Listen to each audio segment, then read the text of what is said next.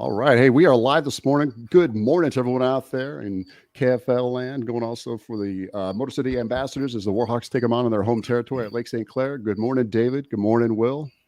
Good morning. Morning. You guys, hey, we've already got a good start going on the board as I was kind of looking over some of the scores just a second ago.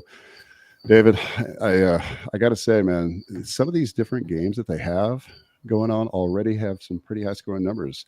As I'm looking at the board, we're in week 9 for KFL.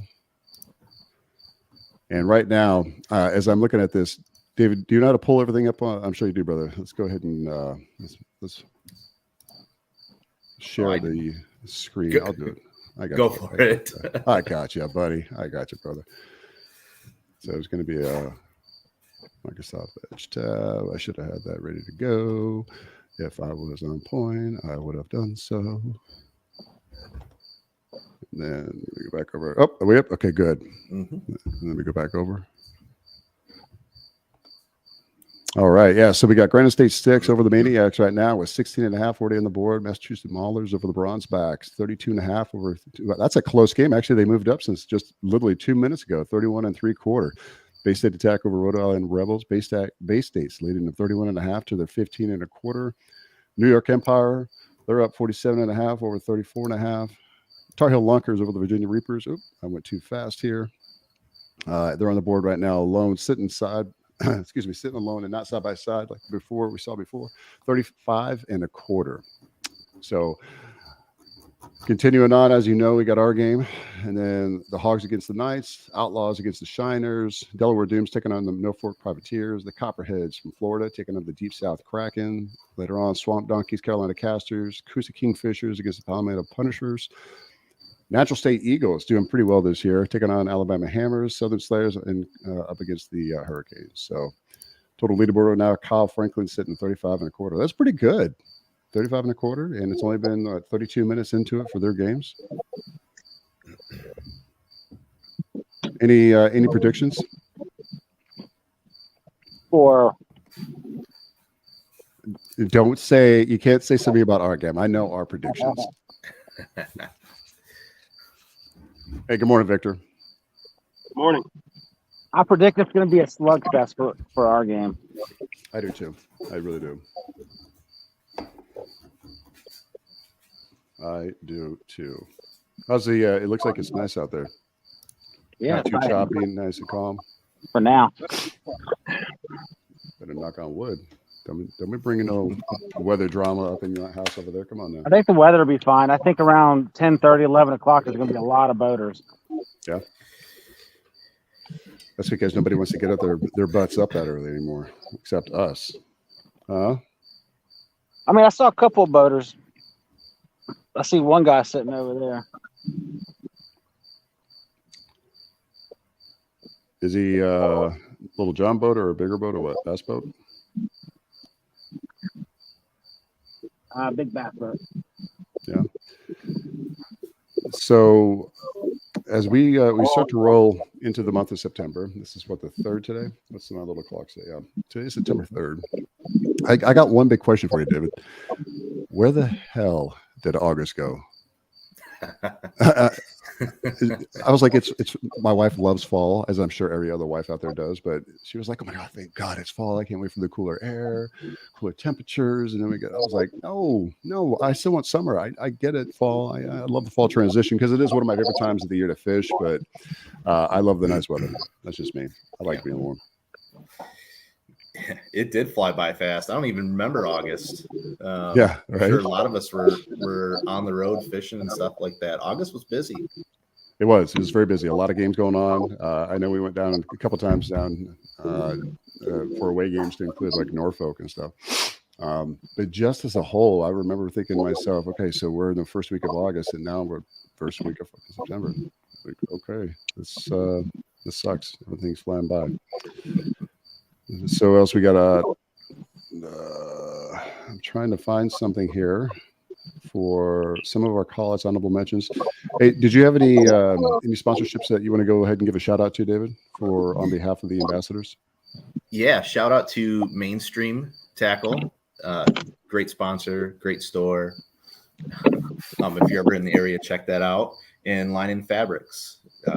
Chris over there makes some great trailers, custom trailers and all that. So he's another one. If you're looking for a trailer, hit him up. Outstanding. And what was that one for the trailer? What was his name? Lines and Fabrics. Lines and Fabrics. Okay. Mhm. He's located. Where's he at? Oh man, he's where is he located? He's over on the east side of the state. Fenton, I think, is where he's at. I was gonna say, don't be saying 8 Mile. I'm not going down there to get my trailer work done. They don't call it Dirty D for no reason. I know that. All right. I'm from the Midwest too, so I know. You know what though? You say I feel like this is more Kid Rock territory than anything. Hey, that's a good way to look at it because hey, you know how he rolls. You know how he rolls. I've seen a lot of rednecks around here. And God bless him for it too. You're fitting right at home. Although I consider myself a country boy from the get-go, I've always been, raised in the country. There's definitely some redneck ingenuity when it comes to things at times because I can pretty much jimmy rig anything I need to, but I don't know. As the country boy's always stuck. So, hey, shout out to the Warhawks sponsors as well. Giving a special shout out to the Republic Beer Works located in Stonebridge, Virginia, Woodbridge, just there yesterday, as a matter of fact. I got to say, hey, man, Scott outdid himself. He has a beer that he himself has proclaimed that he is proud of.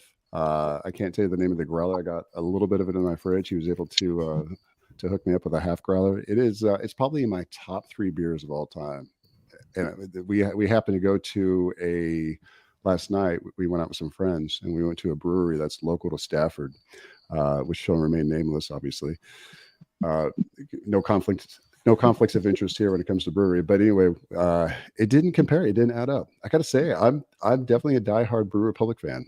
So anyway, shout out to Brew Republic Beer Works out of Stafford in Woodbridge, not Stafford. God, Jesus, get your crap together, Jim. And in addition, go out to Garrisonville Dental. I want to give a shout out to them. Garrisonville Dental can keep you proud to share your smile. Also, special shout out and thank you to Tour Stafford. They have been instrumental in supporting the Warhawks as well. This morning, we're going to have on a guest for just a few brief moments. He was a limited sponsor. His name is Alec, and he's going to be on here shortly. I've been reaching out to him to see where he's at, so that way we can keep on top of things. So,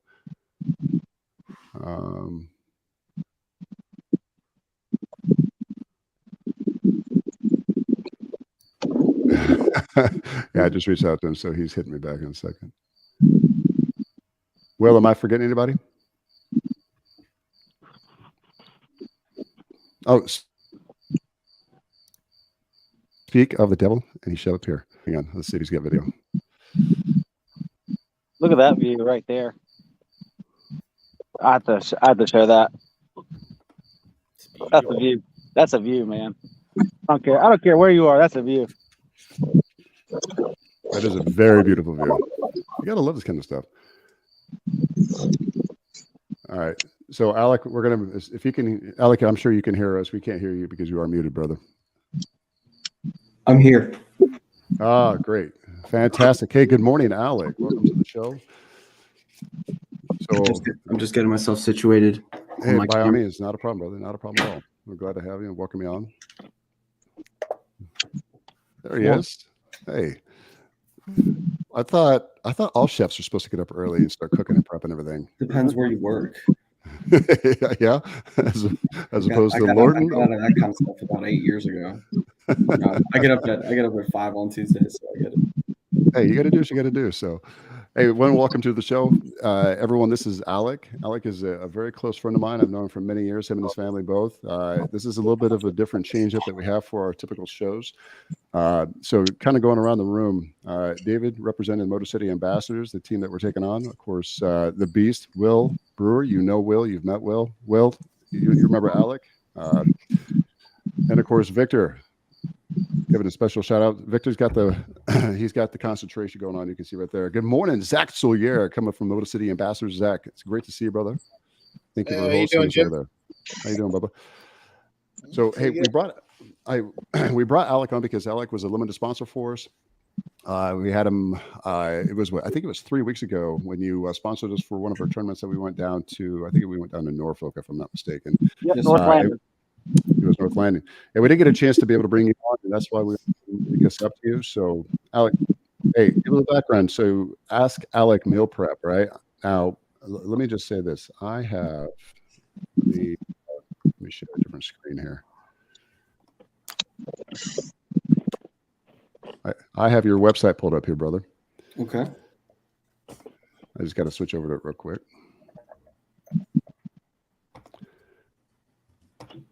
All right. Hey, so kind of walk us through what's going on now in your background. Talk to us about your meals. Where you're Let's go, located. bitches. Oh, wait, hang on. We got to go back over to. We got a fish on. Yep. Stand by. All right. Did everyone Is hear that me? Victor? Yep. He's not real big, but he'll measure. There we go. Hey, Will. Fish on, Victor. Well, Yeah. the streak continues, buddy. First fish All right. every tournament. Noted. Hey, Victor, congratulations again on the board for the Warhawks right now. That's the kind of thing I'm talking about. God, I wish I was out there with y'all. I really do. Hey, bring it back over real quick. Well, or excuse me, Victor, why are you doing that? Okay, hey, Alec, sorry about that. We had to switch over No, for you're that good. action real quick, but hey, brother. You're good. So go ahead and walk us through this real quick. So I got your website pulled up, as I'm sure you can see, right? Because I'm actually on the website. I'm not looking at the view. But Absolutely. So, go ahead, buddy. yeah, so my name's Alec Lowell. I've been a professional chef for about 15 years. I met Jim maybe 4 years ago. Jim was looking to lose some weight. When I first met Jim, I was working as a chef nutritionist. I still do nutrition full time. As I was working as a nutritionist, I figured I wanted to create kind of this one-stop shop program for my clients where not only could you come to me in a fitness facility, but you could come to me and get nutrition advice, and then I could actually prepare the food for you. So we are a meal prep service. We service currently. We're looking to expand into more Virginia currently. We do kind of a higher protein, lower carb approach to food, mostly geared towards weight loss, but we do work with bodybuilders. We do work with competitors, athletes, that kind of stuff. So we have a very wide variance of customization that we can do throughout our food. We do anywhere between 5 and 21 meals per person. They include breakfast, lunch, and dinner. They can be formulated exactly to that individual person and organized for them. And we create the food ourselves. So me and my sous chef, Dave, we design all the menus and then we produce the food weekly. There is no fixed menu. So our menu rotates constantly. We don't like to cook the same thing twice. It's kind of one of the unique aspects of our meal prep service. And we really just try to show many individuals that you can take a lot of different food, make it very healthy, and not have to limit yourself on flavor or quality. So, hey, Alec, I see, and I love your meals. That's why I've always came back, man. And of course, because we have known each other for so long. And by the way, it's not 5 years. I think it's more like 7 years, but that's okay. I would never, ever, ever forget that. It's like having an anniversary with a brother. You know what I mean? I'm not going to forget that. But hey, looking at the website here, man. How come I don't see these in person? Like, I see what you give me in the bag, man. These look delicious, and right now my mouth is watery. These look fantastic. I believe it was a chicken piccata last. It was. God, man, that thing's so delicious. bomb, bro. It was so bomb. Yeah, you'll have to and I'm not sit just down saying a little that, further for that. Let's see. Looking at the menus. That was back at let's see. Yeah. But yeah, so we really like to take all quality foods and just give a different flavor twist on everything that we cook. So we live in the world of like chicken, turkey, fish, shrimp, beef. But every single week we have different flavor profiles. It allows us to stay very variable in what we cook, and makes us unique in regards to a meal prep program.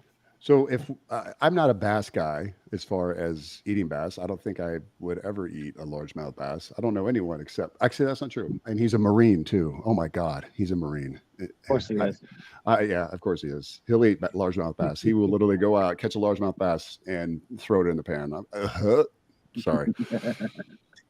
Oh God. But if we had to get out there and let's say, what's the next best thing when it comes to some of the fish that snakehead? Oh my God, snakehead! I love snakehead. Zach, have you ever had snakehead? No, I've never had it. What about you, David? Have you?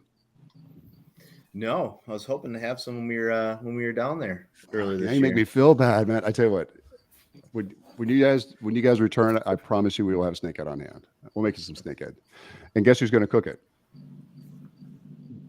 That's right. Hey, no, he can make some bite. He made it last time. It was probably it's come up almost a year. He made it with his homemade teriyaki glaze. It was amazing. Yeah, he does a pretty good job. So Yeah, no, I caught my first ever snakehead down there, but I wasn't able to. Didn't really have any way of keeping it. oh God, I wish I would have known that. I would have been like, pick me. So we do a lot of joint venture work with DWR here. And John Odenkirk will take us out every now and then. But what they do is they can't throw back because they're an invasive species and not listed officially as a sports fish. They have to keep, and then of course to study the snakehead, they have to take the ear bone out by cracking the head apart, and they dig in and pull the little ear bone out, and they send it away for analysis to count the alleles and determine a lot about the fish. I mean, that's just part of the registry that they have. But where do you think all that meat goes? They don't throw it away. I'm there waiting with Ziploc bags. I'm like, let's do it, brother. Hook it up, man. That's where we get it. So anyway, hey, Alec, as far as everything else on your website, everything looks fantastic on social media. So your website is askalecmp as in mealprep.com. What else you got, Bubba? So we have Instagram page, Ask Alec Meal Prep, really straightforward. And then you can also find us on Facebook that way. We do some events around the area. So if you follow us on socials and you want to come sample out some stuff, please feel free. We also do private events as well. So if any of you guys or any of your people are, looking to have fish dinners, anything like that, we do all that kind of stuff. So we have. So I think go ahead. No, I was gonna say, I think I know if we have a expo coming up. The Warhawks have an expo coming up. And by the way, hey, Motor City, you guys are invited. I think we know who we're going to be able to bring on board and do all our stuff for us and help us out. We would love to come down. We'd love to cater or cook for any of you guys. Outstanding. Hey, Alec, brother, thank you so much for taking the time to jump on with us this morning. I know it's early. Go get your beauty sleep, brother. And you're good, man. I'm going to go into work here shortly, but yeah, thanks. If please feel free to hand out my info to anyone who's interested. Is there any kind of a discount code or a code that they can get? Oh yeah, absolutely. If you're on the website, you can type in the code Get Amped. So it's GETAAMPD, and you can get discount meals that way. Outstanding. Hey, yeah, get out of that realm of just chicken, broccoli, and rice. Yeah, we can do that too. And hey, some of us got to watch our figure. You see the gray beard, you know what that means, right? Yeah, absolutely. But pleasure to be on today. And please send out my info. And if anyone has any questions, please feel free to reach out through. You can reach out through my website. You can reach out through my socials, and I'm glad to answer any questions you may have. Roger that, brother. Roger that. Hey, thanks so much, man. I'll talk to you later. And thanks again for taking the time to join us this morning. Of course. Everyone have a great day today. Yes, sir. You too. Thank you. All right, thank you. Thank you. Hey, Motor City, thank you guys so much for allowing us to do that. I know you're hosting this, and we appreciate you letting us do that. He superb guy, and we had that as an OIOU to make sure that at least he was able to get his due time there, because we missed out on the last opportunity. So, and that's on me. So, you guys want to run down the scores real quick? Yeah, go for it. Give me a second. I got to switch over that dang screen every dang time. Hang on. I was gonna say I just had it open here, but I lost it. You did? Okay. Not too many. Here we go. No. Can you see? Yep. You're all good. Is it up? Okay. I'm looking at the actual screen right now. So we're talking about week 9 for KFL. Let me just make sure I scroll back up, because I don't want it to take us out of week 9. Right? Yep. Top of the screen, week 9. Got it. All right, scrolling down little by little here. All right, leaderboards. Granite State Sticks still sit at the top. The Maniacs right now at 16.5. Bronzebacks. Oh, man, jumped up big time. They were sitting at 33 inches. Look at that. Holy crap. 77 inches. Nick Audie's got, I think, like 48 in, 63 of their inches already. Wow. Look at that. Come on. Good looking fish out there. Nice. Very nice. Yeah, once we get the rest adjudicated, they'll be okay. Yeah. I can't believe they jumped out that much already. Yeah, he found his hot spot. 77 over 32.5. So Browns back sitting atop the Maulers. Bay State Attack sitting a little bit over the Rebels right now, 31.5 to their 15.25. New York Empire, 68.5 over the Renegades from Connecticut, 34.5, just under their 68.5. Reapers leading the Lunkers, 35.25 over the 15.75. Washington Warhawks, 35.5. Oh, we had more fish come in while we were talking, huh? I'm assuming that was Victor. Greg. Victor and Greg. Oh, Greg both. Mhm. Wow, nice Yeah, bass. Greg got 18.75. got a nice one. Nice, very nice. Okay, I mean, I'm sorry. Obviously, I am biased, but I definitely want to be a slugfest with just with the Warhawks winning. Well, hey, So, I think from what I saw on Greg's Facebook page, if the big ones are where he's at, that's fine because it looked like we had 3 guys down there. hey, Sorry, we're gonna catch all the big ones. we'll make sure we get there first. All right, and the rest of the playing field right now is pretty much neutral, nil across the board of the tournaments haven't started yet. And just like you said before, hey brother, Nick Audi sitting at the top of the leaderboard overall with 63 inches followed up by I don't want to butcher his name. Is it Brian Nunziato? 37.75. Okay. Number 3 spot, Kyle Franklin, 35.25. Tammy Sanchez, 35.25. So they're tied for the 3rd and 4th spots. And then Stephen Hedges with 34.5. So that's a quick wrap up for everything here. So, Zach, the last time we saw each other was when you guys came down. What have you learned, or what has helped you progress so far right now with everything with you as an angler up until this point since the last time we met? Anything? By the way, thanks for that hurting you put on us. Yeah, starting with the tough questions early. I'm sorry. It is. No, I mean, this year has been really a struggle for me in particular, I guess. Last year, I was very consistent in this league. I was always putting up like 80s every match, it seemed like. This year, there have been 2 matches this year that I've been a part of that I haven't had a fish on the board. The other 4 matches, I've always found myself to have a couple of our team's biggest fish. So like, I'm not submitting a ton of fish this year, and it's been very difficult. And it's actually carried over a little bit into my my local trails. Is like, I'm struggling to find limits this year when I go out, but I'm usually finding 1 or 2 big fish, and then like I just did a tournament. I had to drive down to meet Stephen Galloway to drop off his jersey because being his first event that he's taken part of here, had to get him his stuff, and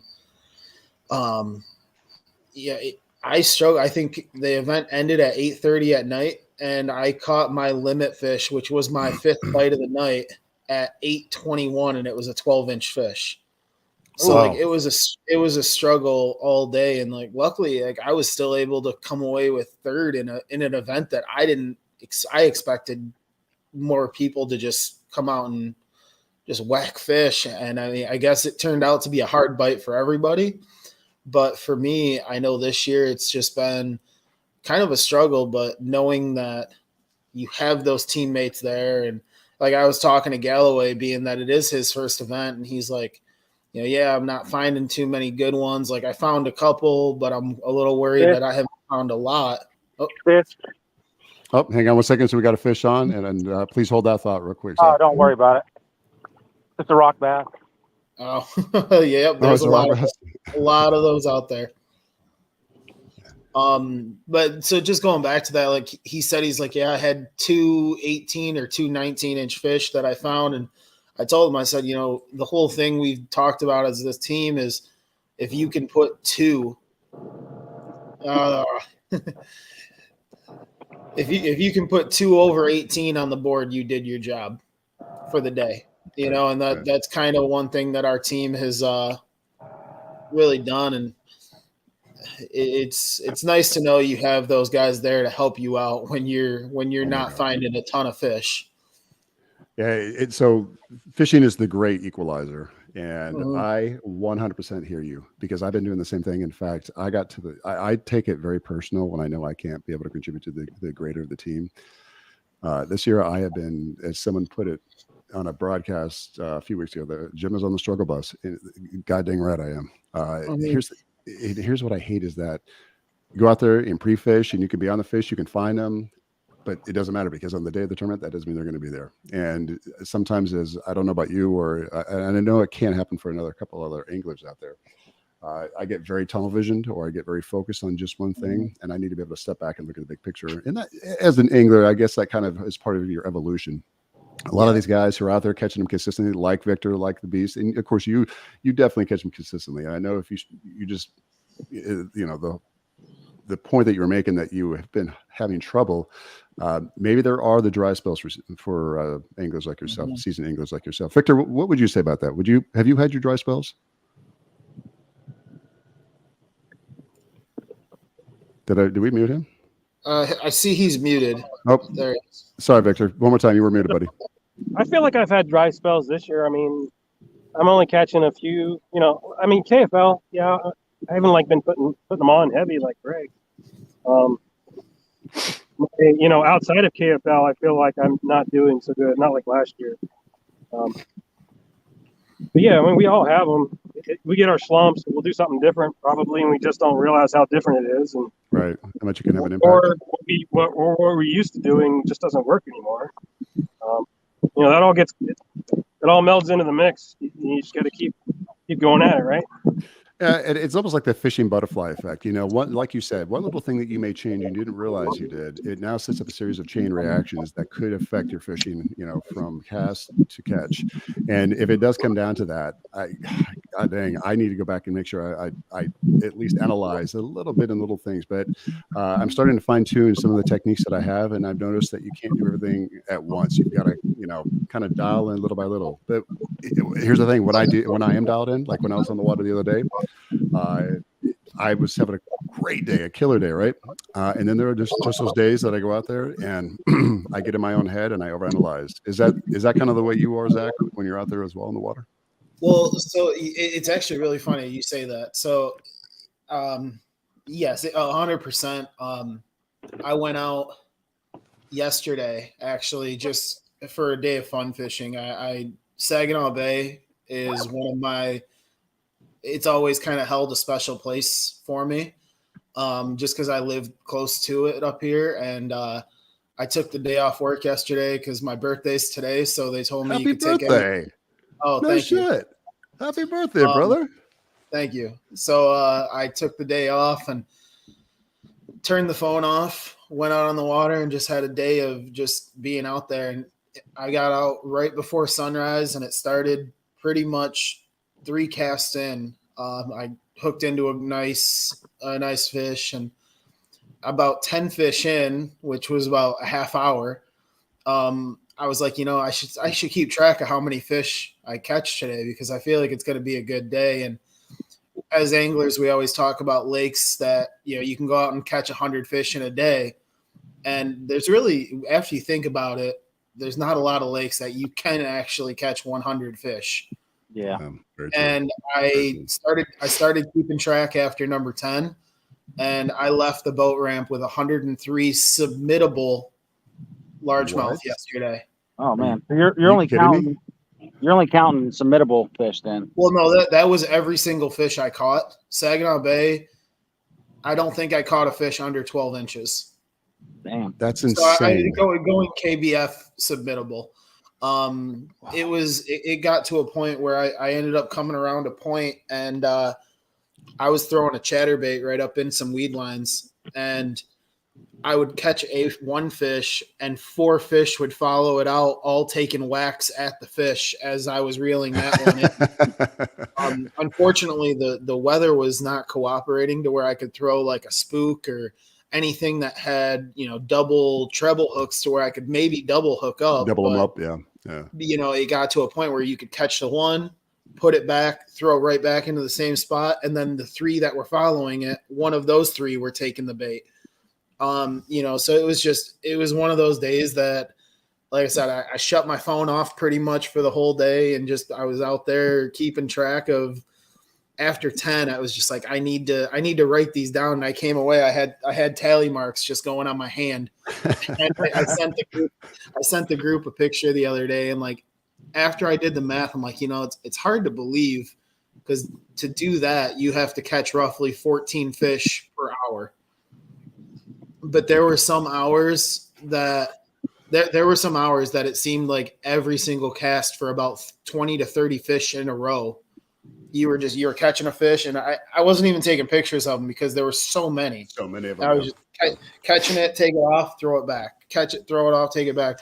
I took a couple pictures of some of the bigger ones, had one over 20. Most of them were around that like 15 to 16 range. And then a couple that were, 19s area. But man, it was one of those days that after you go through a dry, like not a dry spell, but a tough fishing year. Tough run, yeah. Yeah, to be able to go out and do that on a lake, like I said, that's always been special to me. And now to be able to say that I actually did have one of those days that you catch 100 fish in a day, like that lake will always now be even more special. Yeah, it will be. So, one of your favorite spots. Yeah, and the thing with the bay is there's so many. It's kind of like St. Clair. There's so many areas to fish, and I just went to one specific launch that was in a smaller bay of Saginaw Bay. So I fished a tenth of the water that's out there and was able to catch that many. Catch over 100. So that gets it shows you it shows you how fruitful that kind of body of water can be, especially when you know the little area. That lake is a largemouth factory that I think they're just born 12 inches with shoulders weighing 2 pounds. So, and I've always tried to push like getting Saginaw Bay on our schedule, but a lot of guys bring up the point, and I see it after yesterday that, you can go out there and anybody can catch that many fish. And when you get onto fish like that out there, they're big. Like they're just stout fish that have been feeding all year. What's some of the bigger ones you have out there? Double digit? I don't have any double digits out there. I've never really heard of double digit fish coming out of Saginaw Bay for largemouth. Yeah. I've had a couple that were up in the 7s, and then I look at the inches because I don't carry a scale on me too often. I've had 5 fish over 21 inches out of there. Yeah, so David and I were just talking about this morning because we had discussed how if you catch a bass and they're over 20 inches, 21, 22, he had one that was over 23, and you're thinking like, God, this is going to be is it my PB for length or is it my PB for weight? And it can be so deceiving because just because they're over 22 inches doesn't mean they're going to be breaking that 7-8 pound barrier. Yeah, and I mean, I've had one. I got one up on the wall here that was my PB from Texas, and it was a 10 pounder, 23.75, but it was pre-spawn. So that's the one I joke, because I caught it on a Ned rig next to a cypress tree. But and the little itty bitty grove, and she sucked it up. It's really hard because you come home and every single bass you catch, you're like, man, it's not even close to that. But then you got to realize like that's a different state. Warmer waters, they're going to grow much faster, much bigger. Yeah. So one thing I'm working on over the winter is I'm trying to get a map of the United States made that has a spot where I can put the length of my PB for each state. I like that. Hey, maybe you're onto something here. Because, you look at it and like being from Michigan, like I believe my PB from Virginia is that 19 that I caught last year or for the KFL this year. So like knowing that next time I go back to Virginia, like that's what I'm chasing. That's what you're chasing. Yeah. Yep. Hey, bringing Greg on. Good morning, Greg. Hey, good morning, guys. Hey, I see you're already on the board there, buddy. Yeah, caught a good one, man. I'm right here with Eric Polenz. He's here. I got 3 guys here at the same area. So let's go, boys. Yeah, we heard you were surrounded by your enemies. Julius Caesar out in the middle of the big open right there. It's all right, man. I love these guys, man. Good guys. Yeah, we just have good conversation with Zach here, talking about PBs and some of the different things that happen over our fishing careers. Yeah. If we have dry spells, if we get into areas where we know it's very fruitful, but Zach, over 100 fish, brother. God dang, man, that's a hell of a good birthday present, I gotta say. Yeah, it was. I called my wife and she asked me. She goes, I was at like 94 or 95 when I called her, or when I was on the phone with her, and she just like, when are you coming home? I go, after I get over 100. Good stuff. And you made Good it. stuff. Yeah, You made it. It was about 2 hours after that I left, but it took the last little bit, that midday spell. It did take about 2 hours to catch, I think 7 or 8 or 9 fish, but I knew that there was probably a couple that I missed marking just because they were frenzies, and I was like, I'll just go over 100. I'm not going to stop at it. Yeah, right. Why would you? No, set the number now. Set the bar high for the next number. Yeah. So I see there's a wind picking up for you guys out there. It looks like you got a little bit of Gonna get a little. bit. Yeah, it's a little wind. It's a slight chop. It's nothing like too bad, but there's definitely a chop. I was going to say, from what I see on Victor's and Will's cameras there, that is one of the slicker days that I've seen on St. Clair. Yeah, Big body of water, huh? they're in Anchor Bay, I think. So they're a little bit blocked. We're out here at 9 Mile and a little bit choppy, but it's okay. Matt, There's good nothing to block morning. it. Morning. So, Matt. Hey, my birthday is Wednesday. Can I get 100 inches today? No, That's what she you said. got to do it. You got to do it on Tuesday, day before. Come up to Insert. Saginaw Bay. We come up here from there, and I'll take you to my spot. Open the boundaries, right? I was gonna say I got a spare room. Just add to your trip and come on up, and I'll take you out there. I thought about it, man. I really did. I got 6 days off, so I thought I was about gonna it. say it's only another hour and a half north, and Oh, wait, we got a fish on. Victor's on real quick. Hang on. Victor, I had you muted. What is Walleye. it? Walleye. Thank you. Well, they like it if you give them a kiss. Walleye especially. Yeah. There's sharp teeth. Yeah, they love it.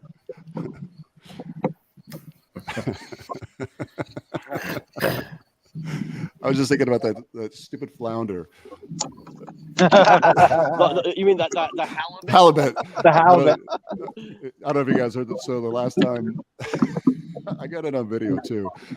We were down in Norfolk, and I had a square bill in less. It was, I swear to God, it was a foot of water, right? But the day before, it was I think it was like 3.5 feet going in there.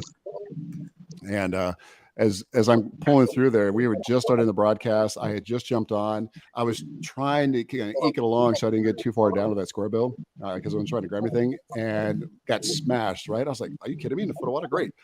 I pull it up out of the damn water. I see it flop out of the water. I'm like, "That's not a bass. What the hell is that?" I net it. I'm like, "Oh, I got a halibut, right?" And they're like, "What? That's a damn flounder." I was like, "I didn't know. I mean, I know there's a difference, but I don't know what that difference is. Yeah, I'd never caught one before." And my first question is, how do you hold these damn things? Do they got teeth? Oh yeah, they got teeth. Yeah. You definitely Like, stick your finger in there. Just put your thumbs in its mouth, man. Yeah, It'll no, be all right. I'm good. And Yeah. then like 5 minutes later, I catch one. Yeah, he One got is big. yeah. Actually, I have that video too. Hang on. Hang on. Give us a little morning humor here. Hang on. I think you said something, and I had to capitalize on it. It was pretty funny. Hang on. While you're looking for that, Jim, Nick Audie's he's catching more fish.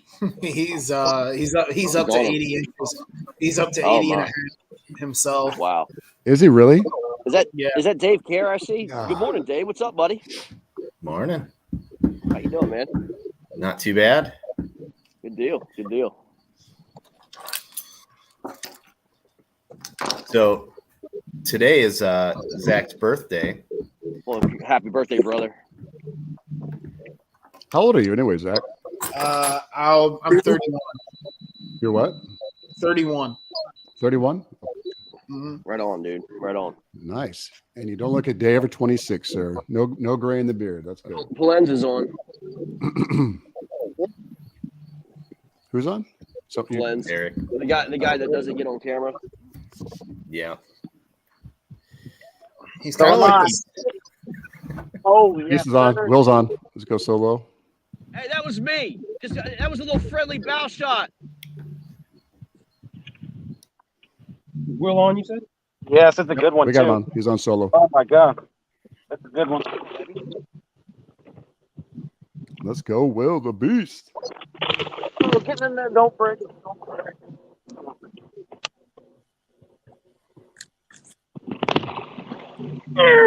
it. Yeah. Let's see what you got, Oh, Bo. boy. Willie Bob. These are all extra fish, by the way. They're all what fish? Extra. Most of our fish are caught in the afternoon. Oh, let me take the bait out of it now.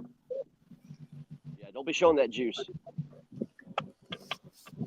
Oh, yeah. That definitely looked good. Hang on here. Nice. Very nice. Yeah, good Hang job. on. Oh, man, baby. dude. You beat me to it. Hang on. Hang on. Happy birthday! Second. All right. One more time, Will. Will, one more time. Do it again. There you go. That's There definitely you good. go, man. Nice. Hell yeah. Nice, brother. Nice. Oh. All right, let Awesome. me get him in the water really quick. Hang on. I got this video clip. I want to. We got I guess it's Zach, it's duck season, right? Or Yep. foul Yeah, season. beginning of teal season. Yeah, they're shooting them up over around here. And Yeah, the gunshot. yeah. I learned that the hard way on Saginaw Bay yesterday.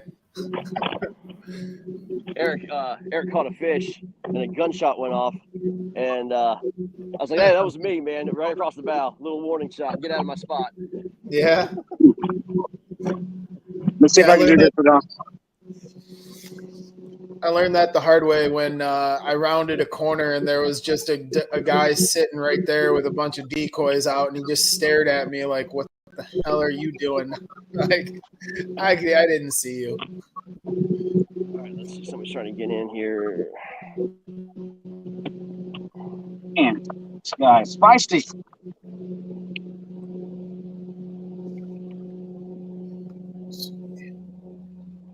Oh my God.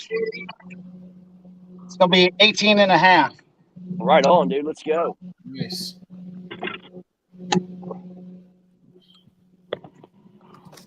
Come on.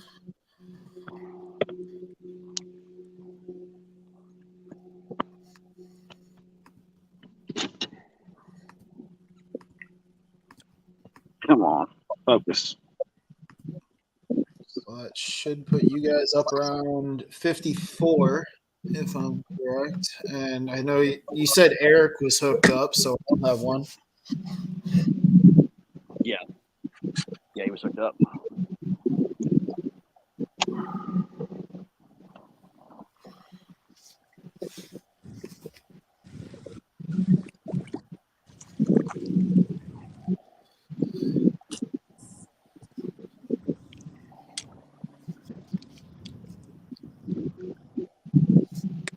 Matt, was Galloway able to get a camera set up? Holding the pop. I don't I know. met if him at the boat. can- Met him at the boat ramp today. Good dude, man. Good dude. All right, I need to get back on these things. Yeah, man. Let's go. By the way, that other photograph is epic. I'll send it to the group. Come on, baby. Give me a second. Let me finish downloading this, and then we'll go over the scores real quick if you want, Zach.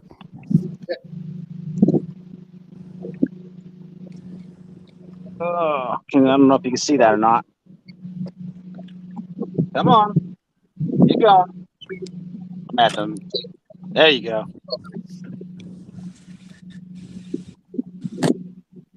Let's go, baby. Let's go. Let's go.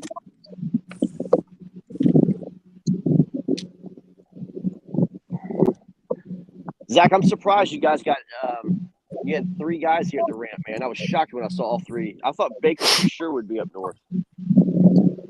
You know, there's certain spots on that lake that certain times of year just don't fish. I mean, there are fish that stay in certain spots year round. Like they'll stay in certain bays. They just don't fish well. And I think I do believe that one of those guys is probably going to be hitting that spot first thing, and then he might be moving. But you know, it's a good spot where you're at. And Matt, did anybody launch down by you? Yeah, I did. Yeah, okay. Joe did. Joe, did the Ram Nazi get a hold of you, man? Or was it was a really nice guy this morning. Yeah, not the same dude. No, not the same dude. Okay. It's just fish is submitted.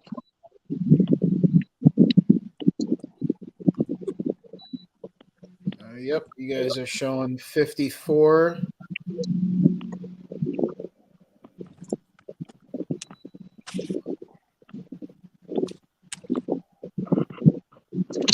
It looks like some of the other games that started at 7 are games that are starting to get fish on the board. Yeah, it looks like the board's lighting up early, guys, and across. Yeah. You know. Yeah, we were gonna wait until Will got that picture in, and then we were gonna go over it here in a second.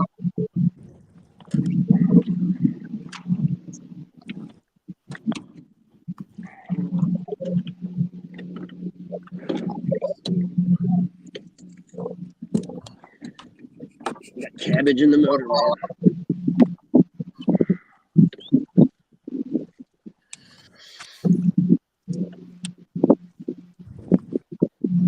Cabbage in the motor. The one I'm interested in is that New York Connecticut game.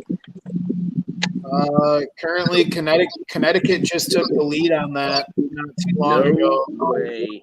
But right now it's 5 fish to 4 fish, and each team has a kicker at this point. I mean, we'll go over it here in a minute, but Connecticut's got a 20 and New York's got a 21. Oh my! So, that 1 inch. I mean, that 1 inch could be a big difference there, man. A 21. Wow. I didn't think they had 21 inches. I didn't think they had fish in New York, to be honest with you. That's checked up. I mean, that's my experience, man. I can only go by my experience. I know they have algae. Let me see. I'm new to this whole thing. I was going to try to share my screen, but I got you. No, I can do it, Bubba. I can do it. Okay. So let me pull up the tab here quick and let me refresh. Looks like we should be good here. Yeah. All right. Yeah, week 9. So Granite State Sticks right now sitting alone on the leaderboard, 49.5 inches. Pennsylvania Bronzeback sitting atop the Maulers, 110 inches, 84.25. That has been a pretty high scoring and pretty neck and neck game. It's actually a slugfest. There was only 1/2 inch that separated both teams this morning. Moving on to Bay State over the Rhode Island Rebels. Rhode Island is sitting just a little bit, squeaking out over the Bay State Sacks, 49.5 inches over the 47. Connecticut Renegades, 88.75 over the New York Empire, 68.5. Virginia Reapers, 50.25 over the Tar Heel Lunkers, 48.25 inches. Oh, close one. Warhawks sitting alone, so low, 54 inches. But I do think we got some that are still being submitted from Motor City, right? I just saw Polens catch a fish. Yeah, don't know how big it was though. So it looks like it's going to put them up on the board there. Arkansas Hogs over the Knights right now, 17.5 inches. And so right now everything else is nil because the games have not started. Got Palmetto. Palmetto's got. Oh, yeah, Palmetto Punishers. I apologize. Yeah, so they're sitting atop the Kingfishers, 21.5. Yep. And Nick Audi, 80.5. Mike Orcone, 55.75. Stephen Hedges, 51.75. Brian Nunziato, 37.75, and Jake Angulas at 37.5 inches. That wraps it up for leaderboard review. We got someone on. Who's on? Yeah. Victor. Yeah. Victor, brother. Heck yeah. Yes, Let's go, Victor. The boat coming up on me, in bass boat. Probably wants my hole. Yeah. Must be that guy that only caught one fish yesterday. Yeah. Right. You want me to send over Guido and Vito to go get them? Send over our bodyguards. Largemouth, Victor? Leave it to Victor to catch largemouth on a smallmouth lake. I mean, it's incredible. Yeah. We'll find them. And it's a 21-inch largemouth. They're out there.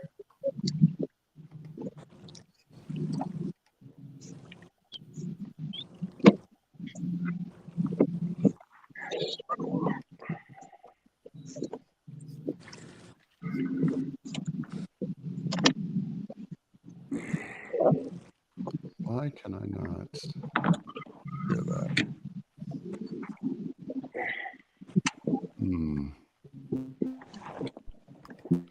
My motor just stopped working out of the blue. Well, that's not good. I mean, come on, man. It just Did it stopped. disengage? No, it did not. That's what was weird. Check your kill switch. No, that's not the kill. So I got it working. I just had to redo it. Ooh, who's that? Let's go, Victor.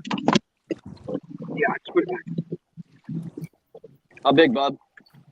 16 3/4. All right. Colors. Yeah. It's not coming up. I can't hear it.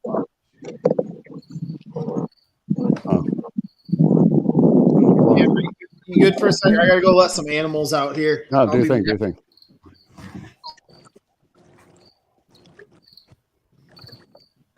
So I was trying to share that screen, but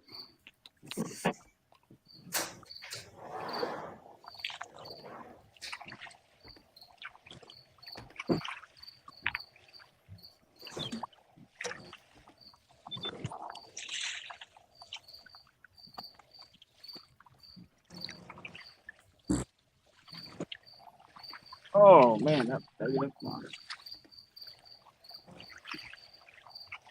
Grab a bar. If you don't like it, just grab your pliers. yeah, it won't. I can't even hear it. Well, that sucks. Hey, Greg, is there a way that when you want to hear or show a video file that you can? Is there a reason why you can't hear it? You have to upload add it to video. You have to upload it to videos.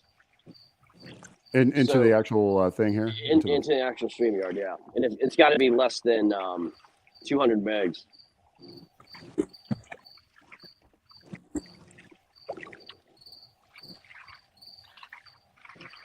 Or upload it to YouTube, and you can play it off YouTube and share the YouTube screen. Well, that's an idea. That is an idea.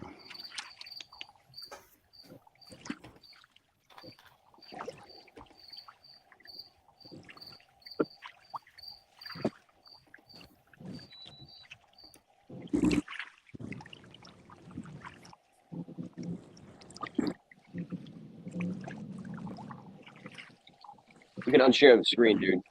Yeah, I'm sorry.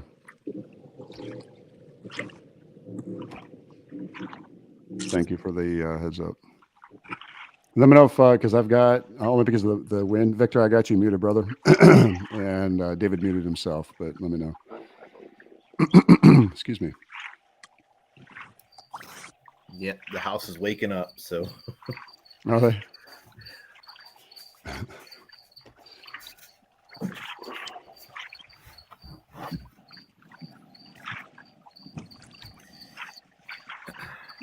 Had to go make the wife a pot of coffee.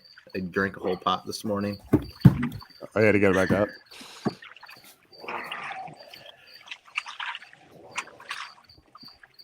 I am just trying to figure something out real quick.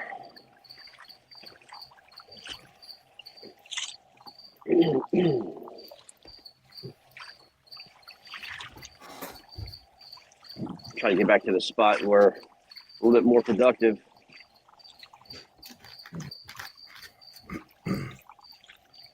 Can you tell Eric to do the same?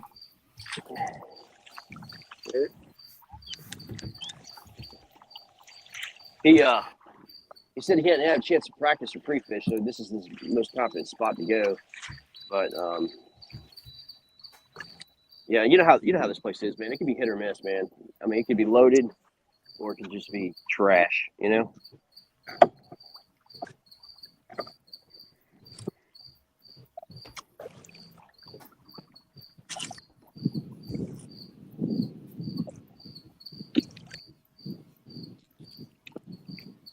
This is our day one pre-fishing, but now we kind of figured out what we want to fish for, how we want to fish it. Then come back to this spot. It was definitely did a little bit better for us. Well, I mean, it's you just don't know until you get out there, right? You know, and look.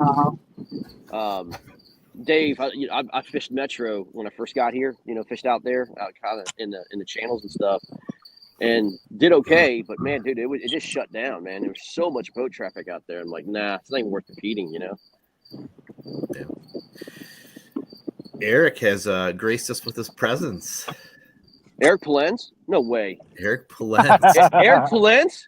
Whoa, dude. What's up, man? Am I actually on? You're on.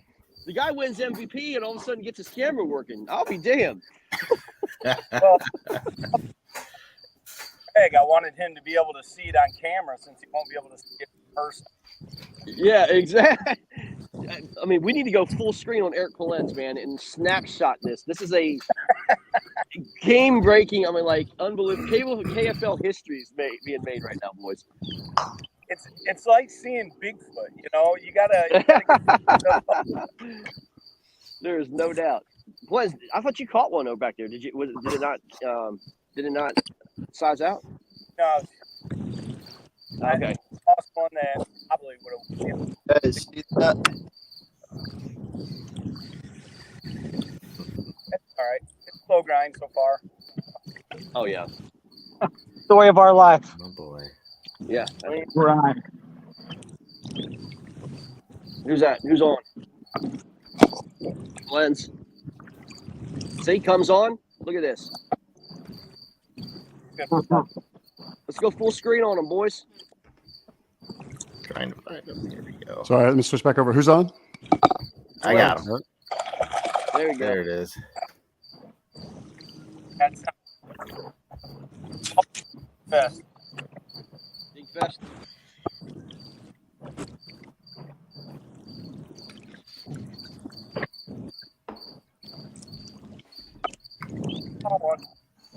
Might go. It might measure.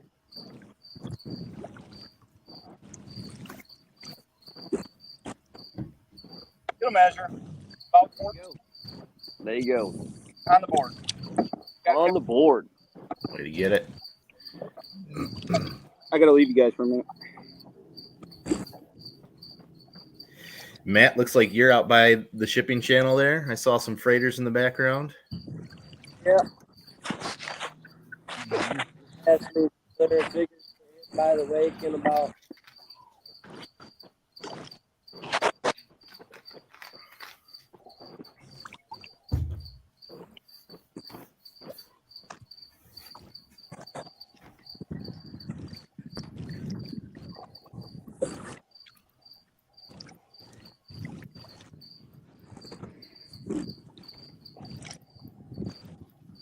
FGF is the code, right, boys? Yeah, FGF, yep. It's kind of a weird code, but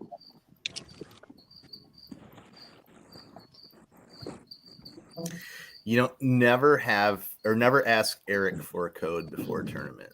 He will give That's- you the wrong one. That's 100% facts. I've given people the wrong code like 2 or 3 times before. oh yeah. Not on Especially- purpose. Especially on individual events, right?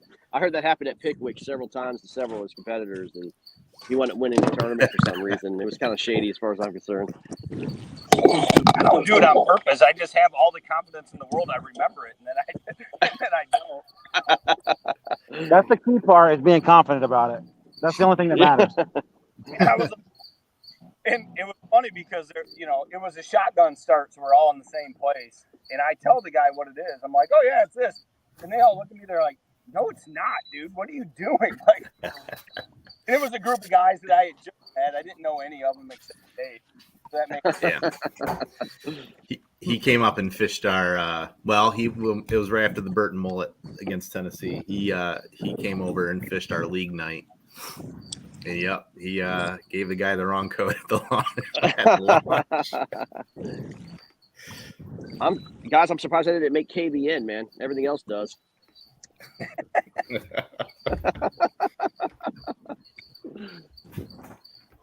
Eric Flens, known cheater, giving out wrong codes. No. Checked up. It's messed up. Well, that's on the anglers. That's on the anglers to know the code themselves. No. God forbid if an angler takes his own responsibility, man. I mean, God forbid. No. I mean, that does not happen. Hey, let's go over to the comments real quick. So Lauren Fury, out of 3 bells, giving a good morning, and what a beautiful sunrise in calm waters. I think Lauren just had a birthday a couple days ago, if I'm not mistaken. Yeah. Right? Happy 25th. I think it was 25th. I think 25th. Happy 25th birthday to you. That sounds good. Yeah. Absolutely. Young and vibrant and beautiful. So absolutely. I think I got this figured out, but I could not hear it in my headphones. So let me see real quick. Yes, I'm still. I was on a mission to get this damn video clip. So let me see if we can make this work. Did I win the beard challenge? Am I on the calendar? Yeah, all those votes. Right. Yeah, I mean, all those votes need to come up, man. Congratulations, Greg, for making the All-Star team. Congrats. Thank you, man. Congratulations. Jeremy Baker, too. Very well deserved. Yeah, Yes. absolutely. You can't hear it. Why? Why? Oh, why? Greg.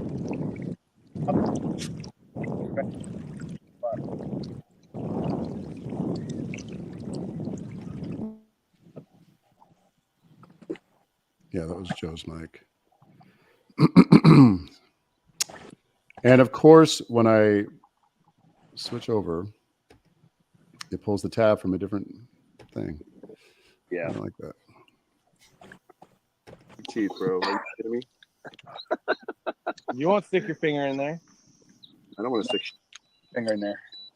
Maybe you can hear it. You can hear it, yeah. Mm-hmm. Said I You can't can? gill hook him? I can't hear it. No, Yeah, you just can. yell That's the only way. We can hear it. Hold him flat on his sides. Why don't you come here and hold him flat on the sides? Just grab a I know by what I'm grab a seeing. pliers, I just man. can't hear it. Yeah. That's when you were like, why don't you put your hand on its damn sides and hold it? I know, exactly. Ain't no damn halibut. You want Joe to bring you a Band-Aid over there or what? I got him, dude. Look at this teeth. Oh, no. On a damn square bill. Hey, Yeah.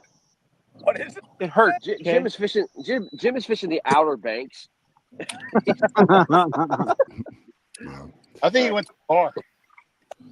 Yeah, that was the fun for the day. You're gonna Anyway. see Indy. You're gonna see Indy putting up a fish here pretty shortly. Hillenbrand just caught a just caught a nice fish. It's not huge or anything, but I'm just watching their live. on my phone Nice. here. Nice. Guys, this is week 9, man. Regular season's over. Very interesting season. Let me just say that.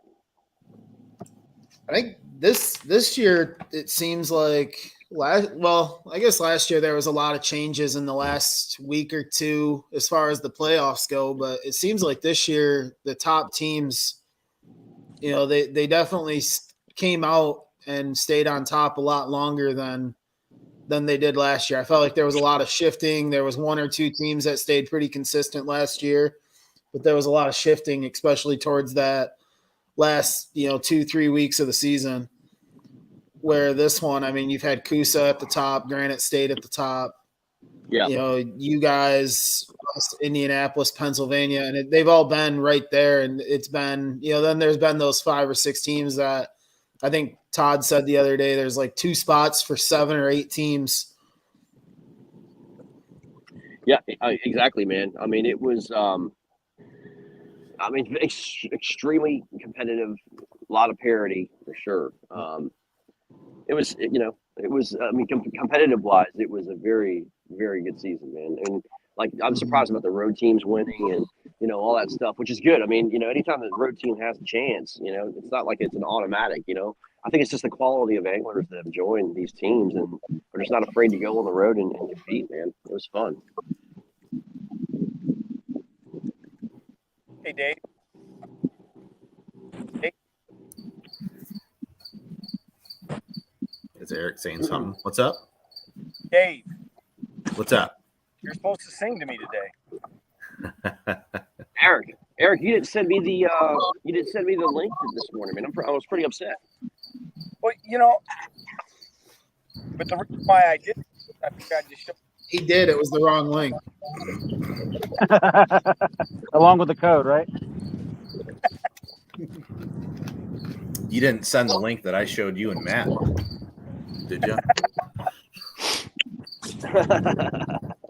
I'm going to do that.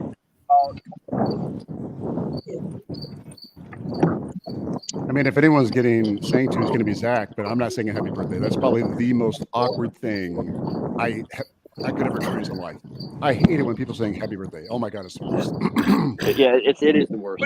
It is. It's so unnatural and so uncomfortable. Happy birthday. My in-laws family, they call you. I'll get calls from every single one of them, and they'll sing, and I just ignore their call and let it go to voicemail, so that way I can save it and use that. It's cute when you're like 5 the first time, and then after that, I'm good. No more. Please don't. Please. And here's the thing: I like to do it to people in public. I did it with Greg when we went out. So it was we went bronzeback fishing. Remember, out on the Rappahannock. We got to the Margarita Bar, and I was like, "It's his birthday, by the way." So he's a crowd pleasing 56 years old, and they actually believed it because he doesn't look 56. And of course, they brought out the sombrero, the hat. They gave him a whole. I think they had a whole. Did they give you a banana split with some whipped cream? Yeah. You did eat that. I do recall that now. We've got a good story about Dave's birthday, but I don't know if he wants me to tell. If he wants me to tell. Oh, you have to tell. You have to. No. Come on now. No. I guess if you want, keep it PG. All right. Well, we took Dave to a bar after Burton Mullet, and I think Jeff Fader came up to hang out with the team after, and we took him out to the bar, and the hostess stand was right behind our table, and we were talking about how it was his birthday and everything, and she just kind of looks over looks over the little rail that was behind us and just looks over and just goes, "Oh, you get a free BJ today." Yeah, Jeff Fader's eyes lit up, everybody's eyes lit up, and she goes, "No, the shot." And Dave's like, "Oh, I've never done one of those before." So they bring this shot out to the table, and Dave's looking at it, and we're like, "Yeah, you can't use your hands. Like you gotta just go in on it in here." And then the whole restaurant staff, the entire staff of the restaurant comes out and is like standing at our table. So like you had the hostess, like 3 different servers, like cooks from the kitchen are standing there, and like Dave just looks so awkward with just this shot in his mouth tipped backwards. And did you get on video? Did you get at least a couple? I'm pretty sure we have a picture of it here. Let me see if I can find it real quick. Get t-shirts made of that, huh? But it was a fun one, and let me see.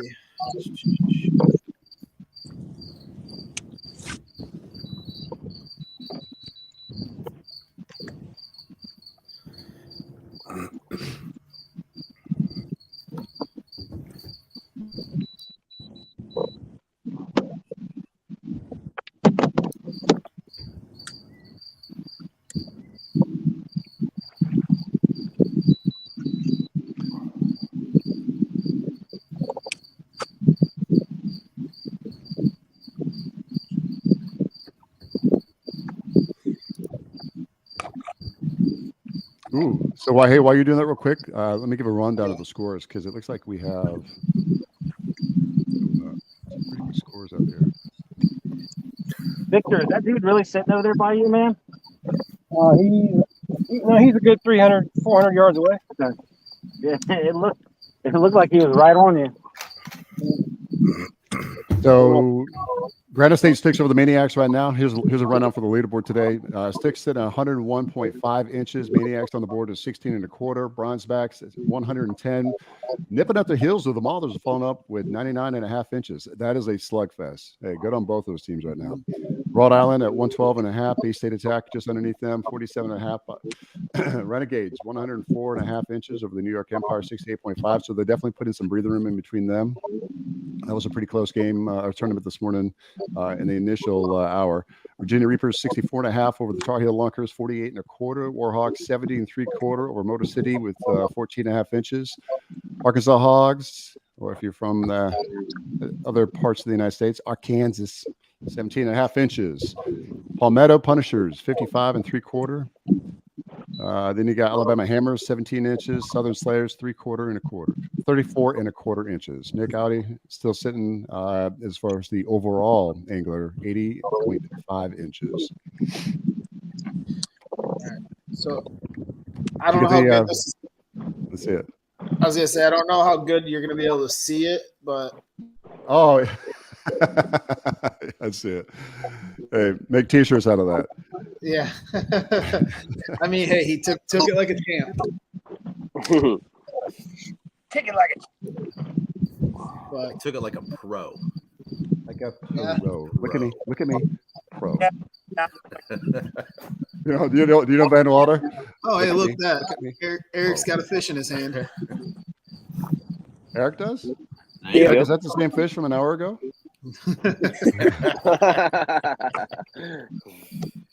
He's actually been frozen this whole time.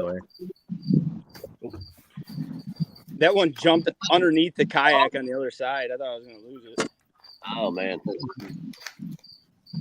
And its mouth is kind of deformed, so it doesn't want to shut. Just take a video of it. That way, if the judge has a question. If we weren't keeping it PG, you set them up, I'll knock them down. I mean, all the little jokes I could be telling right now, but I'll refrain. I will refrain.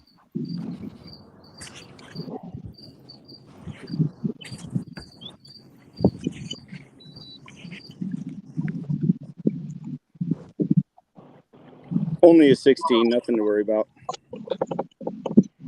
It's one closer to 10, right? Exactly. Yeah. I mean, it is true. What is our score right now? I have no idea, to be honest.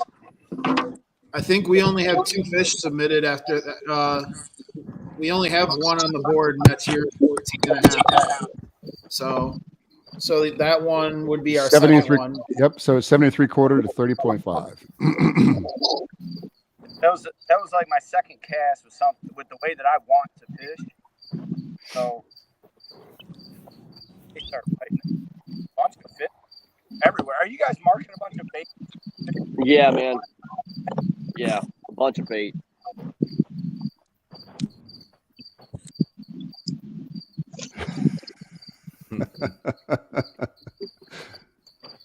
I'm just waiting. I want to see Galloway hop on here. He not out.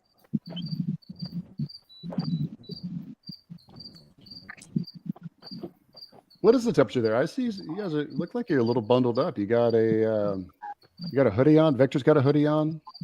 No, just my hat. I got sun on me. Gotcha. Got to watch your skin, your complexion, right?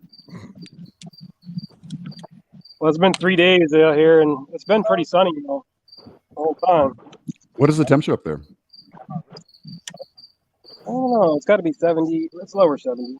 Oh, so it's comfortable then. It's not. It is comfortable, yes. Oh, it's not like Virginia. Yeah. Virginia was. Yeah, it was 67 degrees the other day. It's supposed to be 90 degrees here today, though. Where you're at, it's supposed to be 90. I don't know what it's supposed to be here. I'll say I woke up this morning and it was in. I saw 50s. It feels so good, man. me and my wife's anniversary is tomorrow, man. So I'm shutting the phone off, and we're going to go to That's the reason you shut. Yeah. Yeah. Right. Yeah. Frankenmuth, I think is what it's called, right? So I'm looking forward to that. You going to Bronner's? Say what? Are you going to?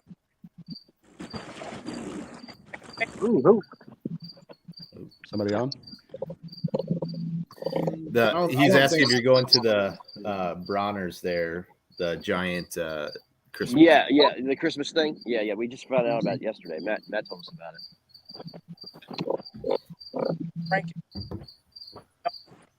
Bronner's, and then I think they have like a big time chicken broil place or something too. Right on. Yeah. Yeah, we're looking forward to it, man.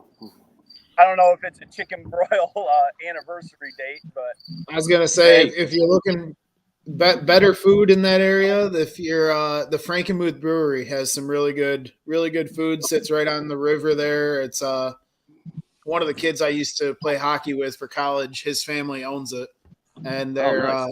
It's a pretty good place to go eat. Nice.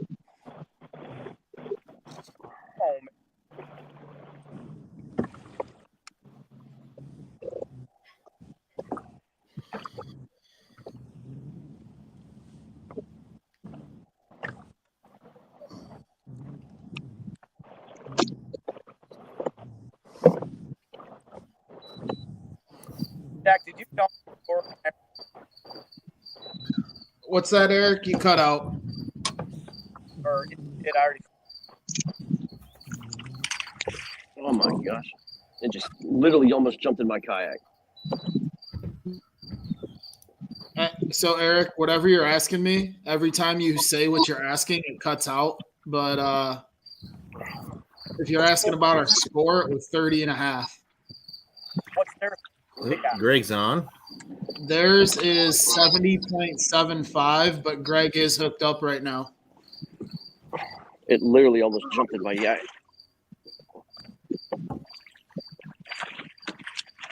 Oh, yes, sir, boys.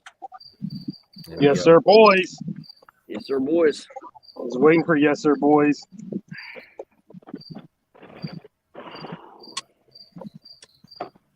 Nice net job. Dude, I don't fish with nets. I just don't. Greg, you have a net? You own one? I own a net, dude. Oh, that's a nice one. Nice one. How big is it, Greg? I don't know yet, boys. I have no idea. Big enough. I'm gonna call 18.75. Nah, it's not that big. Not that big. It's probably like Oh. 16 and a half or something. You were just holding it really close to the camera, I see. Yeah. This ain't my first rodeo. Oh.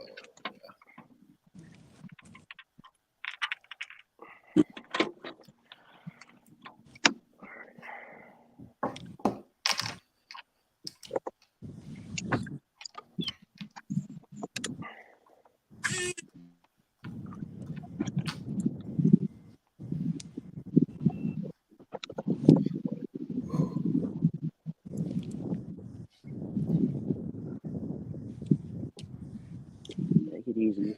Take it easy. Relax. It'll be okay. Just wants to make you famous.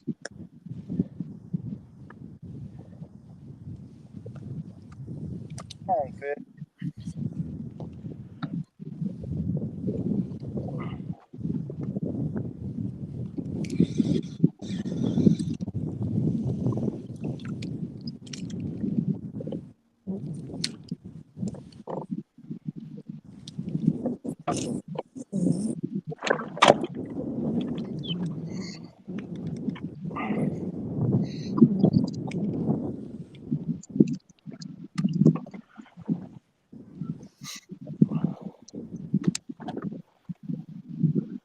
This fish is not cooperating at all. Let's see here. Any changes?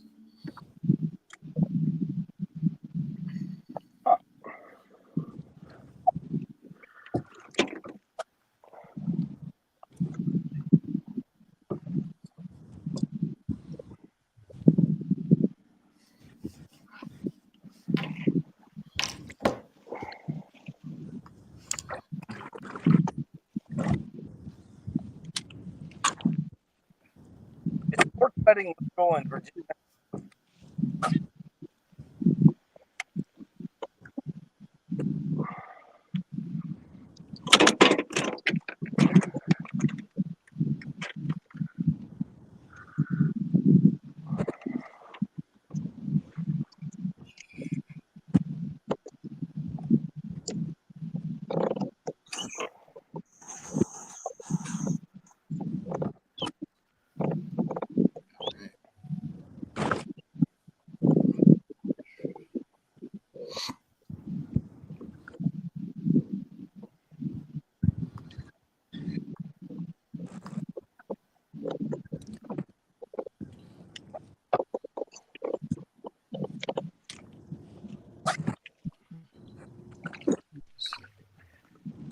$16.25, guys.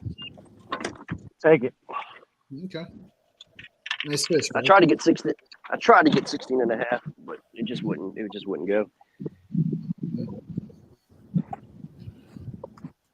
you put your pinky in the spot? my peak is too big for its butt, man. I was gonna Giving away say. Baker's secrets. I was gonna say if you're over there, you must be talking to Jeremy Baker about ways to make the fish bigger. Yeah.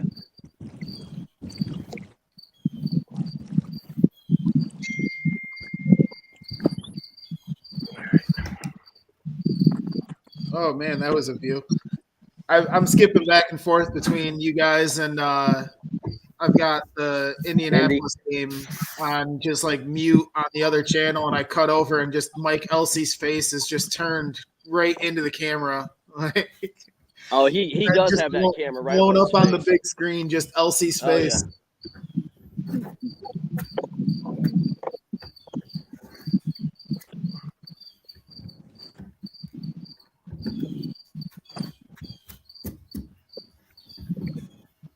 Yeah, he usually does that for sure. Yeah, he likes to see. I bought one of the the yak like boomstick things, and it's hard to use. Just not having direct access to your phone and your camera and stuff. And I've been trying to use it every time I go out and just leave it up there and maybe take a couple videos and stuff. But it's been tough to get used to doing. Yeah, it is. It is. Time to retie, boys. You don't have to retie. After an 18 and a 16 and it's all jacked up, yeah. Time to retie.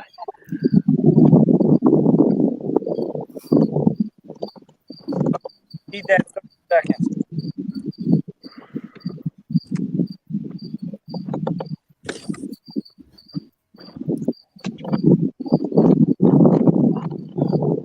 I was gonna say, actually, Greg, go ahead and just retie all you want. I mean, keep Spend all day doing it. I don't know. I heard that don't break off. I hear something. Who's got a fish on? Somebody's got a fish on. Buddy. Victor's going through a tackle box right now. Okay, that must be it.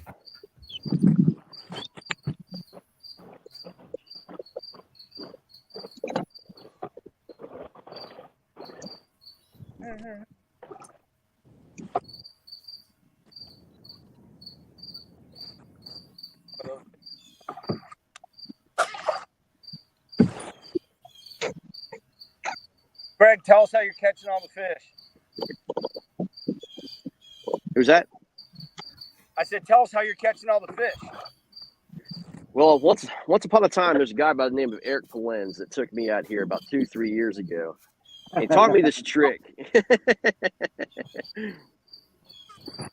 taught me this trick, and the student is now facing the sensei. I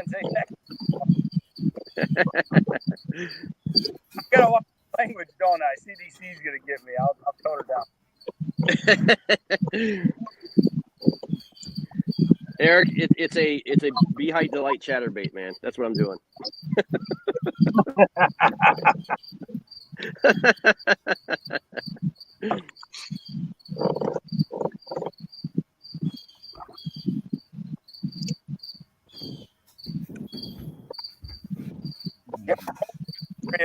Graph and see a bunch of waypoints and wonder what the heck the waypoints were. Yeah. Like trying to decide if it was grass or rocks or just spit.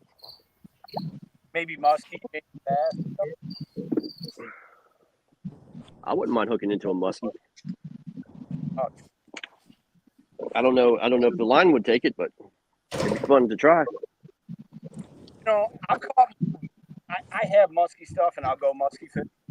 I've caught more musky on bass equipment than I have that, and you can land them on pound tests. You just got a lot of problem.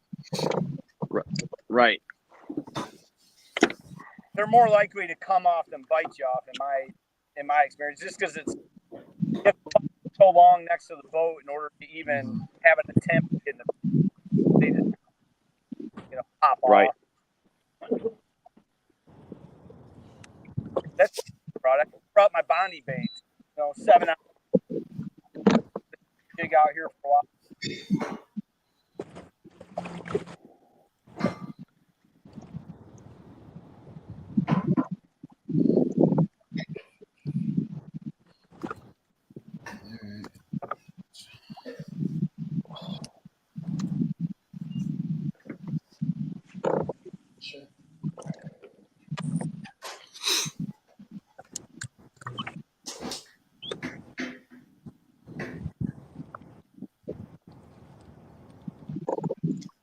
Eric, I'm just following your plane trail that you've got here, man. Your kayak's leaving this like bubble trail. I'm just following the line right behind you, man. That's what I'm doing. Over there, man. I'm about to follow that trail back.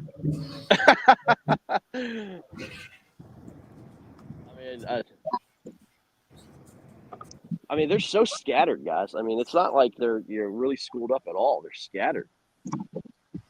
Well, and it's funny. I've caught 2 fish, right? In the first one, I switched up what I was throwing, and I caught one on like the second cast. I'm like, all right, cool. Maybe that's going to be a game. And nothing. I switch it up, second or third cast, get hit again. It's like, all right, maybe that's it. I think it's good. Yeah.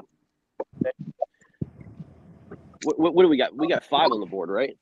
5 at 80 inches or something. I'm gonna refresh right now and take a look. Everybody just woke up in the house, so I got dogs walking all over the place.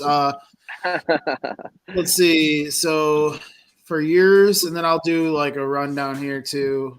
You got 1, 2, 3, 4, and 5. So yeah, 87 inches, 5 fish.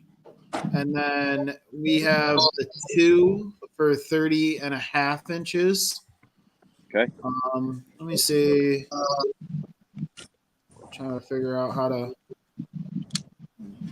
share screen. Window.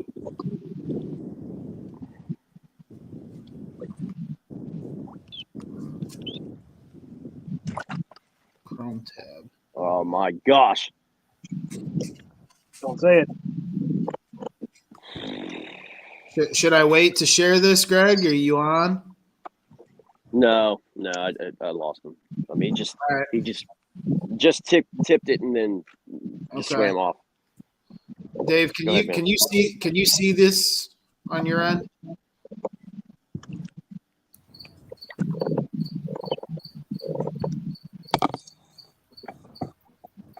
Is that what you want? Oh, you're doing it. Okay. Wait. No, that was your yeah. share. I just added it. Gotcha. Okay. Yeah, let me pull it back up. All right.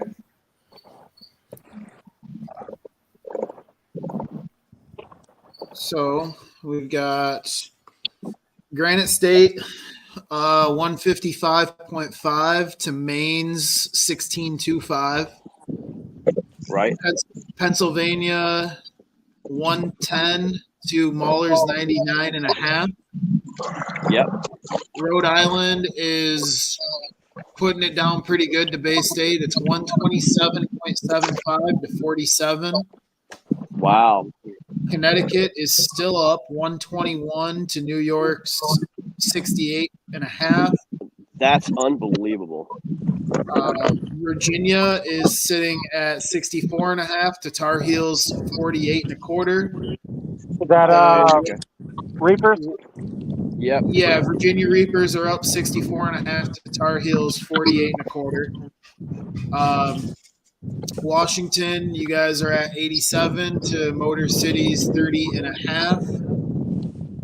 Arkansas is 48.75 to Indianapolis's 16.5. So those fish a few fish just came in from that match. So I don't know if it's a service thing at all or anything down there. Yeah.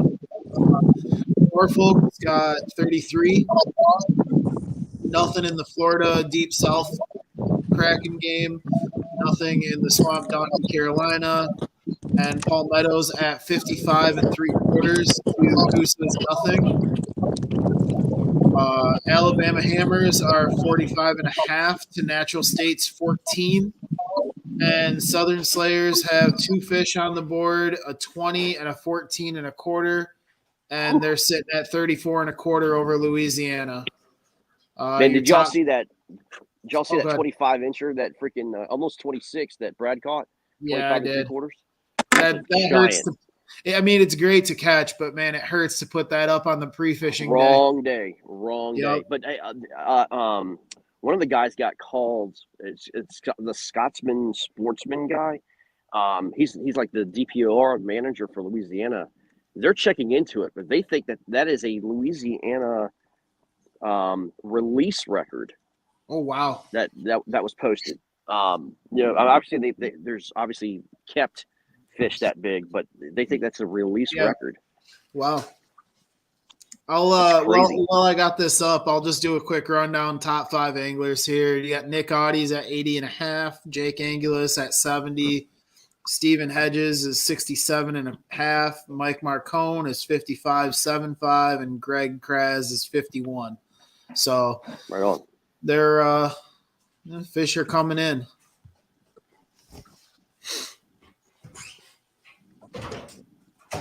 Matt Linsman's Joe, 100 inches.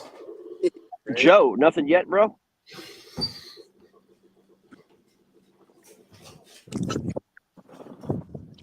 Is Joe Costa still on? Yeah, he's still here. Am I still muted?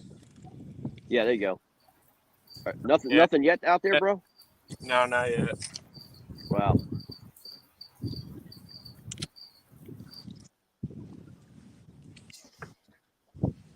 It'll turn on, bro. You know how it goes. Patience, young buck. Patience. Are you? Have you gone to your mark spot yet? Yeah, I'm sitting on it right now. Okay.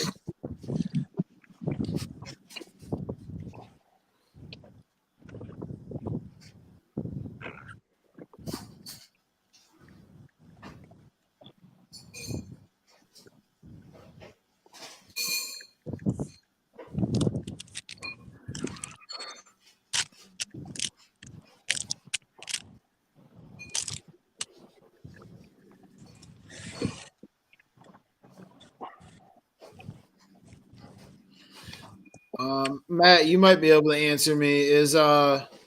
Was Baker, was he one of the guys at 9 Mile? You said? Yeah. Oh, okay. Yeah, So all three of them. He's not fishing his normal spot. Okay. Oh, don't make excuses now. Oh no, I think he'll be going there. But I don't think he's found a lot.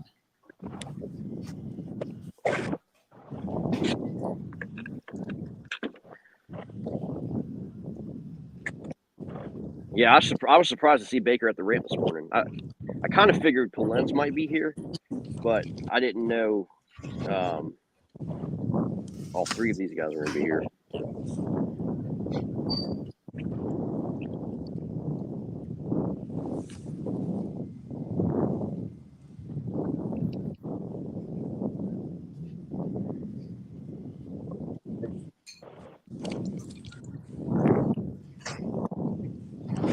jump off for a bit. I'll be back.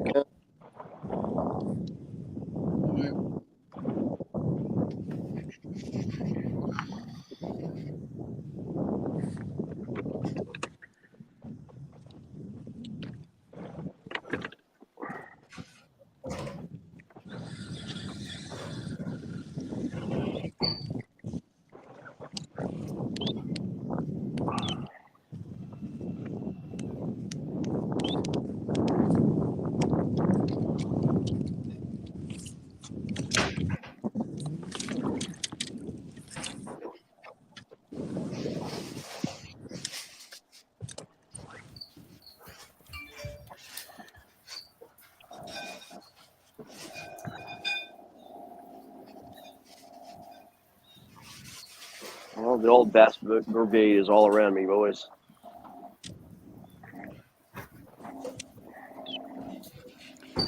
All the bass boats moving in around your position there? Yeah, they're starting to move around. Around you. The wind seems to be picking up pretty good too. Yeah.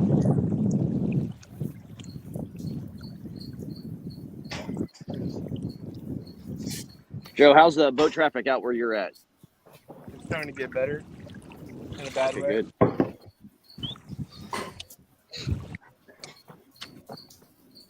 Oh, yeah.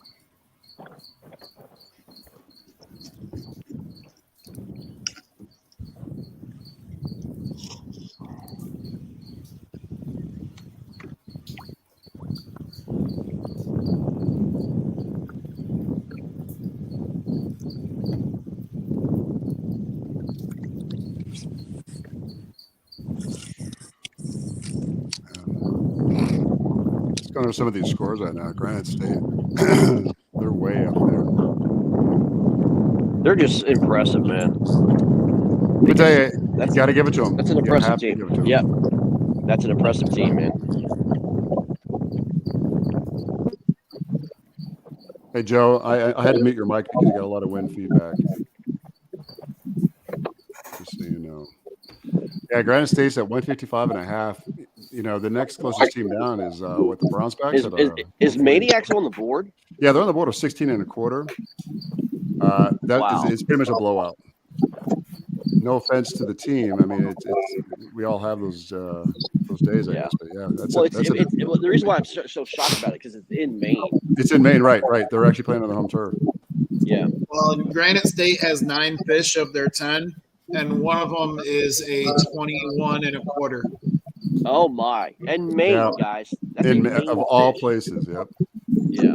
The rest are mostly 18s. You got a couple 16s and a couple 14s that make it the rest. Who caught that 21? Jake Angulas. Oh my gosh! Wow. That's a Is dark, it Smalley or dark largemouth? largemouth. Wow.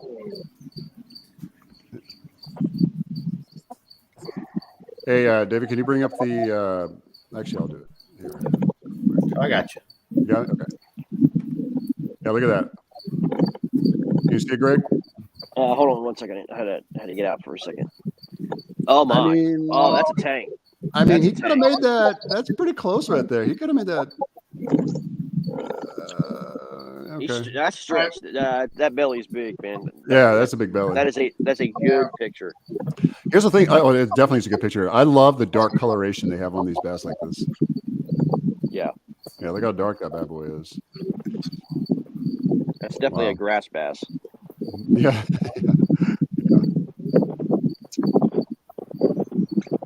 Yeah, look how dark they are. All of them. Every one of them. Good fish. Real good fish. Yeah, just kind of looking over the things though. 155 inches, bronze back. We have 140.25. Renegades 121 or New York Empire. I might as well just go down the scores here. I was just kind of looking at some of the big numbers right now. The Granite State Sticks, as I said before, 155.5 for the Maniacs, 1.25 bronze backs, 140.25 for the Maulers, 99.5. Rhode Island Rebels, 127.75 over the Bay State Attack, 47 inches. Connecticut Renegades, 121 over New York Empire, 60.5. So they got some breathing room.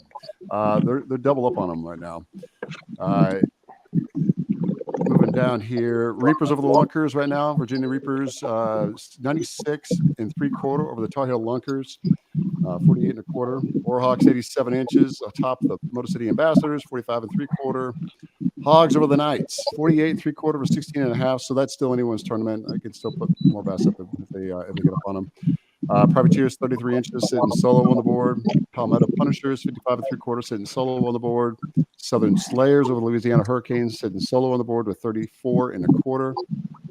Hammers over the Natural State Eagles, 61 3/4 over the 14 inches. So again, it's anyone's tournament because they turn it around. Just fishes all they need. Yeah. So yeah, top 5 anglers: Nick Audi, 80 1/2. Mike Marcone, 70 3/4. Jake Angulis in the number 3 spot with 70 inches, bringing up the number 4 spot. Stephen Hedges, 67 1/2, and the number 5. Greg, forgive me, Greg. I'm not going to know what your last name, brother. Krasnowicki. Yeah. Hey, yeah, Jim. I think Victor was hooked up. Is he okay? Let's go solo. Oh, he's standing up. You know, when Victor stands up, that's a good sign. We got one. Got him. Yeah. Nice. He'll keep. I believe. Where are we getting the feedback from? What happened? On here. Start muting people.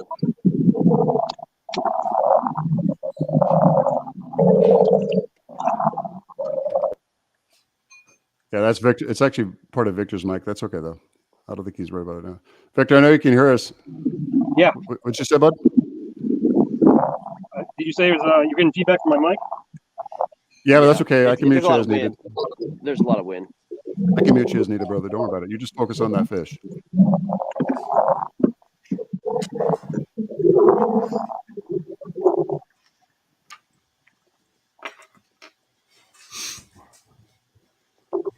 Is it a good one, Victor? I mean, he'll keep, but that's it. Okay. One closer to 10. That's right. That's right.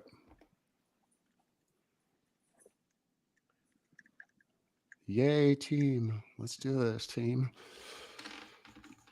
Oh, man almighty. Hey, Will, how you doing over there, brother? Doing good. I'm heading to one of my spots. I had you on mute because I was moving. I didn't want the wind to blow past the mic. No, I got you, Bubba. I got you. Yeah, doing good. I checked out one spot that Victor and I found on Google Earth. I didn't really see anything on it.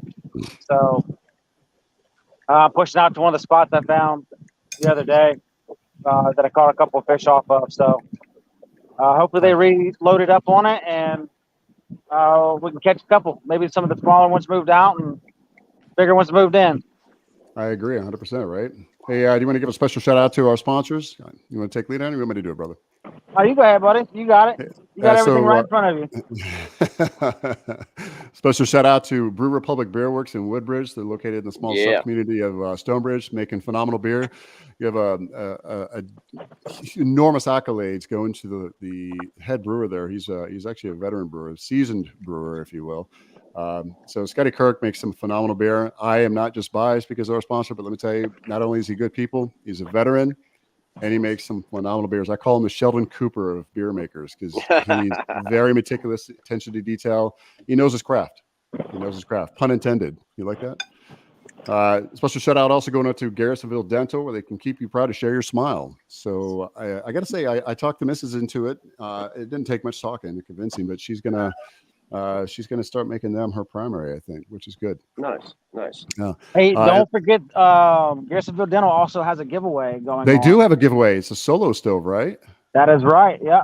Yeah. Nice. Yeah. So I think if you enter the drawing or if you register for Invisalign, if I'm not mistaken, you go in, you get a consultation for Invisalign, and you get to go in and they put your name in a drawing for a chance to win a rocket or a solo stove.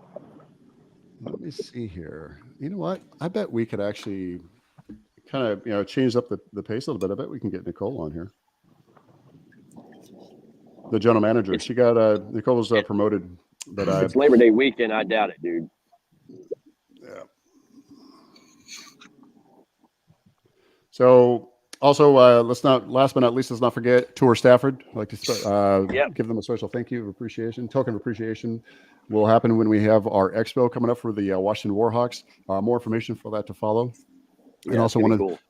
definitely get the community outreach that we need to be able to promote the sport of bass fishing and fishing conservation. So I talked a little nugget of information for the expo. I talked to some connects, and I think we'll be able to have either some live bass or live snakehead at the event in an aquarium setup so we can educate the kids and our youth. So that's really what it's about. You know what I mean? Oh yeah. By the way, forgive me. I don't mean to be. I'm not eating breakfast, but I gotta eat my blueberries, my morning breakfast. I'm eating a bowl of cereal here, so don't worry about it, Jim. Oh yeah. Hey, I appreciate it, man. What kind of cereal? Are we the same here? No, shredded wheats. Hey, do what you got to do, man. I like shredded. I like frosted anyways, but frosted mini wheats is the way to go for sure. This is the Costco version or whatever, the Aldi version. Well, let me tell you right now, Aldi. When I'm in my time in Germany, Aldi, of course, is one of the heavy hitters on the block. People just do not know. They're like one of those names where you either know them or you don't. They have some great produce. They do. They really do. And there's no shame in the game when it comes to Costco, because Costco, I don't care about the off-name brands. I will go to Costco any day of the week and grab some of the filet meat. Well, I don't eat red meat anymore, but some of their the meat selections they have, they're pretty good. Yeah. I'm not trying to put a snippet in there, but maybe we can, maybe we can get them to sponsor. Well, while we're talking about sponsors, I feel like we'll throw out a couple for ours here. Please. As a team, I mean, our season really would not have been possible without the few couple sponsors that we have. We got Mainstream Outdoor and Tackle, Matt Elliott. He's the man. He's on he's on the roster as one of our guys on our team, and he's just a good guy to know and be around. And I believe he's working on opening up a second building, or if he already hasn't.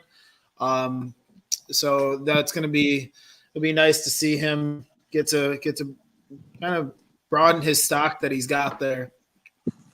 Chris Blair with Lines In, FabWorks, some of the hands down best trailers in the country. Some of the details that he pays attention to, a lot of guys kind of look over, and he also does custom orders too. I know back when I had my old truck, I called him on like a Tuesday to see if he could make me a bed extender for hauling the kayak on top of the tonneau cover, like a hard cover. And I think by Saturday I was picking it up at his house, and unfortunately I don't have that truck anymore, but so just a couple days and he was able to get that made and sent over to me. So those two have really been our big sponsors for our team this season and have really helped us out. Nice, man. Obviously we want to give some love to Lauren, Fury, and Three Bells. They've been absolutely, I mean, they have changed the way sponsorship and relationships work. They are so integrated with what the KFL does. Obviously, Lauren broadcasts every single week with us. She's changing the game on how sponsorship should work, and Cross Kicks as well. They've been fantastic. And fish on voice. Put a pin in that one. It was a smaller one. Cross Kicks, and then obviously. Ripid Energy, guys. You guys know Ripid Energy. If you're a veteran, you know Ripid Energy very well. Oh yeah. Yeah. But they've been fantastic for us, man. So been fun season with these wonderful people.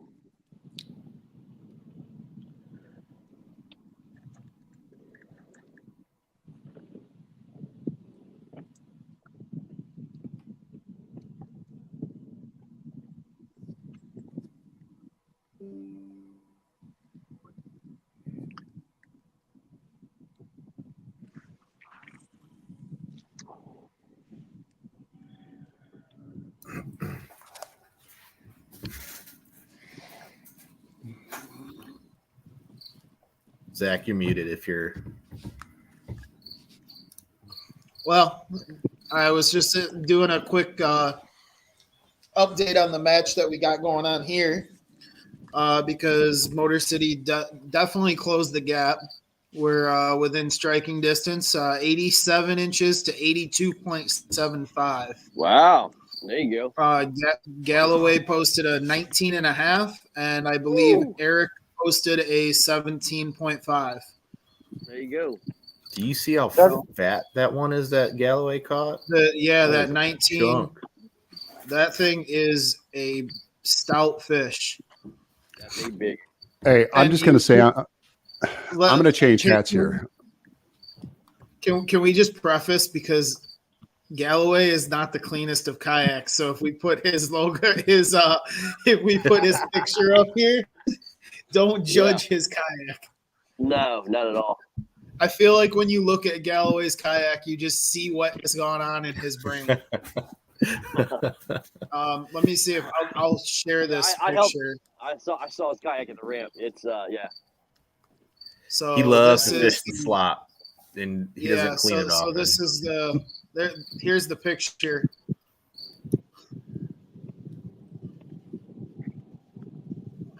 No.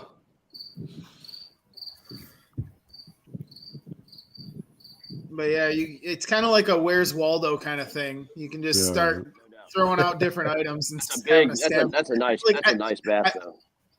I think I see a wrench in the picture. Like just laying on the floor. Oh, that fishing line. Look at that fishing line. Holy smokes. Yeah, look at the identifier card. It's like he had 20 different codes on there, and it's like thumb erasing every one of them to try to write the next one on there.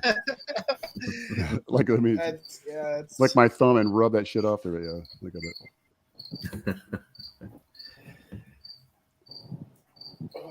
But yeah, that's a beautiful fish, though. That's a nice one. Real nice. Only counts if you caught it on live.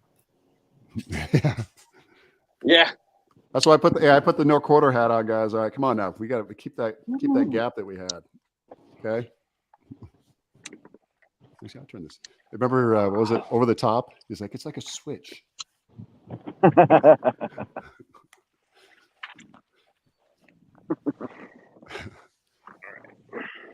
I'm just here to break arms.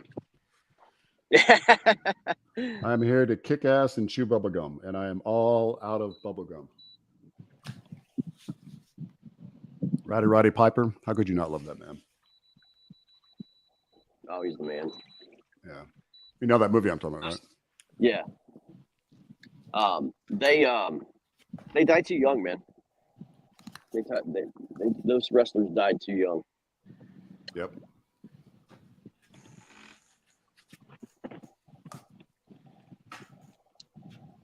Now we got Rowdy Ronda Rousey.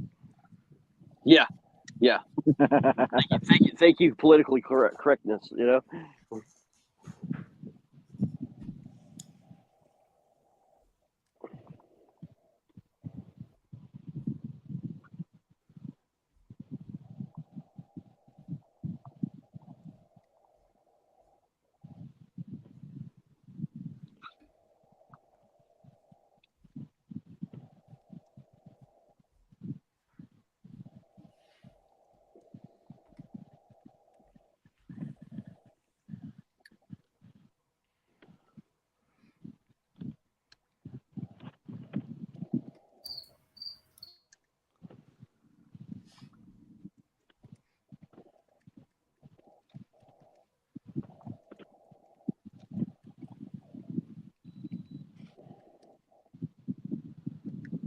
So, hey, Greg. So let's talk about something real quick here.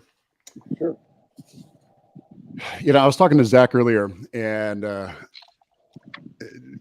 in the spirit of keeping the commentary going as well, and it's just out of sheer curiosity.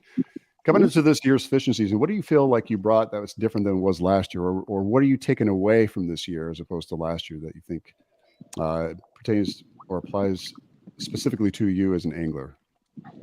Well, I mean, honestly, from the KFL standpoint, I think we introduced a lot of better technology into the sport, man. I mean, putting a lot of the stuff on, like all the teams having their own broadcast, having the app, having the website, having fantasy fishing, having, just basically interaction, the all-star voting and stuff like that. I mean, the engagement has been, it's a complete different aspect of fishing, that you're not seeing anywhere else. So that is what I'm most proud of. And being able to, having family, friends, and fans, kind of follow along and see all that stuff, right? So that's different, man. And in terms of like we talked about earlier, the names that are in this league, as well as the competition and everything else, has been awesome. I mean, those are all the positives. The negatives, and I'll be fair about this. The negatives, we didn't foresee some things that needed to be in writing in terms of rules and stuff like that. Because I mean, you can't just predict every last thing that can go wrong. Sure, it's a learning curve. We're still learning, right? We need to clean some things up for sure. And then also I think too, found out that a lot of these anglers are just that, right?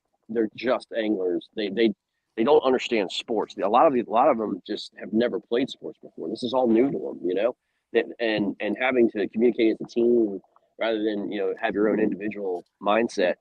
It's a big change for a lot of these anglers, and one of two things: it gets them out of their comfort zone, which makes them grouchy. You know what I mean? And they don't, and a lot of them don't know how to handle adversity. And what I mean by that is this: as a team, if things are not going the way that they had planned it for the year, some of them just don't understand how to make adjustments or how to behave when things don't go their way. You know what I mean? Because they're such successful anglers. I mean, that's all they've known is success.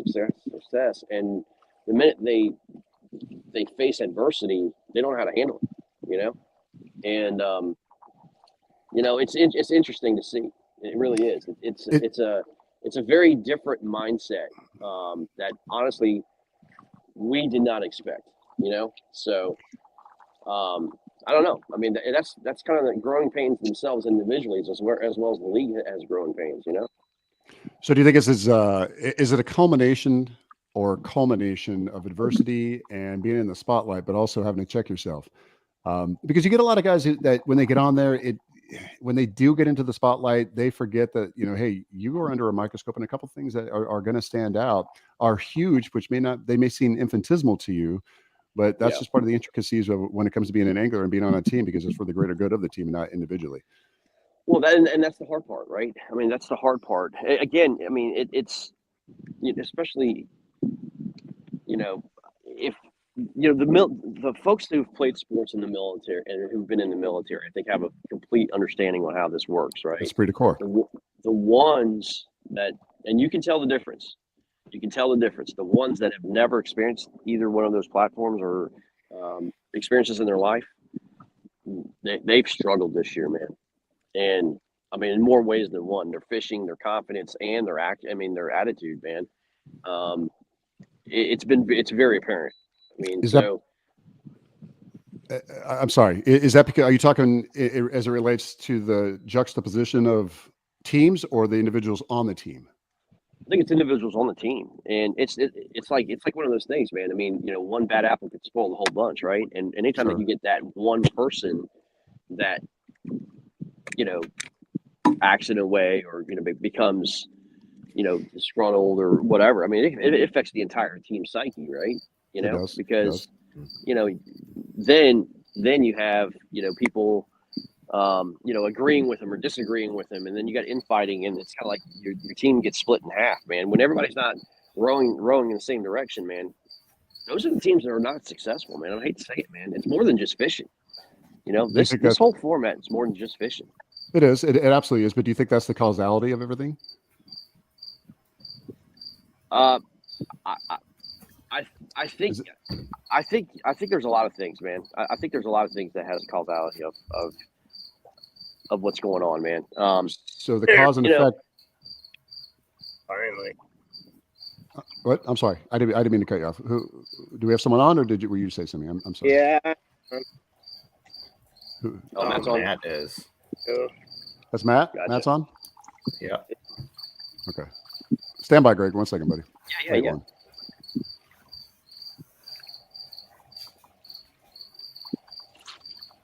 Why did it just do that? I didn't want that I to happen. have no idea. Uh-oh. Did it get off? Oh, it looks like it got off. Oh man. I Oh, know Matt. that Oh, man. That was. It's typical for these freaking fish. Hey, sorry about that, Matt. It happened. Yeah, it does. That's the Well, I mean- attitude to have. I think that's what Greg's talking about, like the difference. So Matt just lost a fish, right? And he's not going to let him bound it up and stuff like that. He just keeps fishing, and he knows he's going to catch another one.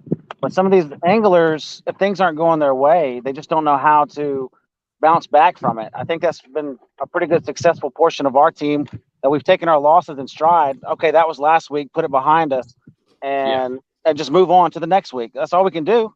So I think a lot of teams don't understand that process. I think also too. I think there's a lack of accountability too, man. I mean, there's a lot of teams that they make a lot of excuses about why things didn't go their way, and they look externally rather than internally. And those are the teams that will never survive here. I mean, if you can't come together as a team and win together and lose together properly, then I'm looking at this team we're playing this week, man. I mean, this is a cookie cutter like example on how to be a team. You know what I mean?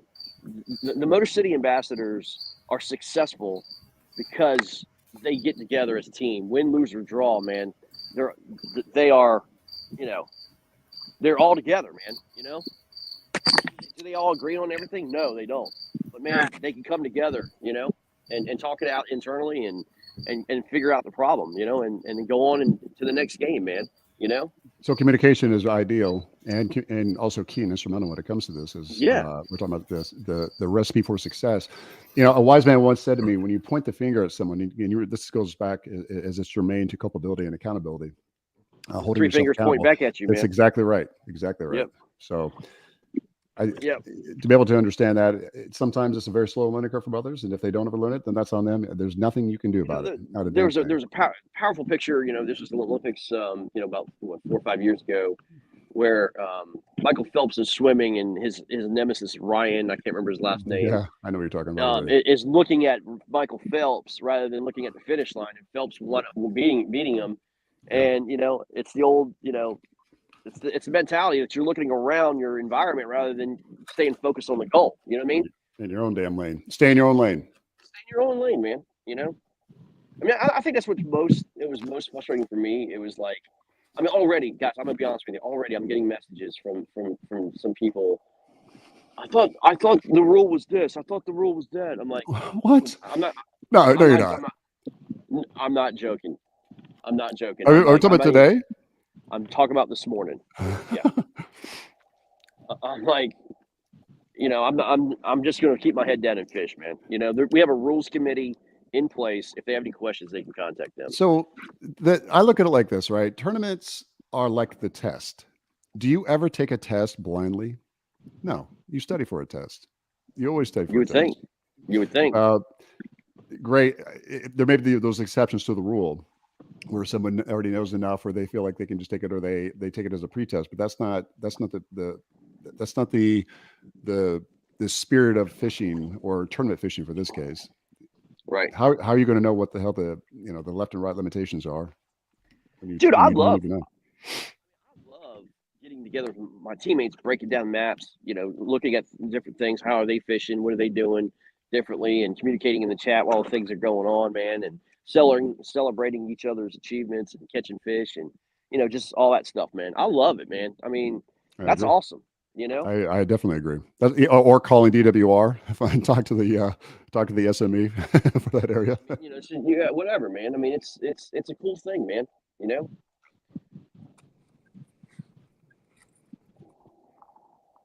Studying in groups, man. Yeah. No, 2 heads are better than 1. 3 heads are better than 1. 8 heads are better than 2. Yeah. Yeah, I definitely learned a lot from all my teammates, switching up different styles of fishing, learning a couple new techniques. Yeah. You know, it kind of the format definitely forces you into that type of situation where you're using something that you probably never even used before, and Right. you're going to figure it out quick, fast, in a hurry.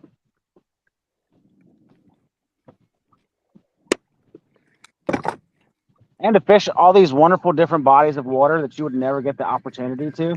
Bro, that's what I love about it. You hit the nail on the head, man. I love going to these different locations with the guys and fishing them, and then also getting together afterwards. There's really nothing like it when you have all your guys you get together with, go out for crack a beer, get some food, talk bass, talk whatever. That definitely is is one of the better parts that I love about this, for sure. And then like you have your local tournaments and stuff like that. Just you're hoping that your team is like the top 4 or 5, depending on what it is. Yep. You're cheering those guys on. I mean, there's plenty of times we've had games where it lined up with local tournament, MVKBA, and we're just sitting there, we're cheering them on, they're cheering us on. It's right. Like you said earlier, that esprit de corps. Yes. Hey, by the way, did y'all sign up for that team event for MVKBA? No, I should have though. I did not, only because I didn't have a teammate. Yeah, I didn't either. I did not. A lot of my weekends will be taken up with work this month, so yeah, it wouldn't be fair to my teammate. That's the same here. Fall semester just started, so I can't. I got study. So yeah, no, I'm the same. I got a lot to do. Fall is a very busy season for me, so I'm the same way. Well, it's going to be a good fall season as we start to transition, and that kind of takes us back around full circle to the genesis of everything that we're discussing here. It takes us back around full circle to the summer to fall transition. Some of the different baits that are going to be good now, matching the hatch, because obviously those bait fish are going to be pushing in shallow. I can't wait, because that means that topwater bite is going to be on. That topwater, if you're using a walking bait, especially poppers, things like that, man, I can't wait. Boys, I'm going to have to start making a move here, man. Yeah? Is it starting to get a little stagnant where you're at? Yeah, I'm going to have to go out deeper, I think. God, man, we have to keep it PG. Yeah. I may throw a couple in there every now and then. I'll try to be slick. How clear is it right there? How clear? The water, yeah. How far down can you see? What's the visibility? I can see down 12 feet. I mean, not right now because the sun's behind the clouds, but I can see down 12, 15 feet, man. Yeah. Yeah, you get a good spot. The sun hits right. You can see pretty freaking deep. Joe looks like he's trying to make waves in his yak right there. Joe, you're on mute. Why are you on mute, buddy? Is it because you had a lot of background noise? Yeah, he does.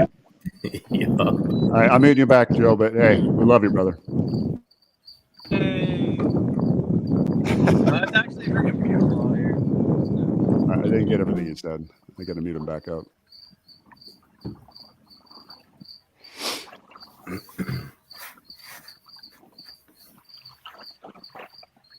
I hear a cricket. Oh, it's me. It's me. I'm in my garage, and there's a bunch of crickets in here. I was say, man, my God. Yeah. It's a tactic. That's what it is. Just trying to drive you all nuts. I damn sure don't have crickets in here. I better not have crickets in here. But I do know there was we you know how like when you have your if you guys have like a neighborhood Facebook for your community or something like that, they kind of share things like that. Right. We have we have infestations of copperheads now because they all hatched late, and so there's little baby copperheads all over our yards and stuff like that. I'm like, okay, that's good. So I got 2 dogs. I gotta keep an eye, because when they start seeing something they've never seen before, they get like that. Very curious. They get very curious. 2 big German shepherds, man. Yeah. That's a nope rope. We don't play with them. No, exactly. No. That's right. That's like when Will and I were out on down in North Landing when we were on the water. Those big ass cottonmouth. No. Yeah. No. Yeah. No. Homie don't play that. No, if it has fangs, I don't. Nope. Yep. Hell no.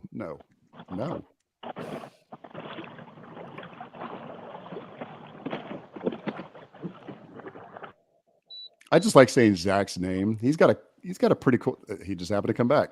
It's like Zach Solier. I can say, rifled it down the right side as he passes over the midway point. Something. Zach Solier. Yeah. So Zach, I gotta say, man, the beer that we enjoyed at the Brew Republic Beer Works last time when you guys came down here. Yeah. The brewer, right? He made this new beer, and I got to try it yesterday. But get this right: the alcohol content is 13%. Oh my, bro! I didn't know it was 13%, so I hadn't eaten beer. Yet. That's not beer, dude. That's moonshine. I know it's dude. It's snake venom. Holy shit!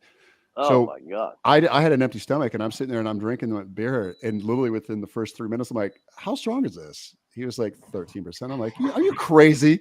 Give me." I had to order some food. I had to stop drinking and order food. There's no way. Yeah. That's not good. That's a lot. But it's so good. Oh my god, bro, it's so good. For him to tell you he's proud of this beer, he's proud of all his beer, but when he says this is one of my favorite beers to make, that says a lot about him. Again, the Sheldon Cooper beer making, but yeah. So I had to get a half growler and bring it home. I'll crack it here later on.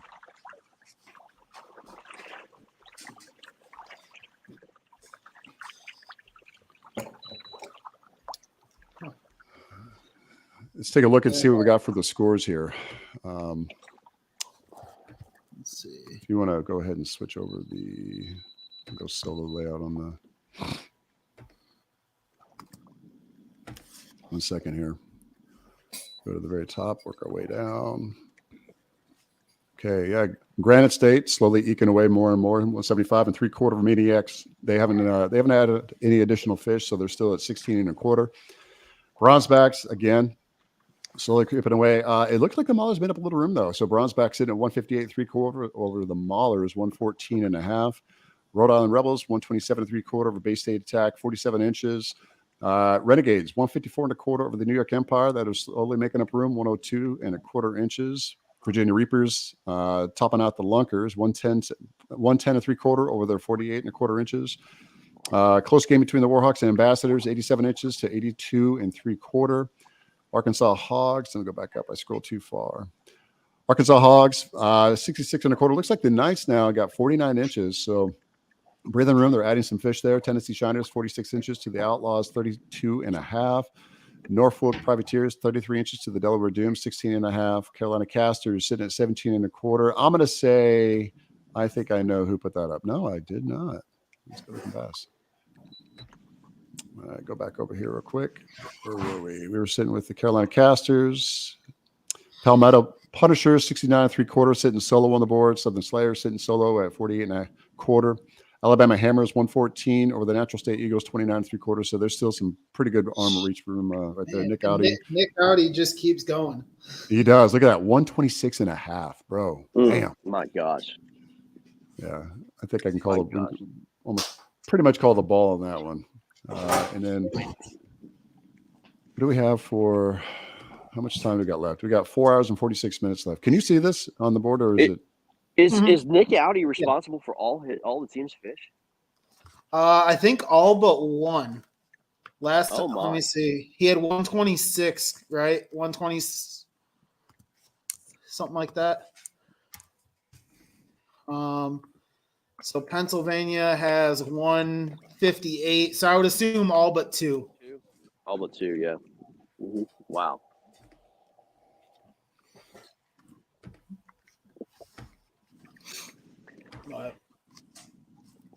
So that's the countdown right now. We're talking 4 hours and 45 minutes left, it looks like. Left to fish. Oh, I got a call coming in. Stand by. Go ahead.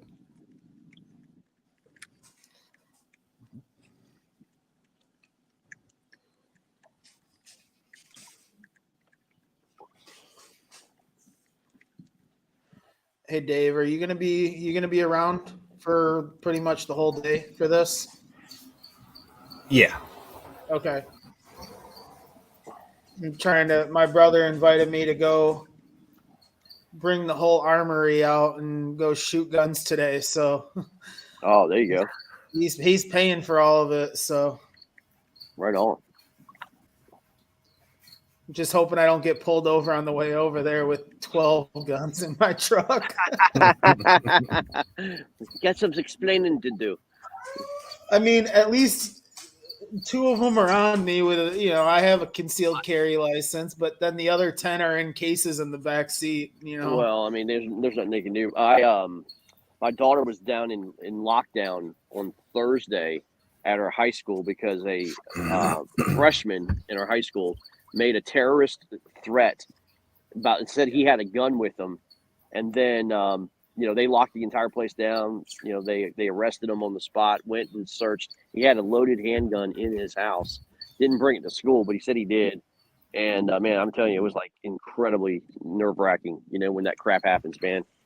And the crazy thing is, and like I think I'm the youngest person on this broadcast, but when I graduated high school, that you didn't even think about that kind of stuff. Like No. I graduated in 2010. The coolest thing that ever happened in high school was somebody would get in a fight in the hallway and you'd get to watch. Well, listen, man. I mean, there's been many times that, like, even when, just kind of the school we grew up in, like, all the guys would go out hunting, in the morning, and then go to school with their guns and the shotguns in the back window, up on the rack. Yeah. In their truck. I mean, we didn't think twice about it. You know what I mean? Ooh. So this just in, Steve Galloway just put up a giant 20 Another and a one, half. Oh, man. And my gosh. It's almost 20 and 3/4. I mean, that is close. Gosh. So that moves the score now to 103.25 for Motor City to Washington's 87. That is a giant. That is a big fish. That makes 2 good ones for Galloway. So hopefully he keeps on those. There's a reason why we call him Big Fish Galloway. Yeah, I was gonna say he's found him somewhere. They're not where I'm at. I can tell you that. I was gonna say, he's signed up for that September month long. He's just going for. He's trying to put up 104 inches today. That's insanity. He's probably one of the only guys that there's really good fishermen in Michigan. And don't get me wrong, they have a lot of good honey hole spots. But right. I don't know another person that in a month long could compete with like Texas. Louisiana and Florida and Texas numbers from Michigan. And just you look at his kayak and you see all the slop that he fishes in. Right. And is he fishing like storm drains? Because I know he loves Kent Lake. He loves all those lakes in that area. Yeah. But I also know he's got a few honey hole lakes that he just goes to and just seems like every time he's pulling a 4 or 5 pounder out. Yeah, that's insane. I don't know. I want to pull it up here real quick. See if I can find it. His totals from the last KBF month long was, let me see.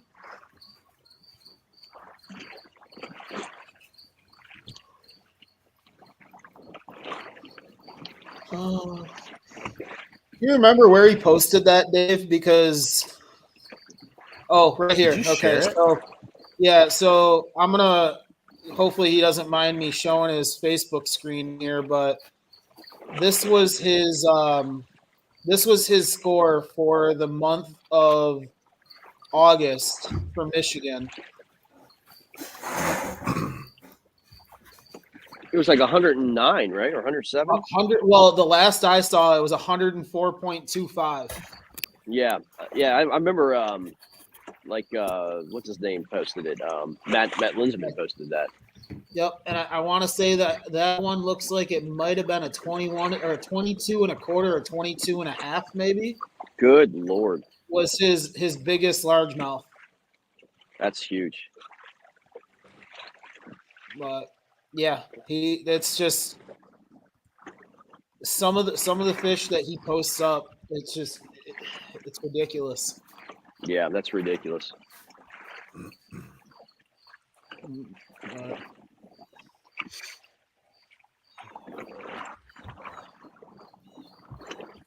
let's see any changes here.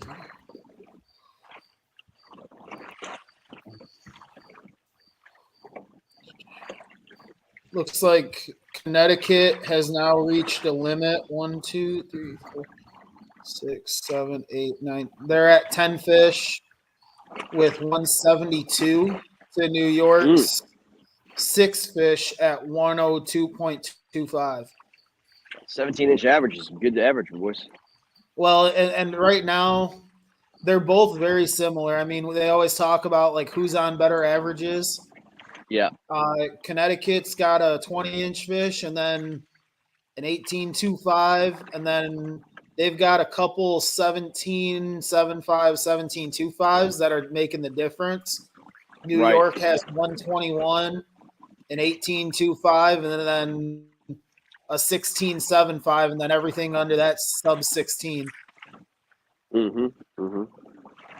So definitely those 17s. They've got 1, 2, 3, 4 fish on the board that are 17 inches, or 17 to 18 inches.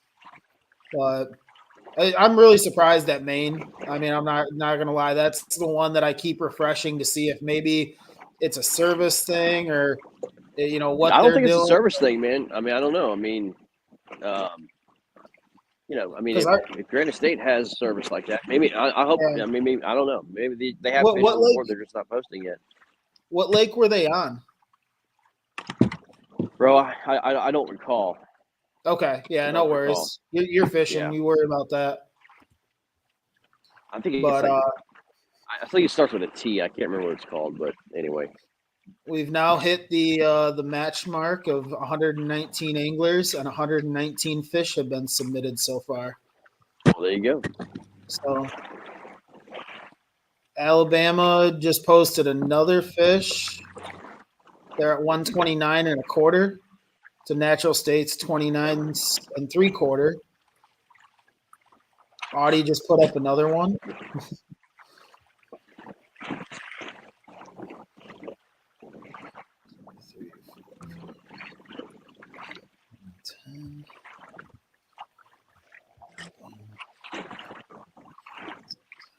So I will say the one thing with the Massachusetts-Pennsylvania game, Pennsylvania has 159.75 with their 10 fish limit. The Maulers are 20. Actually, I don't even think they're 20 inches back. They are. It's 159.75 to 132.25, and the Maulers only have 8 fish. That's a good average. Yeah. 6, 7. Yeah. So 2 more fish. If they could put it, they do have a 19.25 on the board. If they could put up, another, I think they're behind by 27 and a half inches. So yeah, Derek told me they were on good fish.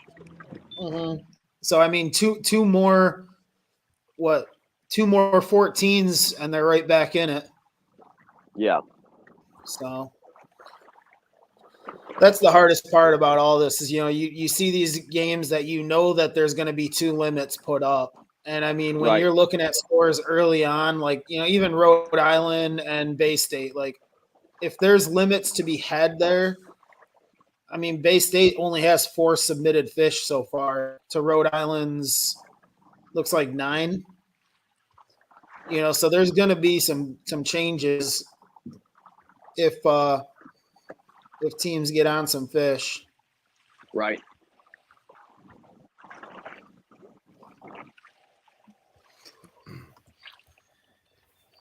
Matt, I thought you were on one there for a second, but just looked like some grass. Yeah, lots of floating grass out here. Yeah. Matt, I'm surprised that river is not producing, man. Yeah, that one I love.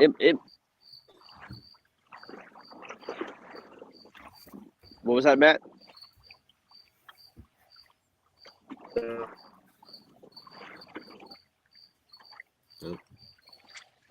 I froze. didn't hear what Matt's. Yeah, okay. But like I said, I mean, I'm surprised where Matt's at and Joe that's not hitting right now. It's crazy to me.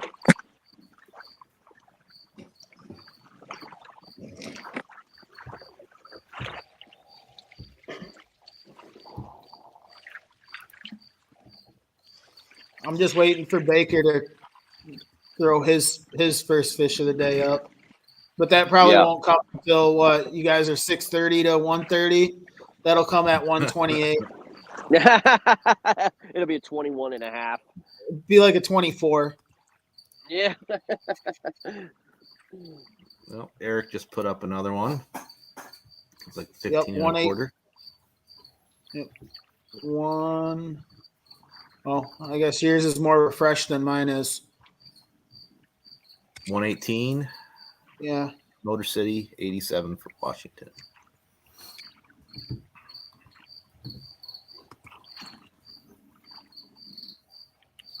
So what? 31 inches, right? 2 fish. Yeah.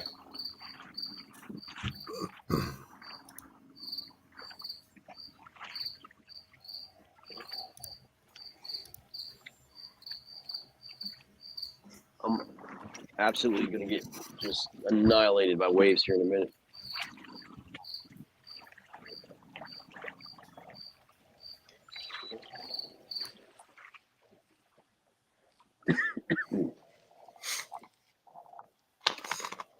I was gonna say, you guys are talking about all the floating grass and everything out there, and yeah, a lot of it. I went down to that Lake Oakland event. What was that, Wednesday night? I think, just to drop Galloway stuff off to him and everything, and pull up to the boat launch. And on the way driving in, I saw a trailer come out that just had weeds like all up on the trailer, like they were cleaning out a lake. And I'm thinking to myself, I really hope it's not this lake. And well, pull up to the launch, and there's two.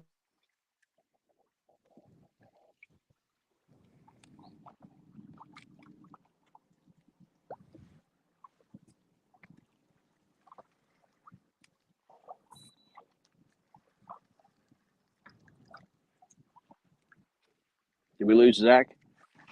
Thinking so.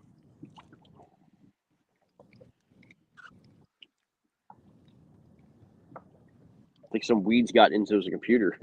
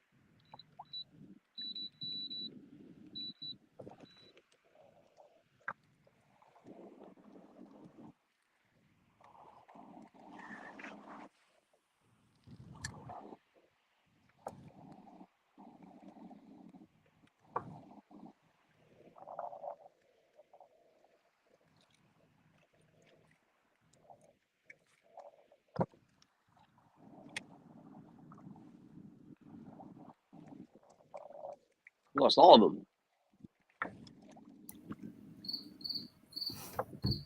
Is it just me and you? No, I'm No, back. I hear Dave. Matt's on here too. Okay. I had to dip away for a minute. Okay.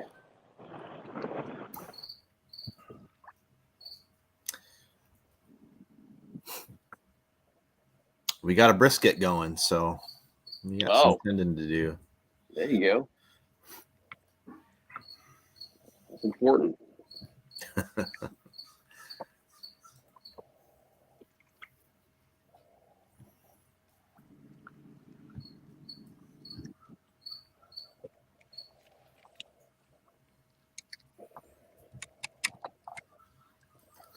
Matt gave me the weekend off, so figured I would do something.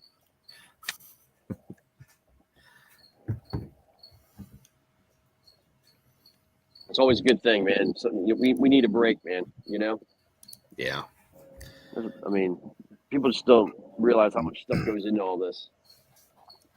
Like, oh, Yeah, yeah, it man, was. we'll have fun. We'll just go fishing. That's not the way it works, boys.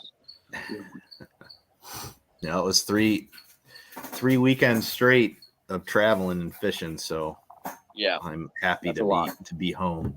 Yeah, that is a lot.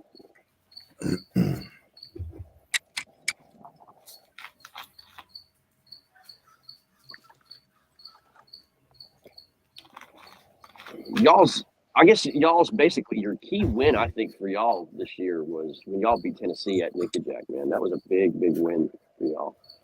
You know, Dave, you had a big part in that one. Yeah, that was a big one. Really big one. So yeah, that one felt good. I don't think many people thought we were going to pull that one out, but no, not at all. I mean, I think Tennessee, if they look back at themselves, they can look back and say, that was a bad decision on their part to choose that lake because, I mean, two of the guys never really fish it, Yeah.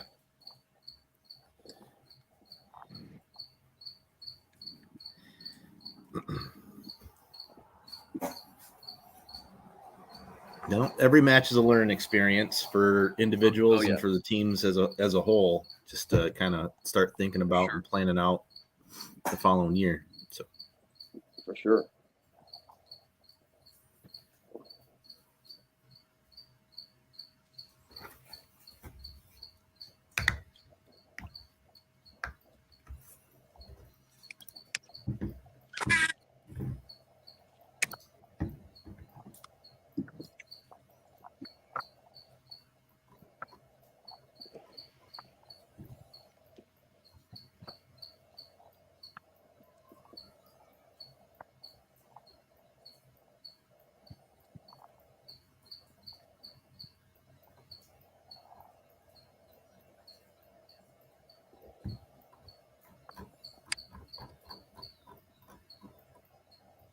Guys, I gotta make one quick call. I'll be right back.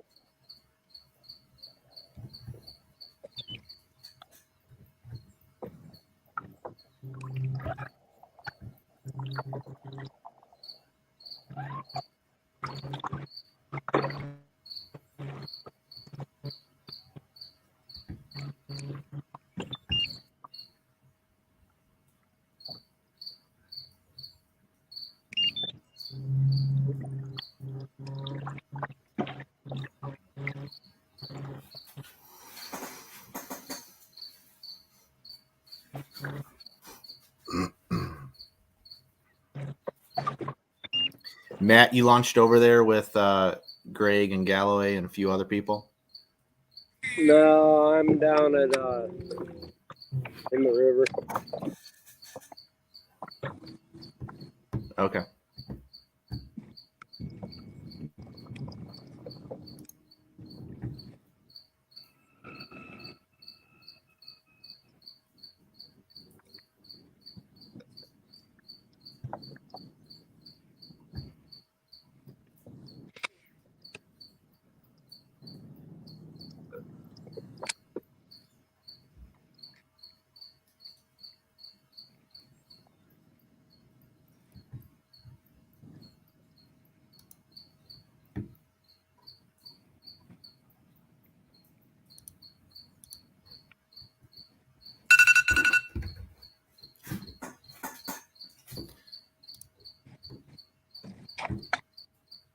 I'll be right back. Brisket time.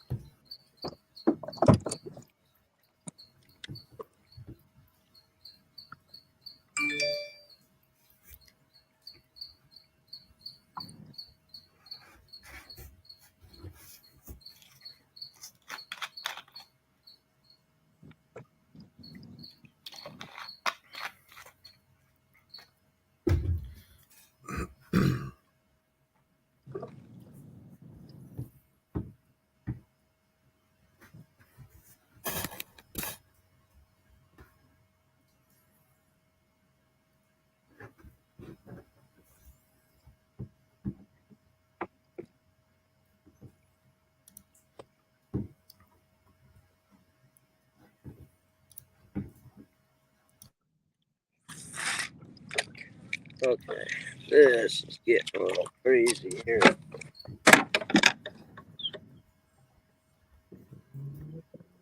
Starting to get a little boat traffic. Not yet. Just dealing with the weeds right where I'm at. They-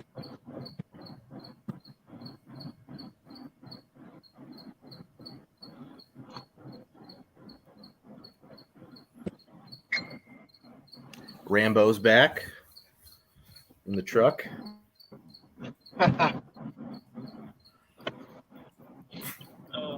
Yeah, I realized I got to go pick up a battery. One of my red dot sights is dead.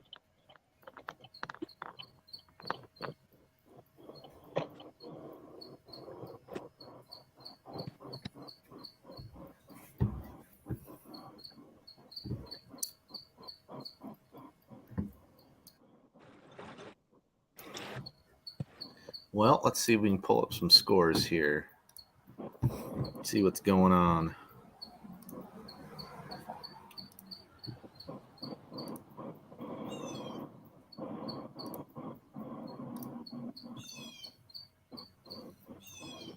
There we go. So Granite State still up 175.75 or 175.75 to 16 and a quarter over the Maniacs. Pennsylvania up 159 and 3/4 to the Maulers 146 and a half. Rhode Island up 142 and 3/4. Bay State 68 and 3/4. Connecticut up 172 to New York 134. Virginia on top of the Tar Heel Lunkers 125 and 3/4 to 48 and a quarter. Motor City 118. Washington 87. Arkansas 66 and a quarter to the Knights 49.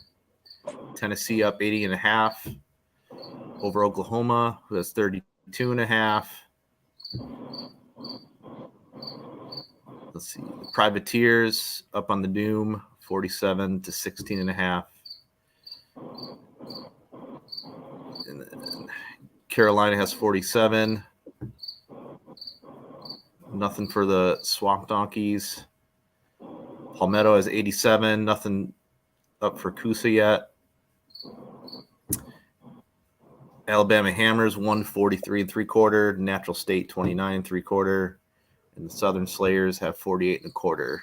And nothing yet there for the Hurricanes.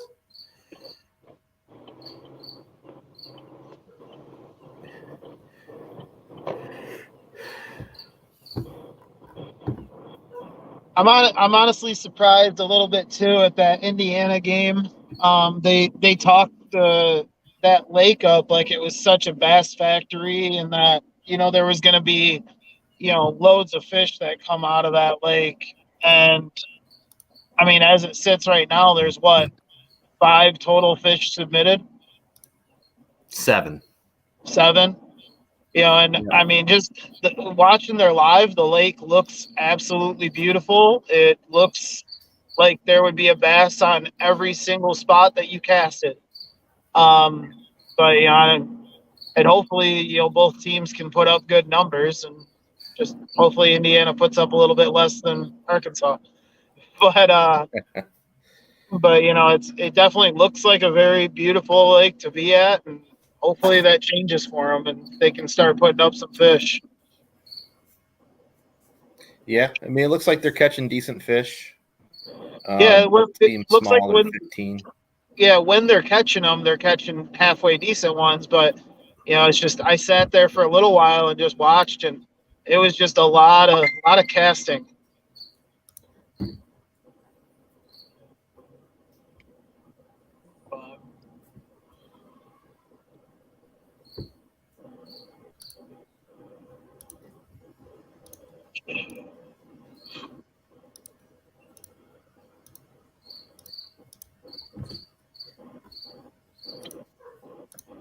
see the big fish of the day so far. Let's see what we can find.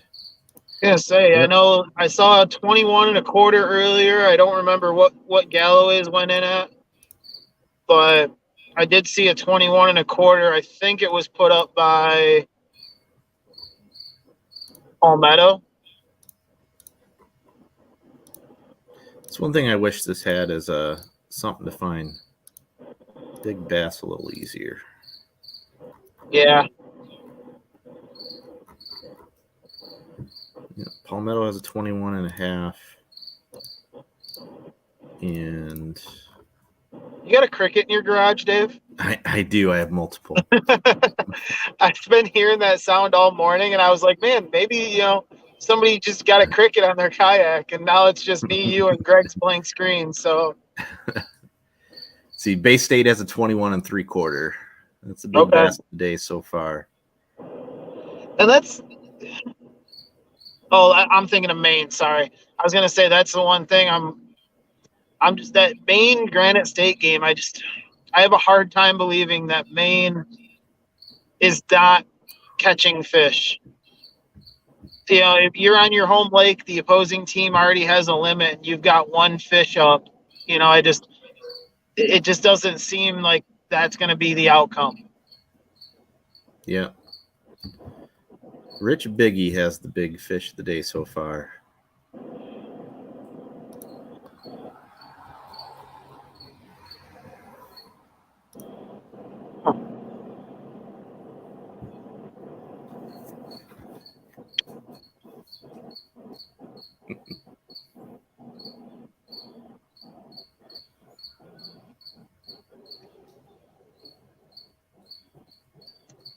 You ever buy ammunition from an Amish store? No. Didn't know that. That's what I'm about to do.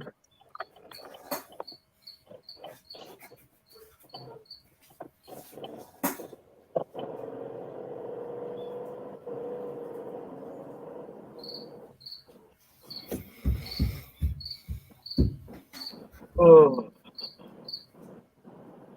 Yeah, it's getting to be that time of year though that I'm just looking forward to being on the water as much as possible because temperatures are starting to change up here. When I was out on Saginaw Bay yesterday, the water temps had already dropped about 2 degrees. It looks like looking ahead at the future, like the forecast, that's very unpredictable. They're saying that we should start getting nights that are down in the upper 40s here within a couple weeks, and there's going to be a lot of movement happen over the next couple weeks. Yeah, this is my favorite time of the year to fish. Yep. It makes it very hard being a hunter and knowing that bow season starts here in less than 30 days. And, for me, I usually don't do much hunting until midway through October. So I usually have September and about half of October that I like to spend on the water.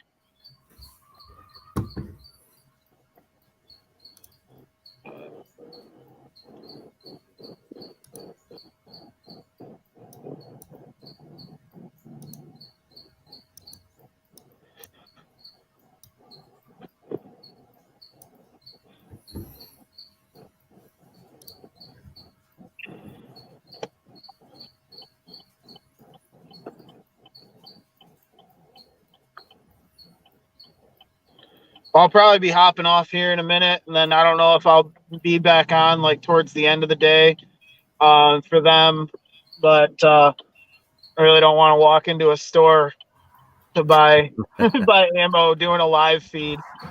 Probably. So, but all right, well, I'll check in with you guys later on, but appreciate you being on here, Dave. Yep. Talk to you later.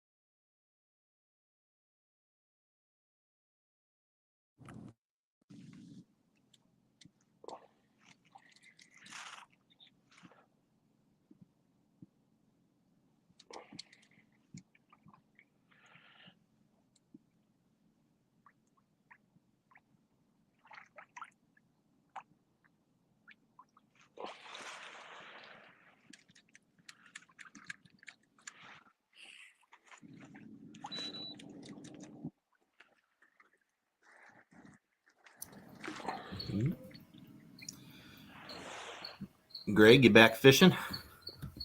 I am back fishing, boys. Good deal. Yeah.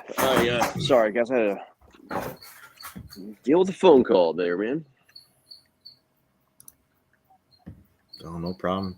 It's just the two of us right now. Everybody bounced. Bailed. Just the two of us. No change to score. We got some change yet. Let me just make sure. What was it? 111 to 87 when I left. 118 to 87. Yep. David, it's not happening today, bro. You know, I would expected the board to fill up by now on both sides. You know what I mean? Yeah, it's slow today. That's for sure. Yeah. Yep.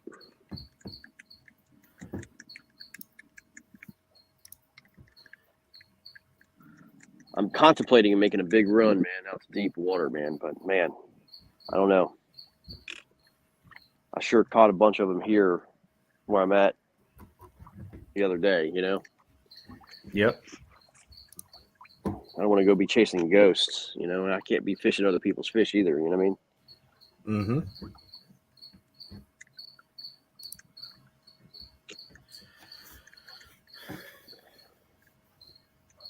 It's a tough decision, right? It is, man. But, you know, as I said, being unfamiliar with, you know, where they're at in depth. And, I mean, one thing I saw, I mean, I went out to, 15, 16 feet, and our boys went out 17, 18 feet, actually 19 feet. And it was just all grass. It really just didn't see any kind of structure out there that we liked, you know what I mean? So, of course, you know, this whole lake, there's spots in it that sure can produce, I'm sure. But it's just different, bro. Sometimes they're there, sometimes they're not, man.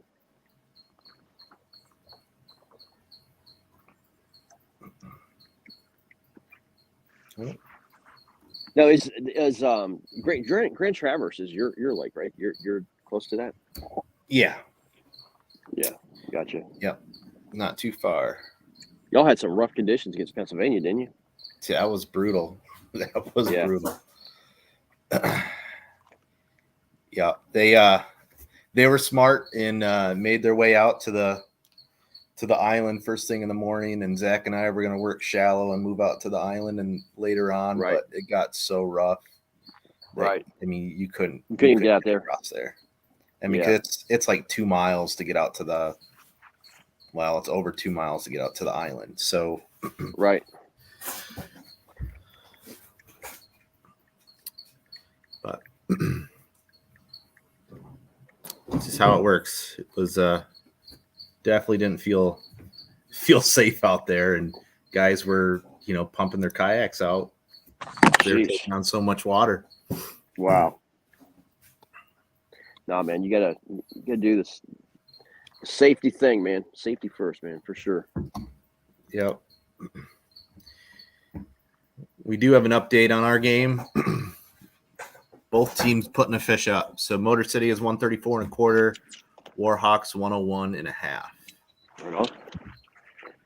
So we got 14. Yep, 14 and a half. That was put up by Victor, and Steve Galloway put up the 16 and a quarter. Gotcha. Well, that's not a good trade, I don't think, for us.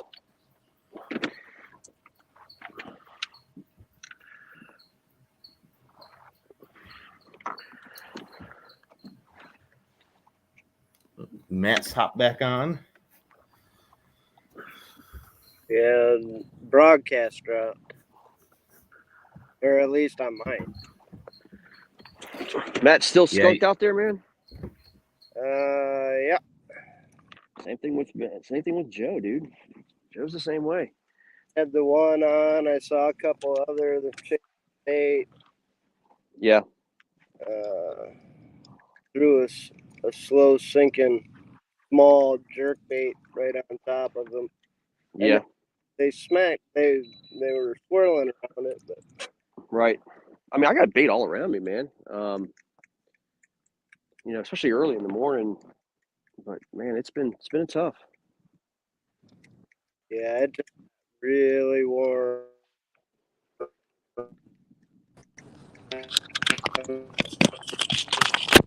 I hear fish. Oh, that's Joe hopping back on. Oh, Joe. Okay. Welcome back, Joe. Hey, what's going on? Freaking, it's not even hot outside, but the sun keeps frying my phone. Oh yeah, I know. Man, these fish are freaking so beautiful. Oh, did you get one? Yeah. Hell yeah. Finally, let's go. Victor's back. Welcome back. Right on. Joe, how big is yours, buddy? 15. Okay. It was one of those really cool tiger stripe ones too. Bucket list item. Yep. I know Victor just caught a 14.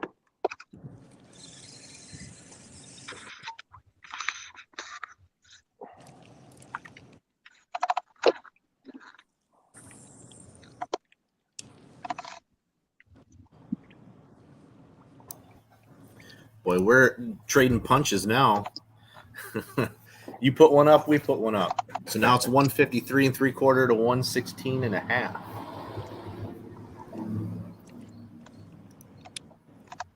Who's this? Eric Palentz just put up a 19 1/2. Oh my. Wow.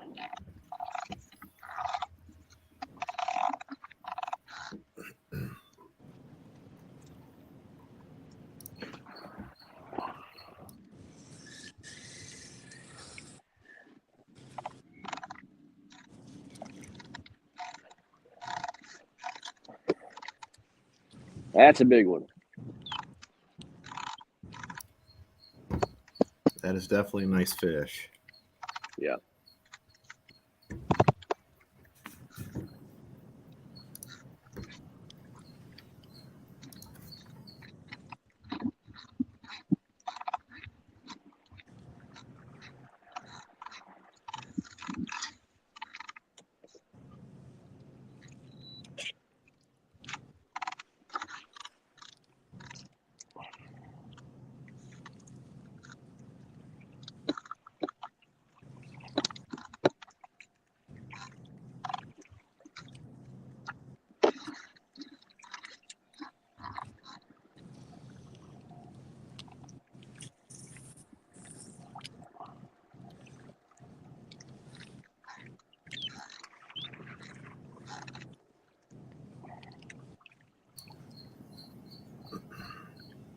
Warhawks have, how many fish do you have? 7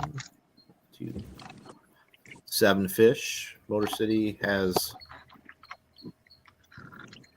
9, right? Yep. Yeah. 9. Yep.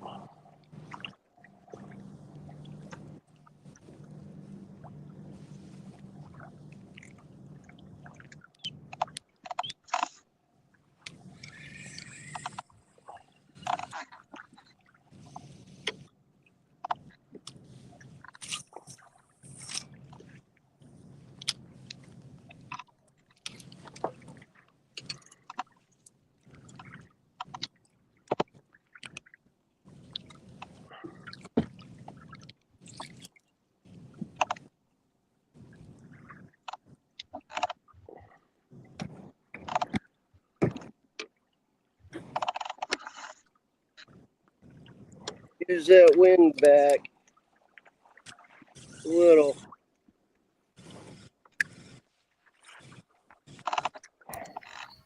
What was that? Use a little bit of that wind. Yeah, it's really hot out here.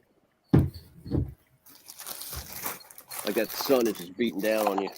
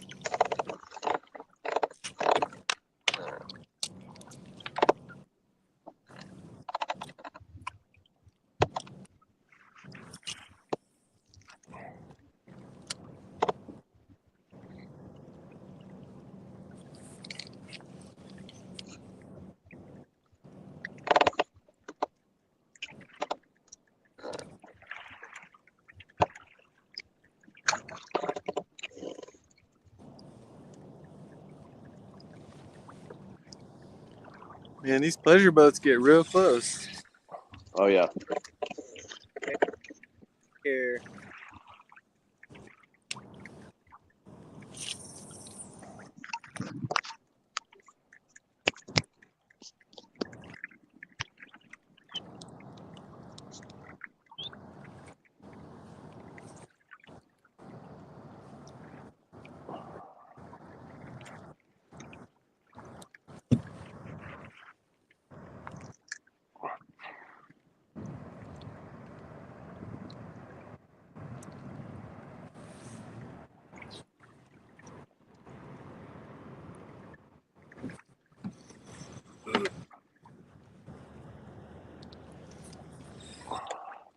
Boys, I'm gonna go make a run. All right. I'm going out deep. I'll come back.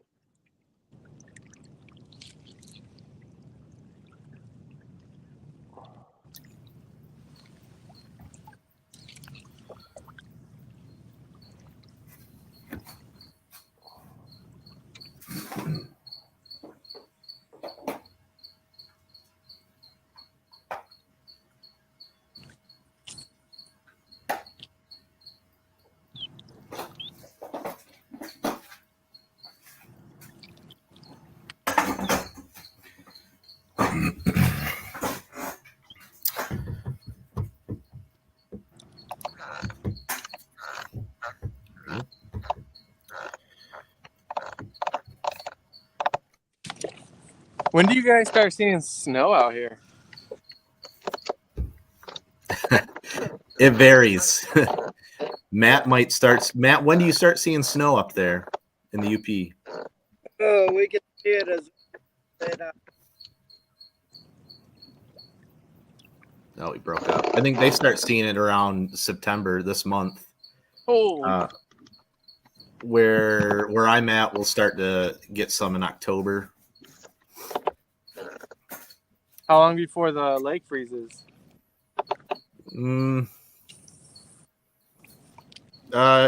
It's froze as early December. I've seen it. Usually December, You guys hear beginning me? of January. Yeah. Can now.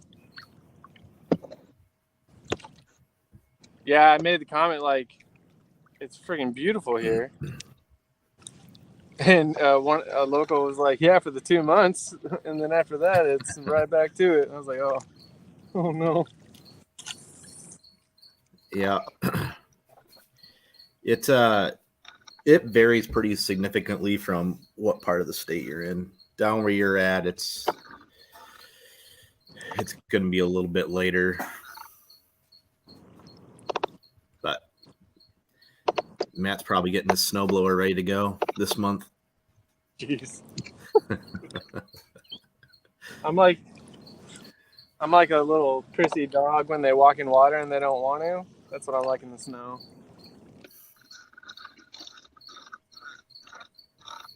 I'm originally from California, so any kind of weather is weird to me. Yeah, it stays pretty consistent out there from what I hear. Yeah, and because there's no humidity, it's even on a pretty hot day, you can get relief in the shade. That helps a lot. And night's always nice. So I lived in like the Inland Empire, so a little bit more desert, less beach. And it's pretty cool because at night it cools way down.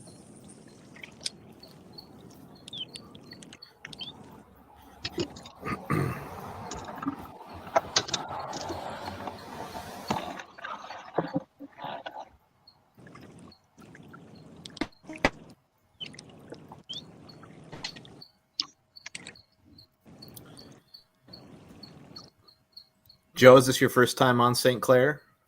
Ever. Yep. This trip has been my first smallmouth ever. Oh, wow. Yeah, and it's going to be tough to beat because my first one ever was like 18 and a half, and I'm like, oh, okay, well, pretty much ruined for life now. They're just so rad. I'd do this over probably largemouth. Well, I don't know about that, but this has been a nice like trip out.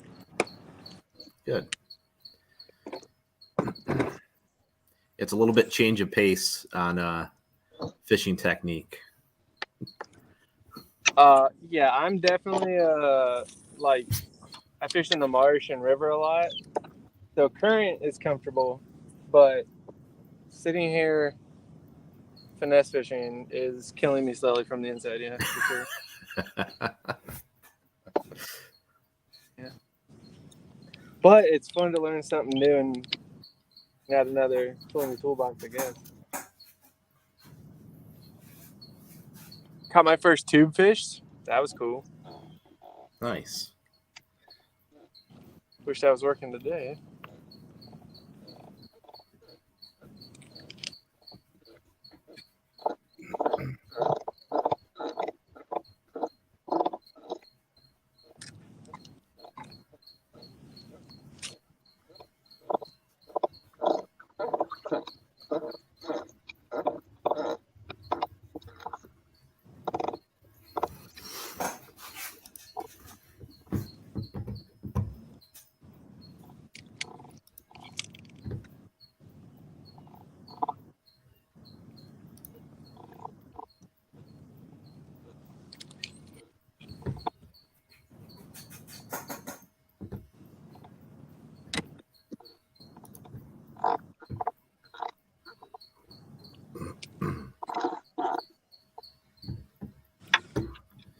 Well, let's see if there's any changes going on with the scoreboard here.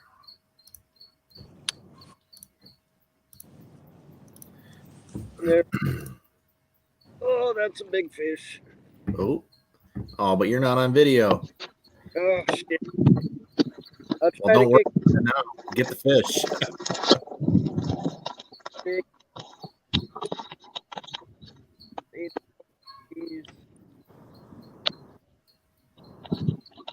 Oh, that's a big fish. This one, guys are nice. Get out of the rocks, please.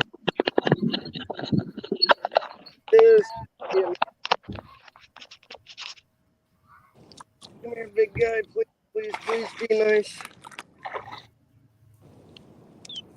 Yeah, that's crazy with largemouth. It's like no big deal with these guys. Even the little dudes, you got to like tackle in the boat. Yeah, you do. You got to be patient with them. You really got to work them. It's not like a largemouth. You can usually kind of haul it in. You got that light tackle, no, yeah. light line. I learned almost immediately. Just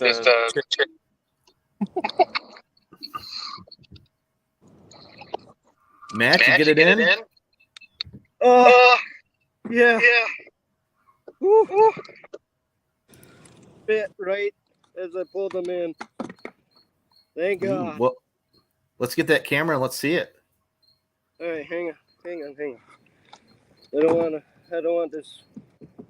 Well,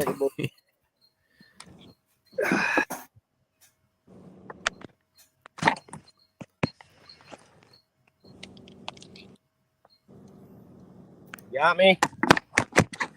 I got you. Oh, not anymore.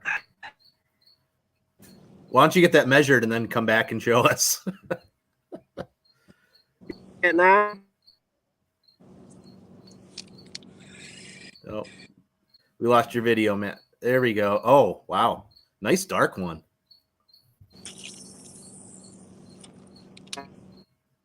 All right, big Beautiful. dog. I'm heading over I'll there. be Don't worry. back. I need to. Yeah, go get it. Get it measured.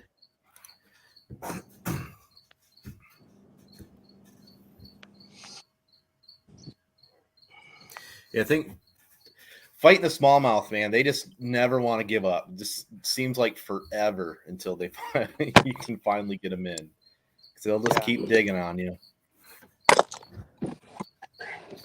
And they like to jump.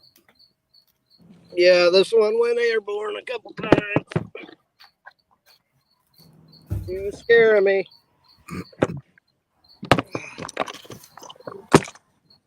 Come on, measure decent. Measure decent.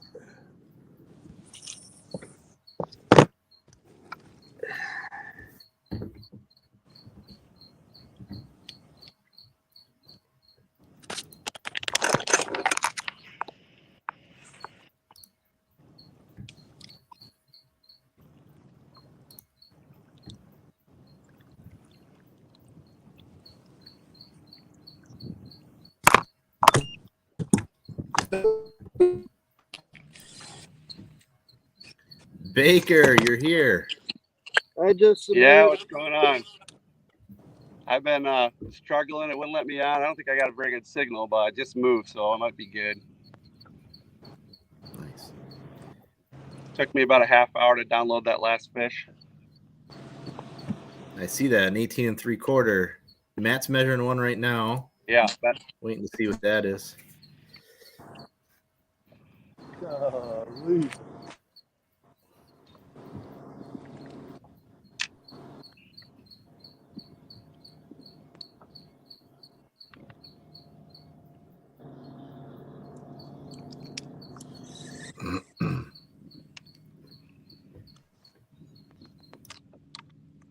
been pretty slow out here. I've missed.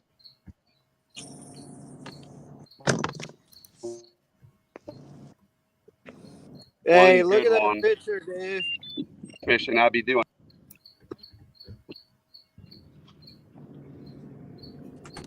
What'd you say, Matt?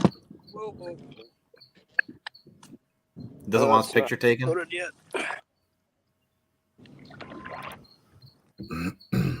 I want to make sure I got a good picture.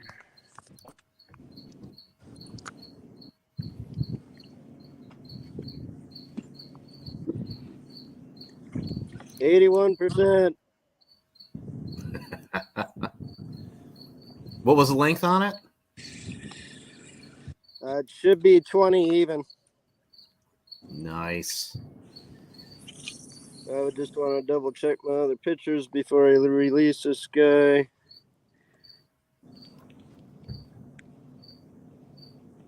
Yeah, I got other pictures just in case.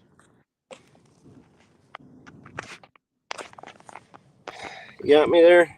Right Nice there, work. baby. St. Clair. Let's go. Oh, yeah. Beautiful. Let's get her back. Yep. Be a good girl. Go, go, go. Okay. Sweet. I knew if I sat long enough, we'd be all right. It's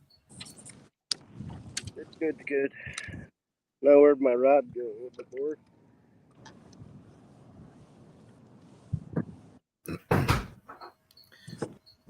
Well, I don't know if Baker froze when he was trying to hook it into a fish or what. Ooh.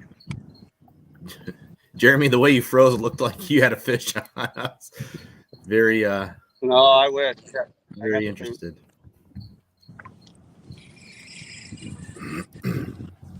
That was one of the ones hopefully in that school that I saw a little bit ago, there are 4 of them. So hopefully, there's a couple more back there. I'll keep at it. That was one of them over-the-shoulder casts.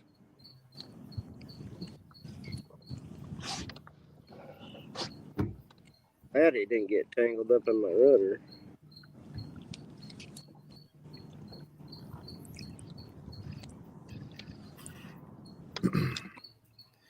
Matt right, with baby. yours, it gives us 178.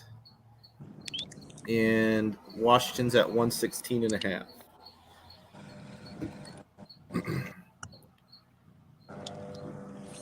Motor City's small right now is 14 3/4.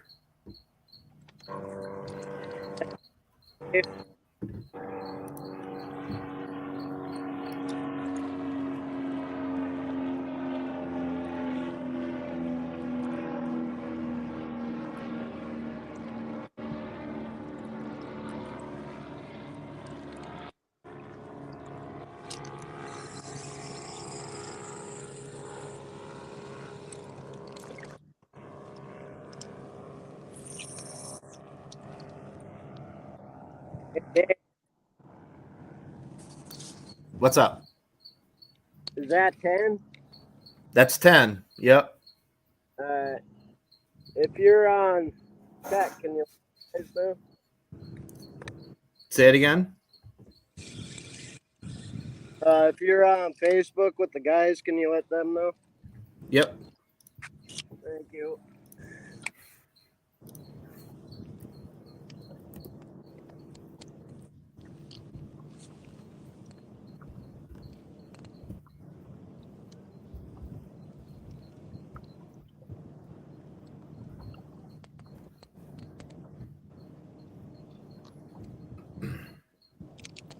All right, scores. Let's see what's going on. Granite State up 181.5 to 46.5. Here's a Jim coming back. Pennsylvania has 164.25 to Massachusetts 146.5. Rhode Island 161 up over Bay State Attack 68 3/4. Connecticut 174.5 to New York Empire 168. Virginia Reapers 125 3/4. Tar Heel Lunkers 63.25. With Matt's 20, that brings Motor City to 178 even, to Washington's 116.5. Indianapolis is up on Arkansas 68 to 66.25. Tennessee Shiners have 98.5 to Oklahoma Outlaws 32.5. Privateers with 47, and the Doom with 16.5. Carolina has 47. Nothing submitted for the Swamp Donkeys yet. Palmetto has 87. Nothing submitted for Coosa. Alabama Hammers have 167.25 to the Natural State Eagles 44.25. And the Slayers have 62 3/4 to the Hurricanes 18.25. And Nick Audi keeps catching them. He has 160.5 today. They got a big one under me. So.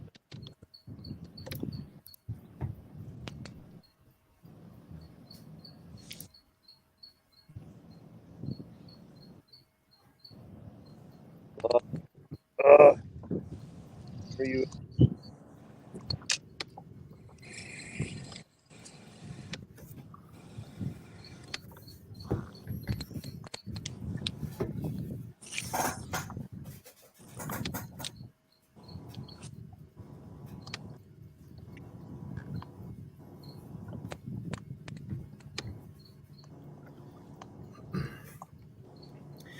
Victor, is this your first time to St. Clair? Oh. Yeah. Yeah.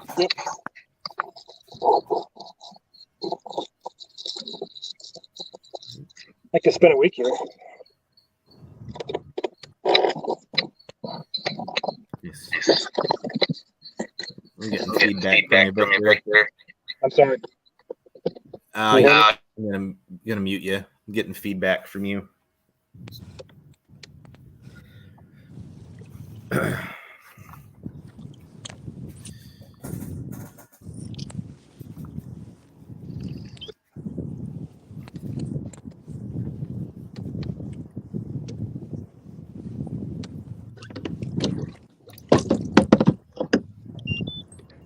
There's another one.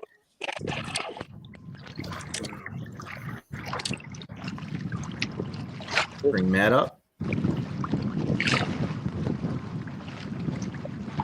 Oh, no net.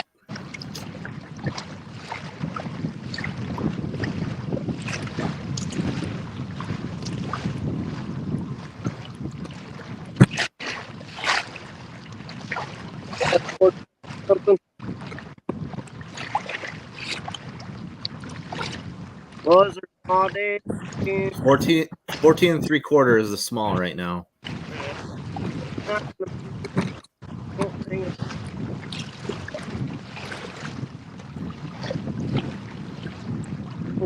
Pretty one.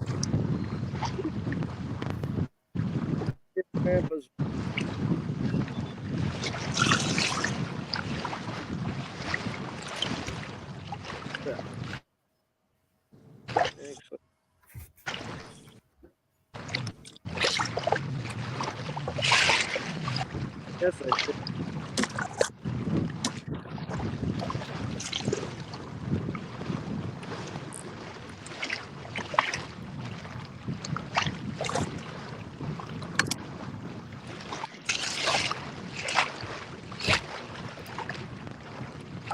Jim, how much time do we have left? Is it 3.5 hours? Let's take a look here, Bubba.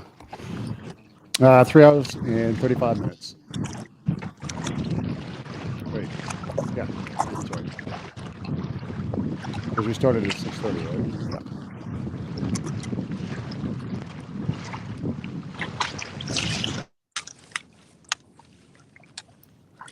Yeah, we started at 6:30. Okay.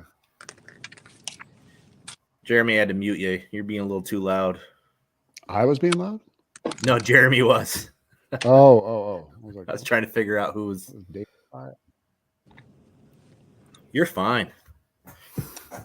That's what my wife tells me, but I don't always agree with that. Big change up in the leaderboard. Good Lord. Yeah. That's okay, though. That's one thing about the Warhawks. They do not give up. They will leave everything on the field, so to speak. There's plenty of time. Yeah. There definitely is. Think about how many fish were caught in the last hours, and then put that in perspective for the remaining timeline. So, you have this innate ability within the team from Victor, from Greg, from Will, Joe. They are definitely a powerhouse team. When they are in any kind of circumstances like they have now, and they may be down, they're able to find the fish and get on them, be able to share the wealth within the team, and adapt and start to be able to land them. Victor being one of the veteran anglers, the veteran angler. We got one on. Maybe Matt? Nope. No. Maybe Joe? Yeah.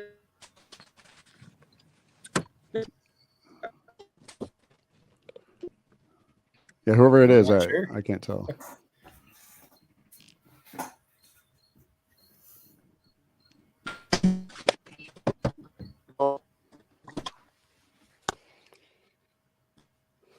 I need a new chair. This chair is killing my back.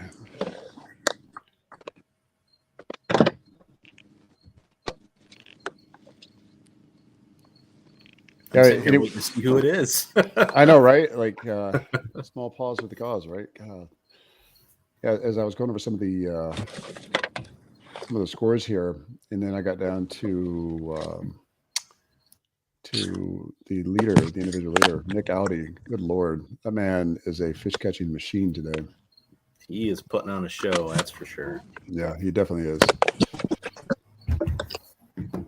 So he's got 160.5 nipping at his heels. Jake Angulis with the 135.5. Number 5 spot is Eric Polentz at 97.5 inches. So, and that's smallmouth by comparison.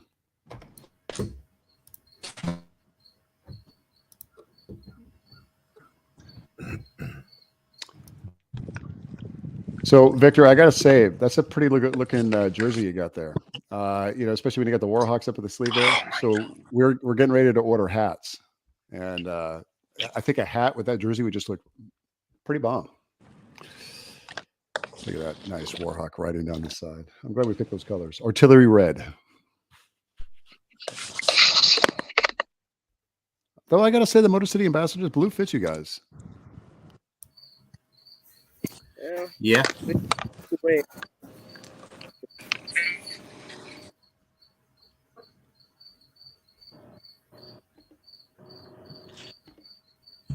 Blue. I'm sorry. I have 3 computers up, and I apologize. I'm not trying to be rude and not, but it's crunch time for me on something. So, hey, Joe. He's muted. His audio's been pretty.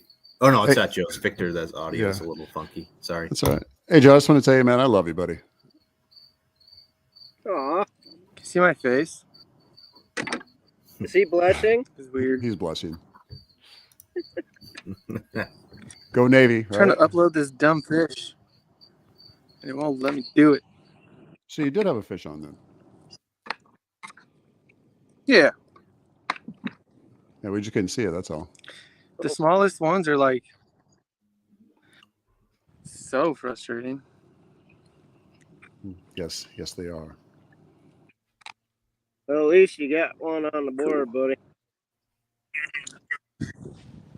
That's gonna be that go-go juice. I wasn't feeling so good about that for a good while there. I was like, I made the biggest mistake of my life. Hey, we all know how it goes, man. We know how it goes. Still turn on. Hopefully. I freaking love out here. It's freaking. Yeah, it's definitely a bucket list for me. I definitely want to check it out this next year. I was hoping you'd come up, Jim. I would have loved to have come up, brother. I really would have, but it just wasn't my rotation. But next year. I know. I appreciate it though. Although if I had come this time, I would have caught my new PB I caught a couple of days ago, which I was extremely relieved and proud of. So it worked out for the best. Good.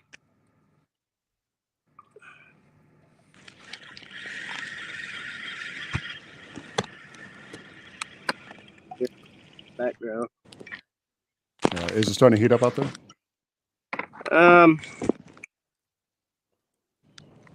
Got a couple. Hopefully they continue. Got a little bit of wind I wanted. As soon as we did, they stuck that 20. Okay. Then I stuck a 14. The leaderboards here.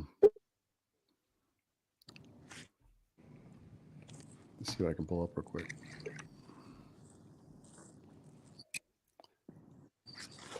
Yeah, there we go.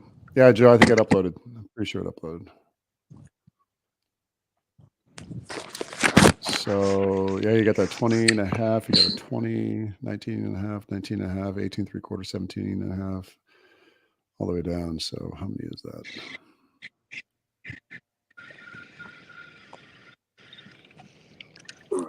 Yeah. So you've got your 10. You just got to call out from your smalls like you tried before, right?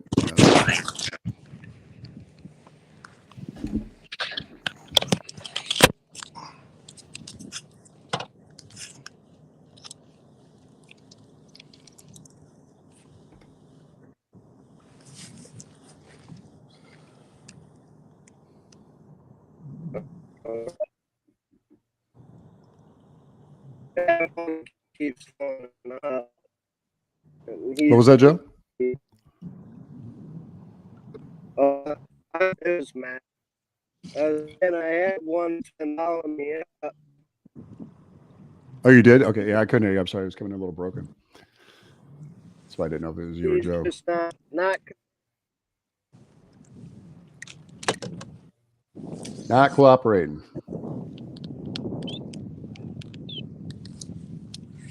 Yeah, the biggest smallmouth I've ever caught was just a little dink. I got to go. Actually, it was with Greg, Chad Hoover, and God, who else was there? Anyway, his camera god. We went out on the Rappahannock, and it was really early season, so the big ones hadn't moved up yet. But still, I want to be able to get out to St. Clair and do some good fishing out there when I get the chance next time. awesome. It would be good. It'd be nice. It'd be real nice.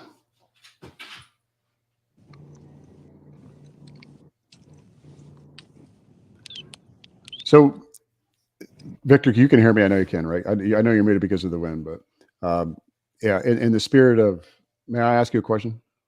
I don't want to distract you too much now. In the spirit of conversation for this year, what do you think you've been able to see the team grow? What are the strengths that the team has grown for the Warhawks throughout this fishing season? And I'll take you off mute because I don't know. Yeah. That's a good question. I wasn't here last year, but I think we're working pretty good about getting our teamwork together, and information beforehand, and I think communication's gotten better throughout the season, both between the players and the owners and the players, getting organized. Yeah, I don't know, the camaraderie. We seem to click really well together. Oh my too. God! I think that's pretty awesome. It's probably used. I'm not feedback. I'm still alive, right? It's probably used too much, but I mean, you guys are, it's all of a sudden it's a whole nother family that we have. That we know we can depend on each other. It's pretty crazy. I don't know. I 100% agree with you and without judgment. You know what I'm saying? There's no judgment if an angler, one of our anglers has a bad day in the water. Because we all have them. Yeah, so I've lost my second net of the weekend. What? That was another $150, and I dunked my my 360 camera yesterday, and it filled with water, even though the battery door was on. So that's 400. That's definitely good, is it? I am definitely not spinning out of control. I could give two shits about the money. I'm hoping I can catch some big fish here, though. Don't we all? If it makes you feel better, I broke a brand new Shimano X Pride and Dobbin Champion XP Series. All on the same day. A couple of weeks ago, I had a rod that was a week old. It is a Shimano Poison Adrena. Ooh. It's a $400 rod. It broke within a week. Well, they're guaranteed. Yeah, but timeline for that. Yeah, if they so inclined to look at the break and decide whether or not they'll. Is it protection or is it a 6 month? Did you order from Jack Warehouse? No, I actually bought it at Green Top. My Green Top. I'm sure they have the ability for you to go back and exchange it or return it. I'm sure, right? Oh yeah, I sent it to Shimano, and if they decide not to replace it, they don't even send it back. So I'll probably never see it again. I used Jack Warehouse for mine, and there's a 6 month turnaround for questions asked for Shimano. Okay. I know because I've had two Shimano X Pride reels, or excuse me, rods break. They're just brittle. They are. I mean, more sensitive rods are brittle. The more sensitive they are, they'll snap pretty quick.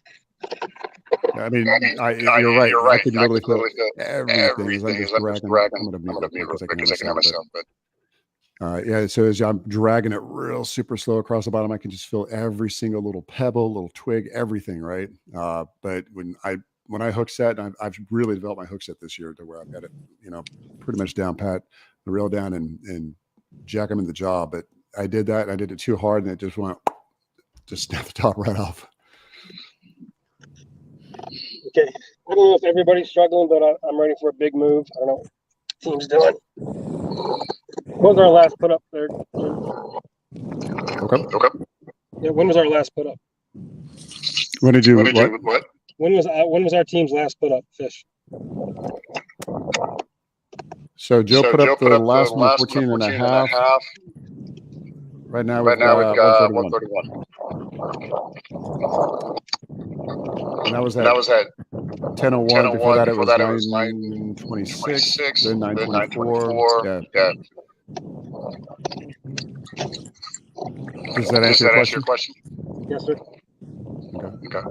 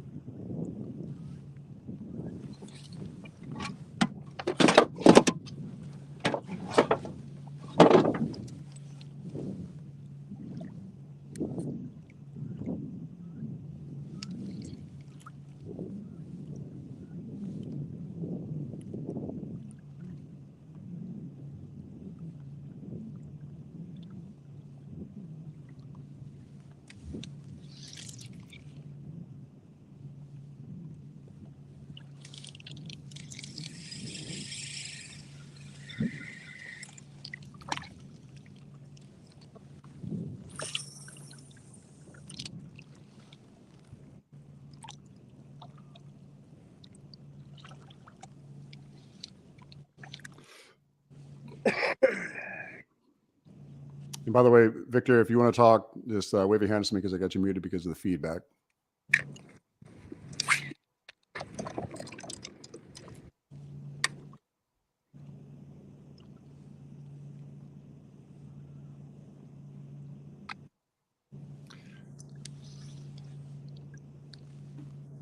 Let's see what else we got here as far as on the scoreboard.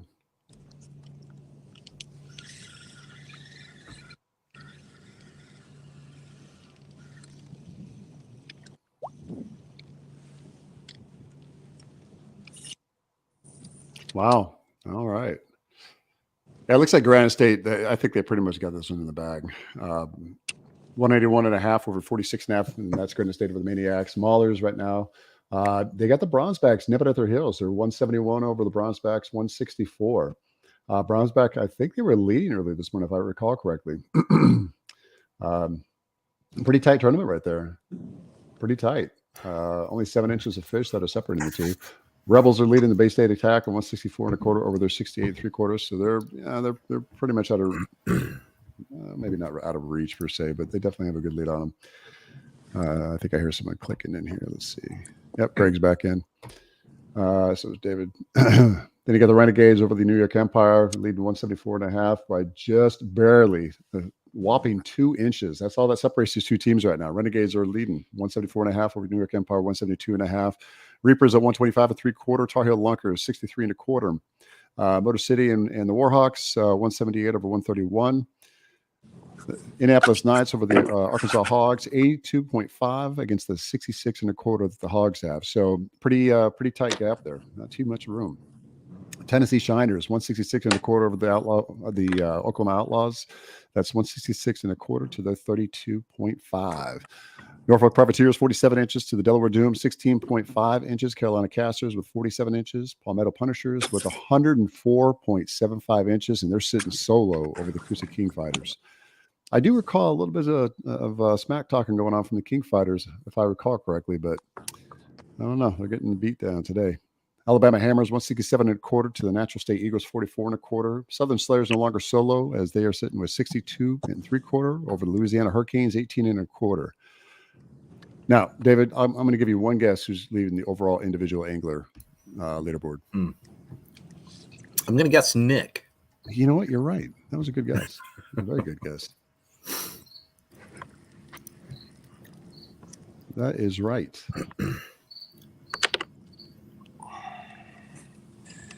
The cricket agrees. All right. I got one of them. Smack all day. But you're talking smack. I had to get out here where all the bass boats are, man. Way They out must know here. something you did in that time, huh? Well, I mean, there had to be a change, man. It's getting hot.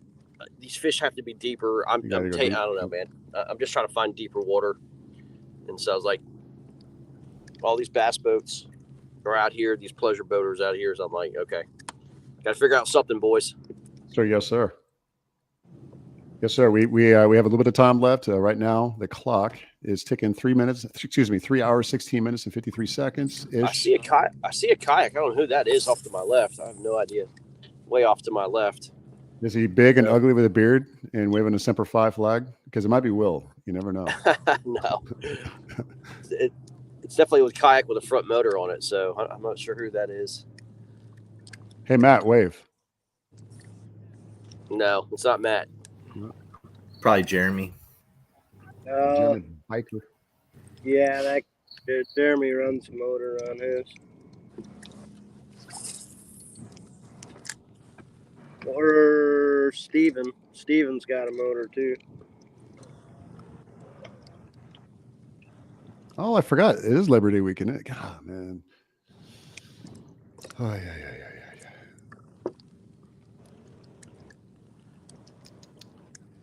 You know, when your weeks bleed together. What was that?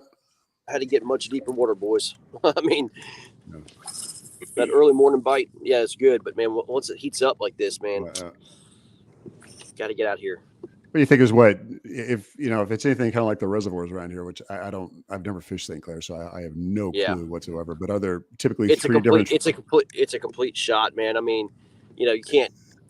Do you see typically where there's like 3 different periods where they're feeding, and that's before sunrise, mid-morning, then late afternoon, or what? Smallmouths feed every single part of the day. I mean, they're opportunistic fish, man.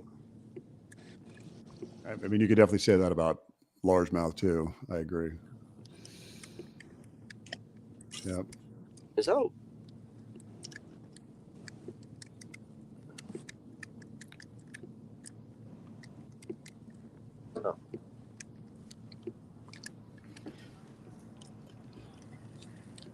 Salmonoides trapezes. We're on. What happened? You okay? Matt? Yeah, I'm good.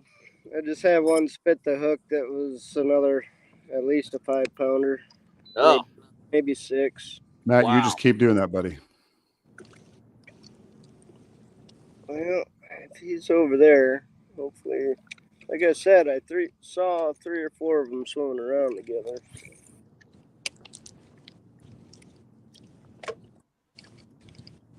Thought I was hung up.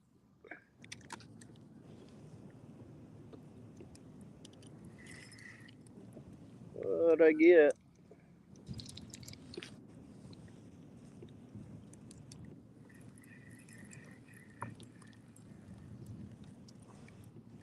Did we get another one on the board? It was Joe. So 14 and a half. Okay. I believe is what it was. Gotcha. Hang on. Let me make sure. Took me forever to get out here. Forever and ever. Forever. Forever. I don't have those Matt Linseman motor guides that go 100 miles an hour.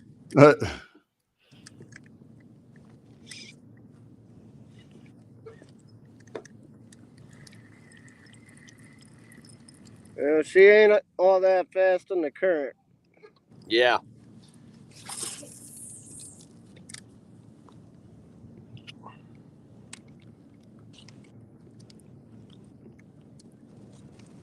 I can't believe I lost that fish.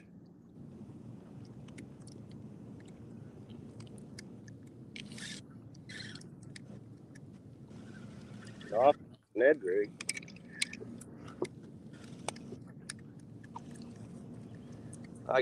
We got boats surrounding us now. That's great. You mean to come up there real quick and make some room for y'all? Yeah, be great.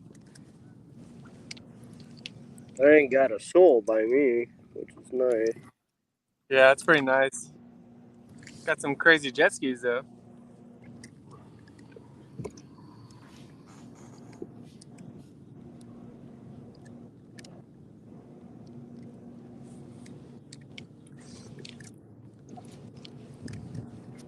There, got that one. Well, it's a good one. No. Oh, that sounded like a big splash. Yeah, I did. As it was. He's breaking the net out for this one. Oh, yeah. No. Cigarette in the mouth and everything, huh? I love That it. looks like an awkward position. It's a very awkward position. Come on, girl. Come on, girl. Come on, girl. Don't let the net scare you. I know. It's going the wrong way. Oh. That looked like a good one. Oh. Yeah, you saw it jump up in the air for a minute, didn't you? Yeah. We call in yoga that's called the half moon. Oh, that's a big one, dude. Yeah, Good it is. Lord. That's a tank.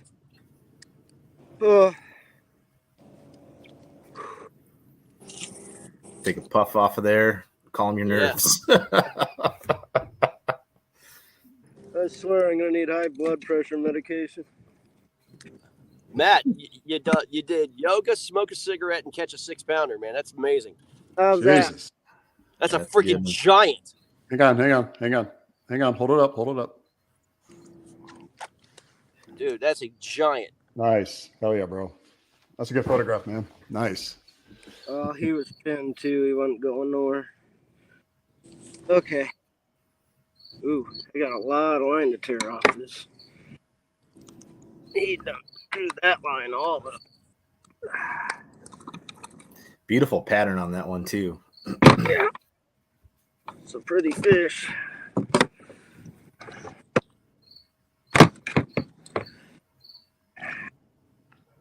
I'll give you a rough measurement. It's gonna go. It's got to be over 20. 20 and a half, maybe. Woo! All right. I'll be back. That a boy, Matt. That's a good one. Well, Matt's definitely found some big ones where he's at. Hey, he did. It's going to be his second 20 today. It was actually a good photograph.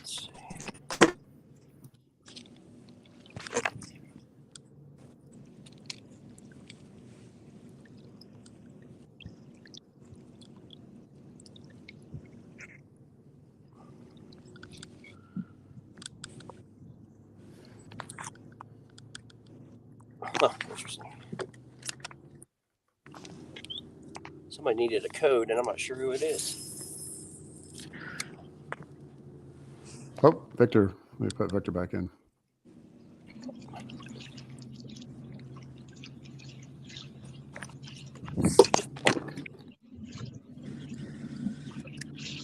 Hey, when I upload Junior or Dave, take a look. I couldn't make that I'm out. gonna snap a couple. All right. Oh no.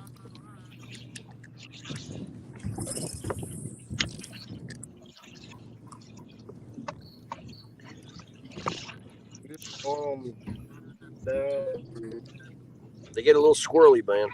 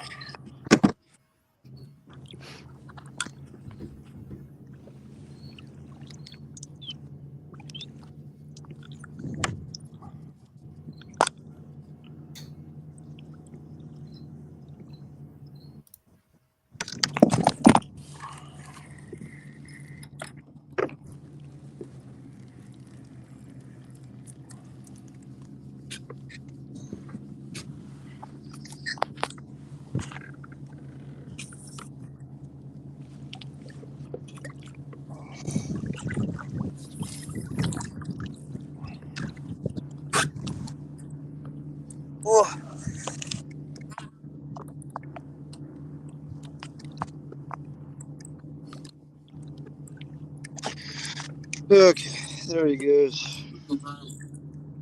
Attaboy. Good job, Matt. What did it measure in at? 20.5. Woo, nice. Very nice, Nice. brother. Nice. Nice. Wow. Can you double check that photo? I did take some others. I don't see very well right now. My eyes are Yeah, all- I'll take a look when it comes through. Still waiting on it. Yeah, hasn't made it through yet. There it is. It was close. It was close. Say that. I had to work to get that half.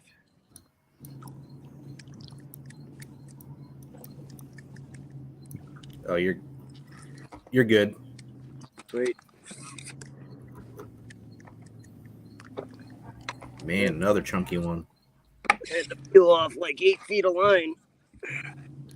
Matt, what do you think this was? About 5-pounder? Yeah, it was probably 5.5 on. Wow. Yeah, It was that's it. that was a good chunky one. That's a good looking fish, brother. Yeah. Good looking fish, man. Golly. Yeah. He had some meat. Living the dream, brother. Living the dream. Yeah, I'd say That was a fun catch. you're a good That was a 5.5. fun catch to see. Yeah, it was. I got a whole bunch of pictures of him doing the awkward like this. We'll have to time stamp that.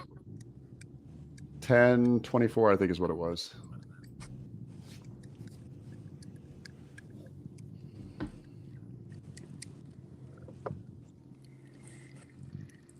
I'll take one of those every 40 minutes. Oh, yeah. We'll take 5 of them every 40 minutes. Yeah, that'd be nice, wouldn't it? Wouldn't it though?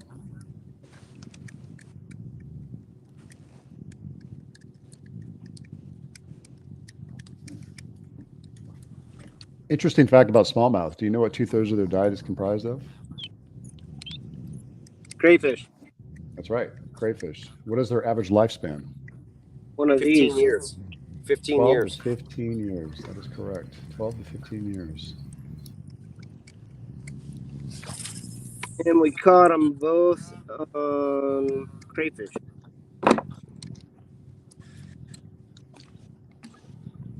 Yeah, 2/3 of that. And then are they an Some invasive about species or are they native? Go ahead, what? Smallmouth, I believe, all native. So it depends what we're talking about. Cold. Smallmouth bass is a native species to freshwaters of eastern and central North America, with the exception of Lake Superior. The original distribution of smallmouth bass was restricted to the Great Lakes, St. Lawrence, however, extending into many of the waters throughout southern and northern Ontario with the expansion of railways.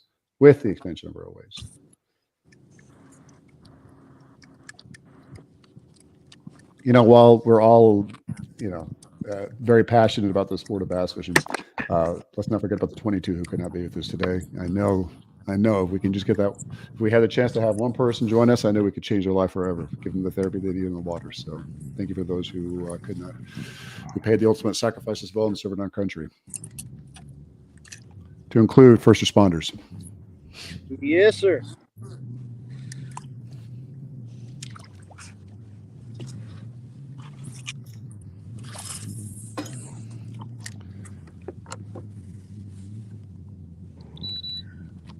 Jim, I'm not to get too deep about it, but what, as a civilian, what's the main cause of that, man? I mean, what's the deal with so much suicide, within the military? I mean, is there something going on that, it's like not being said, or, I mean, can the military do something better to make this not happen, man? Oh my God, they absolutely can.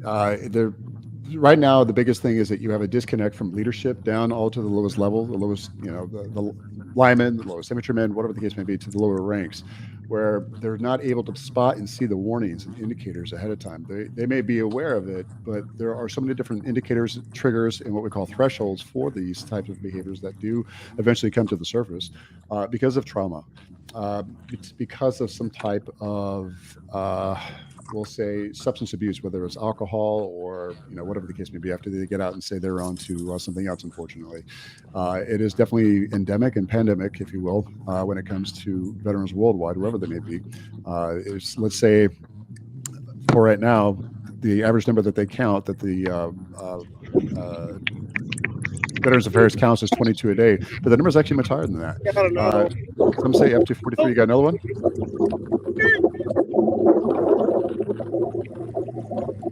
Came about 4 feet out of the water.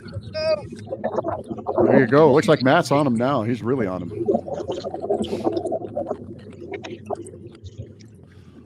Pulling the old one-handed catch off, huh? Yeah, I don't think he's funny, but he might be. My gosh. He might. Whoa, not what I want you to do, dude. He dumped me. Oh, right in the net. There you go. Matt, on with another one. Nice.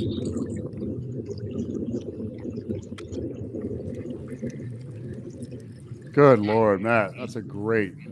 God, those are beautiful. I think I almost didn't come out here. Great fish, dude. Yeah, I don't know what he's. Yeah, he's only maybe 18 and a quarter. That's still good. Yeah, that's a good bass. Looks like we're gonna have to get on it, Warhawks. Now they brought their A game.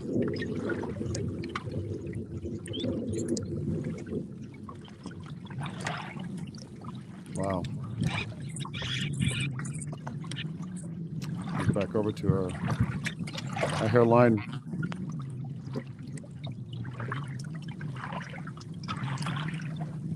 Joe, is that you? Yeah. Okay. So you're on? Yeah.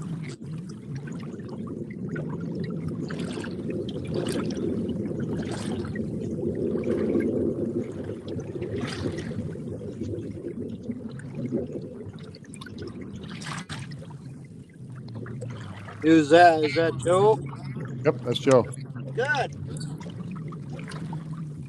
You got a good one? Yeah. Excellent.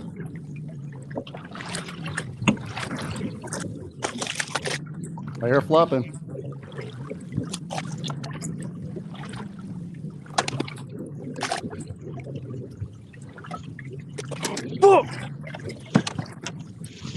I hope that was a good motivation. No. Lost it. No, you didn't. Lost it? Yeah. He shattered my net.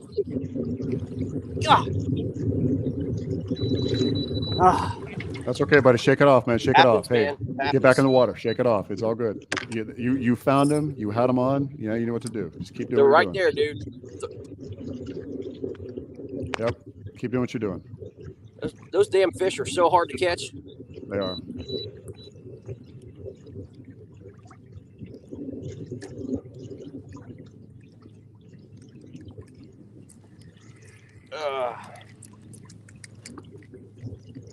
Yeah. Come on.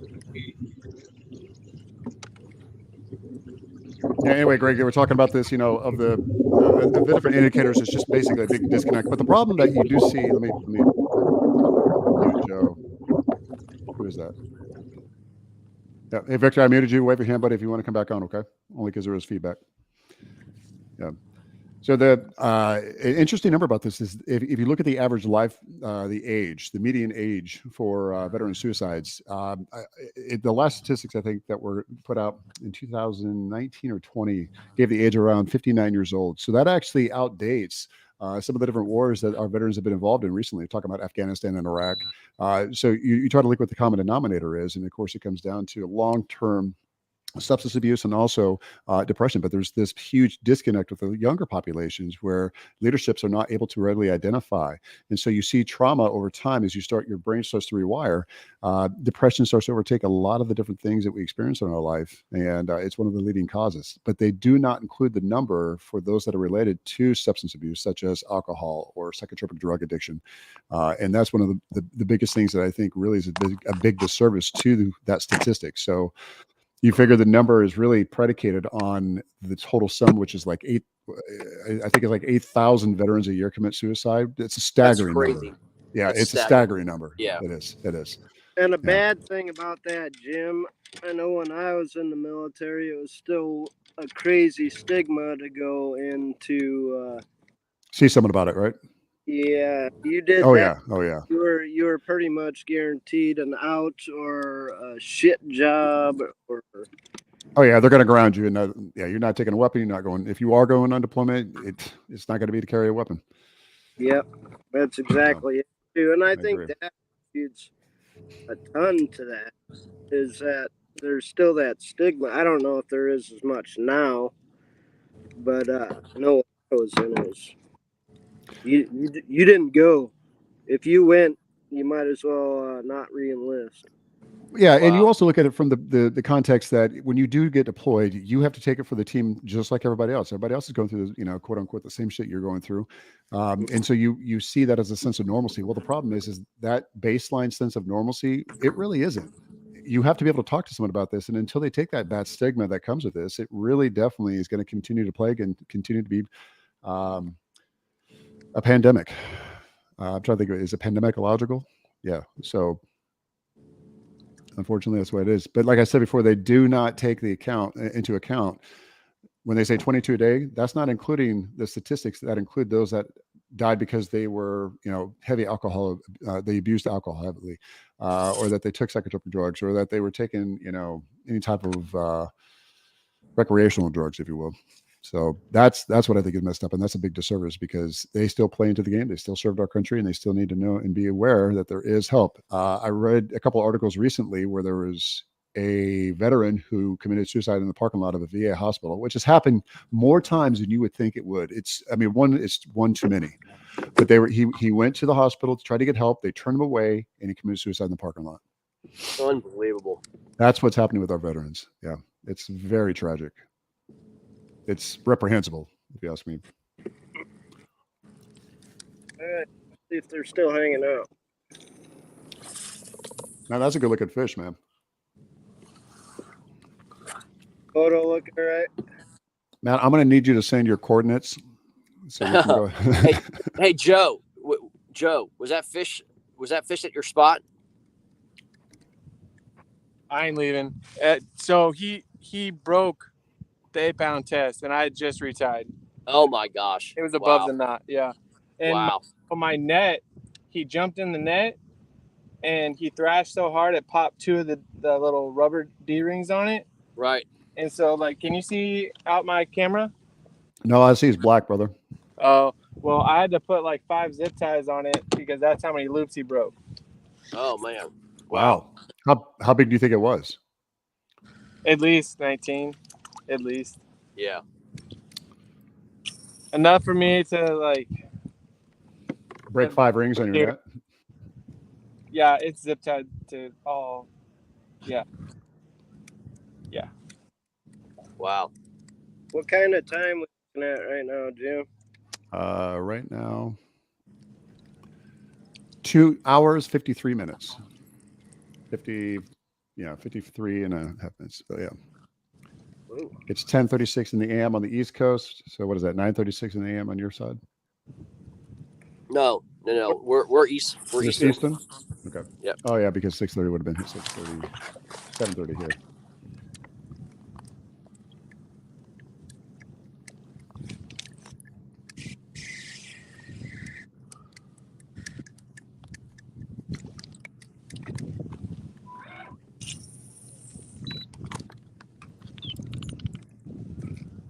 Problem is, they're all hitting behind me. They're all what? Hitting behind me. Oh, hey, this is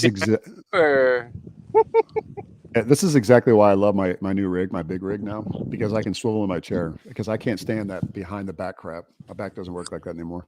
Yeah, I can swivel. I just have my kayak set up so it's I can only swivel like probably 120. Yeah, I got you. I got you. Too much traffic.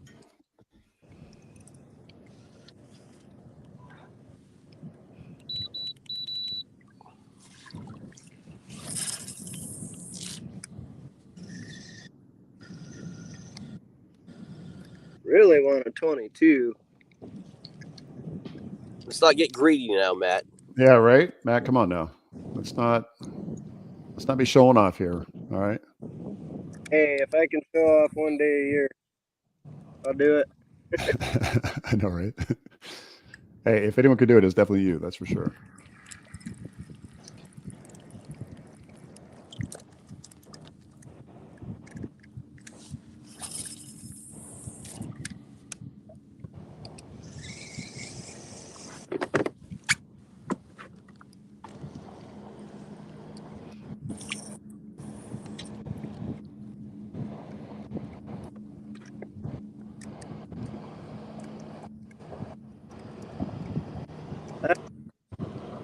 I don't even see your boy there, good.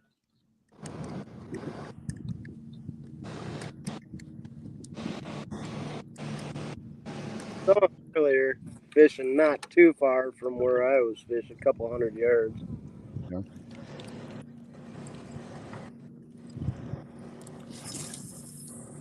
Micropterus dolomu.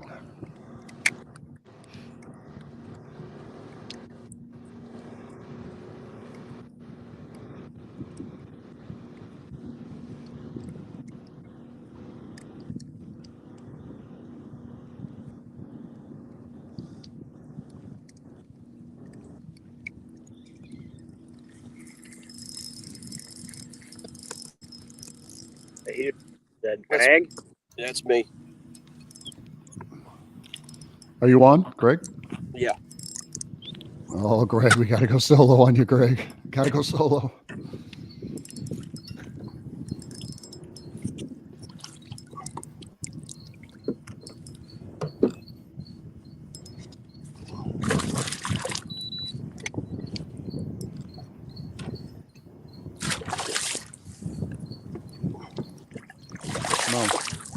No. It's a big Get him in.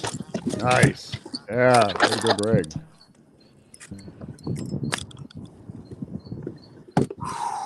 It's a big one, guys. Yeah. Jump on it. State record.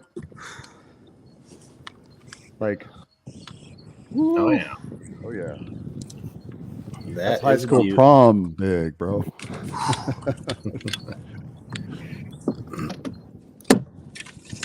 Greg, how do you feel about that catch? If a whole lot better. Big deep breaths. Right?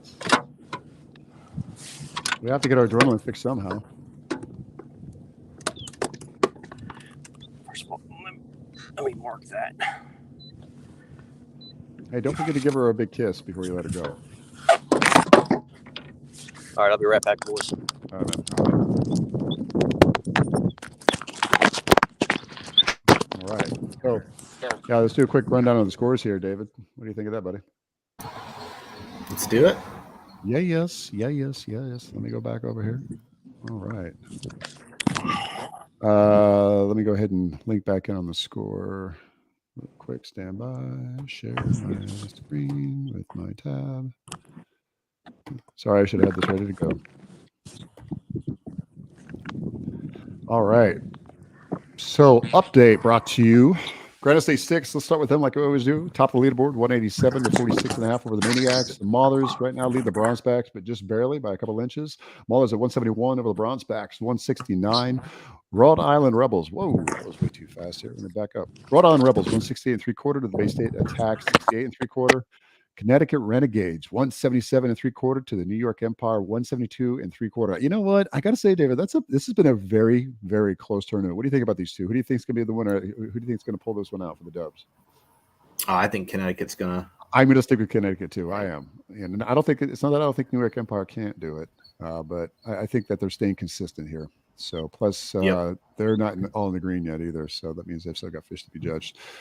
Reapers over the Lunkers 162 over to the 77 3/4 by the Lunkers. Motor City Ambassadors leading 189 3/4 to all 131, but that's about to change. Thank to Greg. The Knights over the Hogs 82.5 to 66 1/4. Hey, that's a close tournament too. It's still anybody's game. Move over to the Shiners, Tennessee Shiners over the Oklahoma Outlaws 176.5 to the 32.5. Privateers taking up the lead on the Doom little by little 81 3/4 to the 48 inches. Carolina Caster 61 1/4 to the Sunshine State Swamp Donkeys 18 inches. So that's still got a little bit of potential to it, but I think that they're starting to keep that lead. Palmetto Punishers 137.5. Hammers 169 3/4 over the Natural State Eagles 44 1/4. Pulling up the last part of this. Southern Slayers 78.5 to the Louisiana Hurricanes 32 3/4. I hate to say it, but Nick Audi it looks like he's staying out in front, and he doesn't plan to go anywhere. Yeah. Oh, Eric Siddiqui back from overseas 112 1/4. I didn't know he was back. So he's pulling up, making room. Making headway. Yeah. All right. And let me go ahead and. How you doing, Victor? How you feeling, brother? About to put the pedal to the metal and start making up some room that we have. So we got 2 hours and 45 minutes left on the clock. By the way, all I did is I went to YouTube and just typed in the number for a clock, I countdown, and just used that and started it. It's going to work out pretty well. That sounds like a fish. Yeah, it does. Who's on? Me. Matt? Nope. Joe? I don't think it's a fish. Doesn't matter. You're still on. You better start catching them damn bass.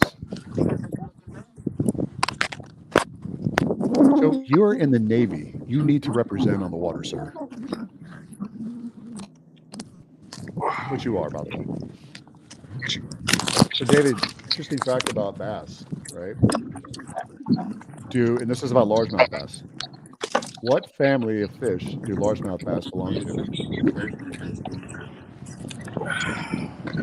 Cooper. Sunfish, actually. Sunfish. Average lifespan on a largemouth bass? 10 to 12. 10 to 12 hours? 10 to 12 minutes? 10 to 12 years. Woo! 10 to 12 years? Oh, that's a good woo. I'll take that woo any day of the week. Joe, we can't see you, buddy. You're blacked out on the screen. Yeah, he's going Rolling Stones on us, man. He painted it black. We can't see the screen. Tell us what's up, Joe. Come on, Joe. Yeah, better size fish. And now I can't hear anything. I have CHS. I can't hear. Joe, what you got? I don't know yet. Bigger than I've caught so far. Nice. Hey, we got a game to win. We got a game. I think my wife thinks I'm crazy because obviously everything is in my headset, right?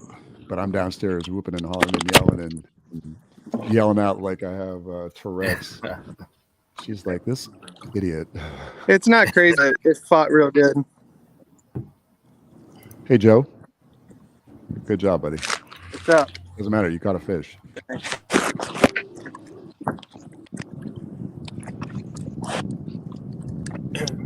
Hey, Greg, what did that last one measure out at, brother? That was a 20-incher. Oh, yeah, you beautiful son of a bitch.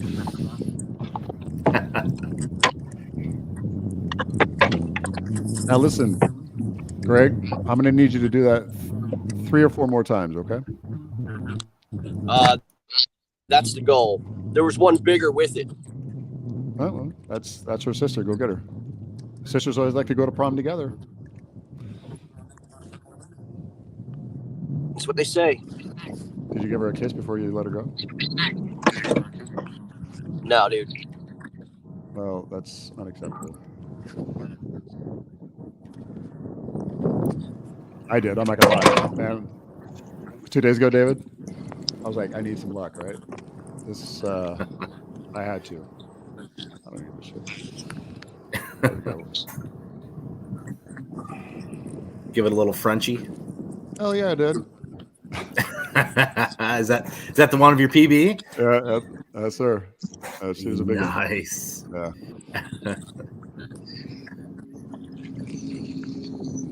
There you go. It's funny because photos don't do the size of a bass justice. I talk with this. I talk with Will about this all the time. You know, because he caught that 6.5 pound bass, and we went over there. We were on the water together, and you know, so I strolled over there because I had my catch board, and we took a photograph of our hands. You know, I took one on the bass, he took one on the hand, on the bass too. But photographs just. Hang on, who's that?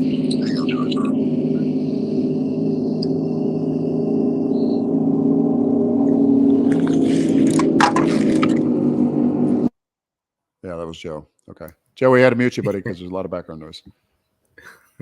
I muted everybody. Here we go. We'll unmute some people. I was like, who was that? It was loud. Greg, were you talking? Greg.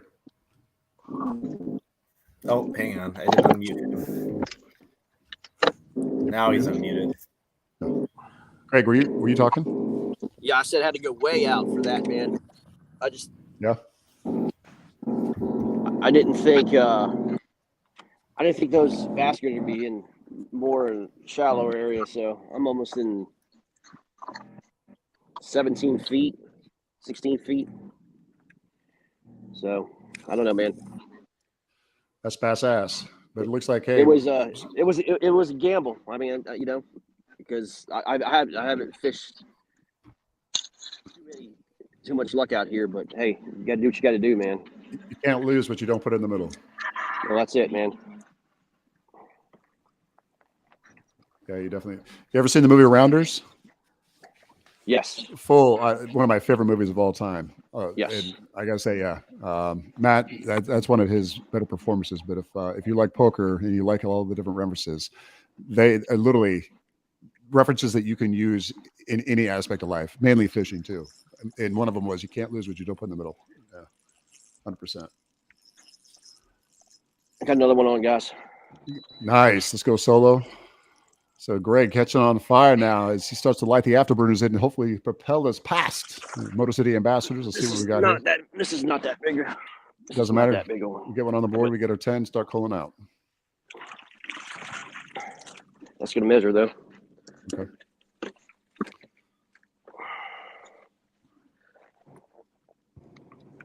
Oh my God, is Joe on? Holy shit, Joe! I can see you. Hang on. 1 second, Joe. We got to see Greg's. Nice. Very beautiful. It'll measure. Looks like it. For sure. Hey, Joe Barbarino. What were you saying, brother? Oh, I got a quarter. What was that? I'm sorry. 17 and a quarter. Right on. 17 and a quarter? Okay.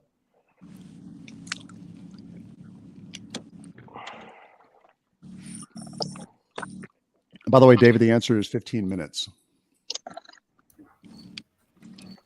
The average largemouth lifespan is 15 minutes? No. Memory. Oh. No. What are we talking about here? No, memory. That's why when you said years, I was like, what? I was like, what? Look at me like I'm crazy, right?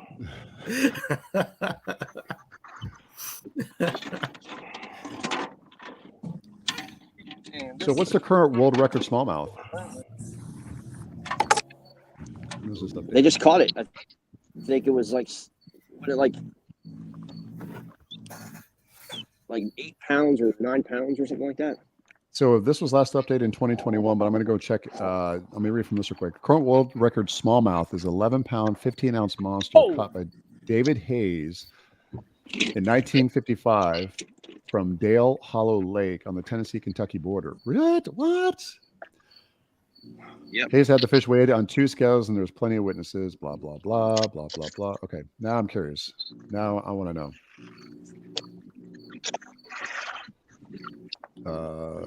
Current.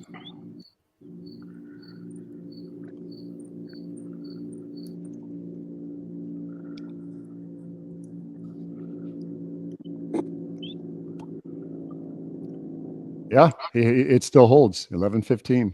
11.15. That's a smallmouth. That is a God. I can't even imagine how big that would be. 11 pounds. That's I mean literally just 1 ounce short of 12. Can you imagine that, David? I've never caught it anything above just maybe a pound as far as a smallmouth. That's when Greg took me out. Oh, wait, are you muted? Did you mute yourself? I didn't mute you, brother. Oh, I muted. It was Joe. It was really loud. Nobody else should be muted. No, I think yours is muted for a second. That's why. Oh.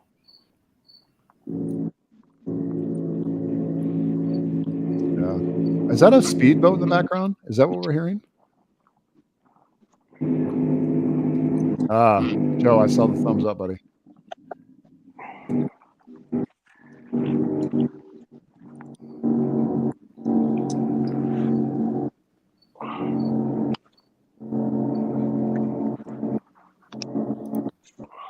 Yeah.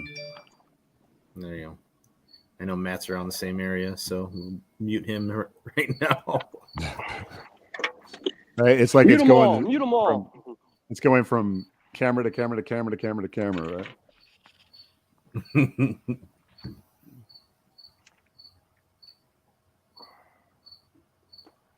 Yep. Yeah, that's a big smallmouth. Man.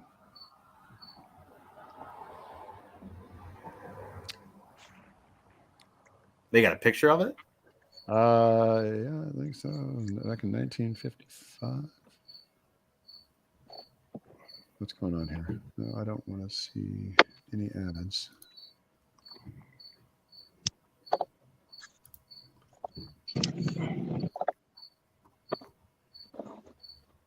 So it's black and white. You can't tell. I mean, you can tell, but you can't. Hang on.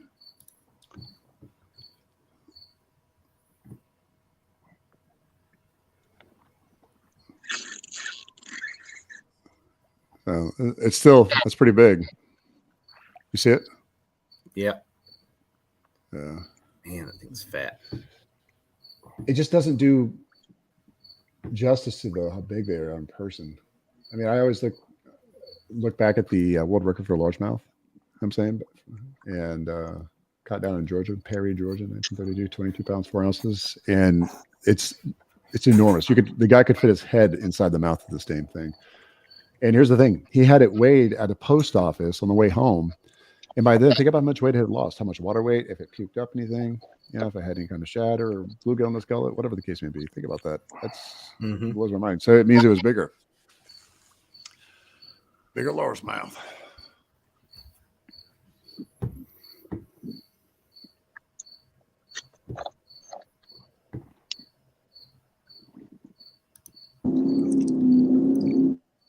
They still got that ski boat by him. Yeah, he just won't let go, will he? Let's take a look here. You're like, hey, they're all there. Let's go ahead and just whitewash them. All right, so they're starting to make a comeback. 168 and a quarter under the Ambassadors, 189 and 3/4. Let's keep it going, Warhawks. This is definitely a good match today. Definitely a good match. Back and forth. What do you think is going to be the winning factor here, David? 20s. The winning factor? Location. Whoever catches the biggest fish. Is it going to be location? Is it going to be the wind that plays a factor in this? Is it going to be because of just what they're throwing? What is it really relegated down to? I think it's going to be time. So given enough time, both Given teams could definitely put up. We're talking about smallmouth. Yeah. These are big numbers for smallmouth. I mean, they're there. mean, just getting them, it's just going to be a time thing here. Yeah. So, speaking of time, how much time we got left here? We've only got a couple hours left. So there's 2.5 hours left in the tournament. Did Joe put a 17 up on the board? Yeah, I believe it's up right now. I think, let's see here. I was just looking at it. Was it 10.50? Yeah, it looks like it went up. 17 and a quarter. Okay. Click on it real quick. Yep, that was Joe. Yeah, so like I said, it's 189 and 3/4 to the Warhawks, 168 and a quarter.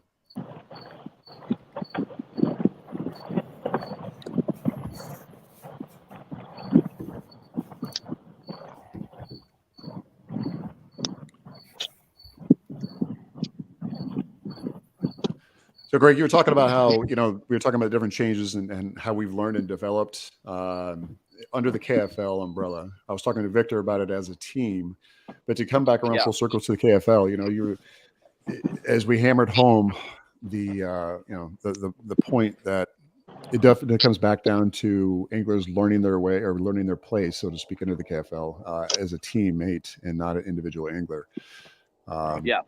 Does that involve maybe a few things or just one thing? In other words, are we talking about they have to understand that this is part of a bigger picture, that this is a franchise, that they need to have thicker skin, that they need to understand that what they say matters as a team? It can hurt the team or help the team.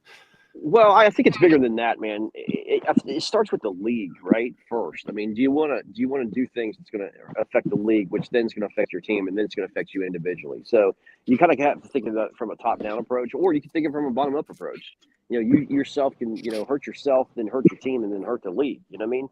So I mean, like I said, if everybody rows the same direction, and wants to see this thing succeed, and last, man, you gotta do your individual part, and I mean, that's just, this league is built, by anglers for anglers, you know what I mean? So, at the heart of kayak fishing league, it's fishing, the middle word, it's very simple, all the other stuff is just noise. Yep. It's almost like we have to start including the different values under the name, like, commitment, dedication, and integrity. Something where words to live by, especially when it comes to the military and things like that. But, the Navy has a saying, a rising tide raises all ships. And so it can also bring all ships down. And so that if that's the case, then, of course, weeding through some of those who lower the tide as a whole and bringing them back and snapping them to attention and say, listen, this is really not what this is about. This is not cool. You need to be, get your head back in the game. It's esprit de corps is what the foundation is. It's a pillar, actually, of KFL. Each team having its own structure within, and of course, all the teams supporting KFL as a whole. All right, somebody's messaging me here. What's going on now? Look at that. See? None of our business whatsoever, but if it has to do with the topic at hand, we have to know. Okay. Deleting a fish.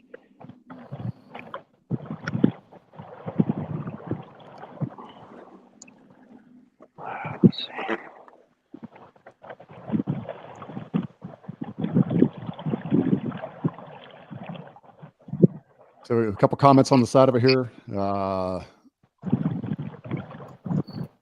David Carrick, come on, kick some bass ass. Let's go. Yak fishing dad. Let's go Warhawks. Hey, I heard that. I totally heard that, yak fishing dad. Let's go Warhawks indeed. David Carrick coming back with Let's Go Motor City. Motor City always puts teams on great waters. They do. As do the Warhawks. We have a great team out there too. This is really a battle down to the last minute. I see. It's not like it's a blowout at all. I mean, it's a very close, tight tournament. What do you think, Dave? David, sorry. Yeah. I mean, it's gonna be. I mean, I don't want it to be, but it's going to be. I know, right? You got to be neutral at some point, and I get that. We definitely. Here's the thing: part of the esprit de corps is also, good sportsmanship, and that is definitely subjective to the individual user. But if Matt is out there slaying it and catching them, I'm happy as hell for Matt. You know what I'm saying? Jim, can you do me? Jim, can you do me a quick favor? Sorry to bother you, buddy. Oh, sorry. Can you go into the main broadcast? Just get the invite button and send it out to the owner's chat. Sorry, yes, sir. Stand by. Thank you. I'm sorry, man. No, don't be. It's all right.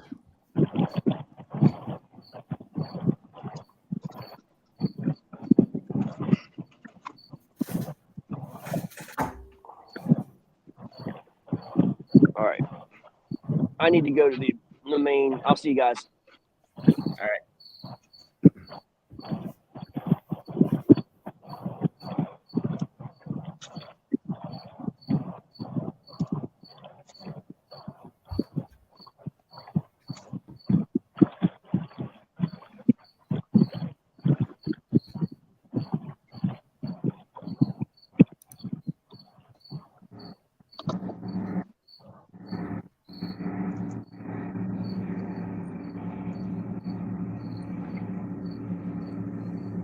Matt, do you think that boat's gonna ever run out of gas?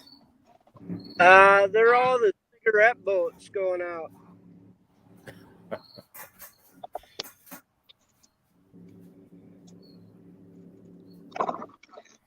There's been like at least 24 of them, or at least a dozen of them. Wow. And they like big motors with no exhaust.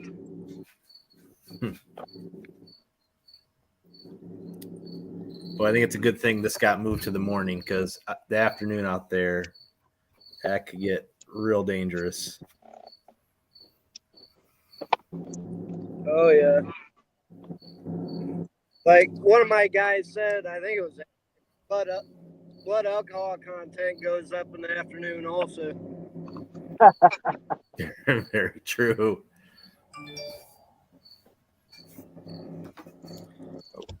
I'll be right back. Yep.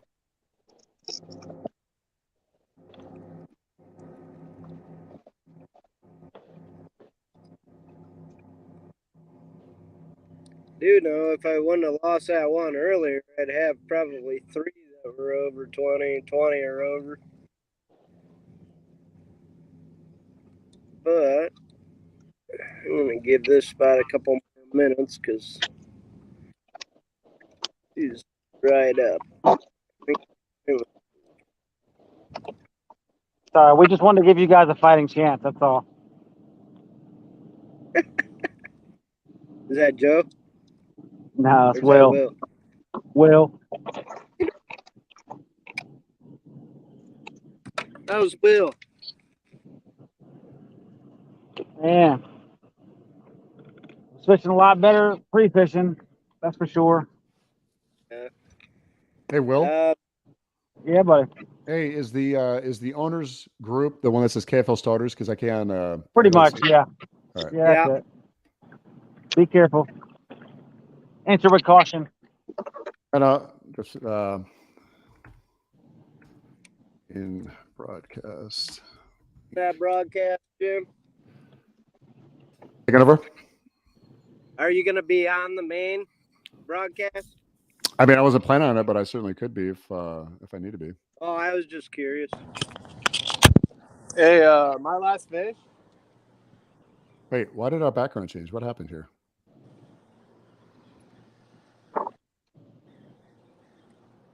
I feel like this is a whole different setup and everything.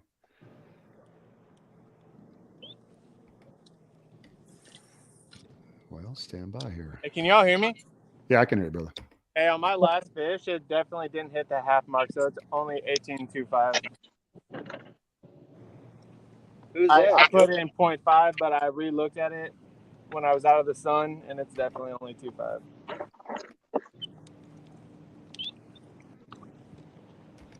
Also, these speedboats are nuts, man. Holy crap.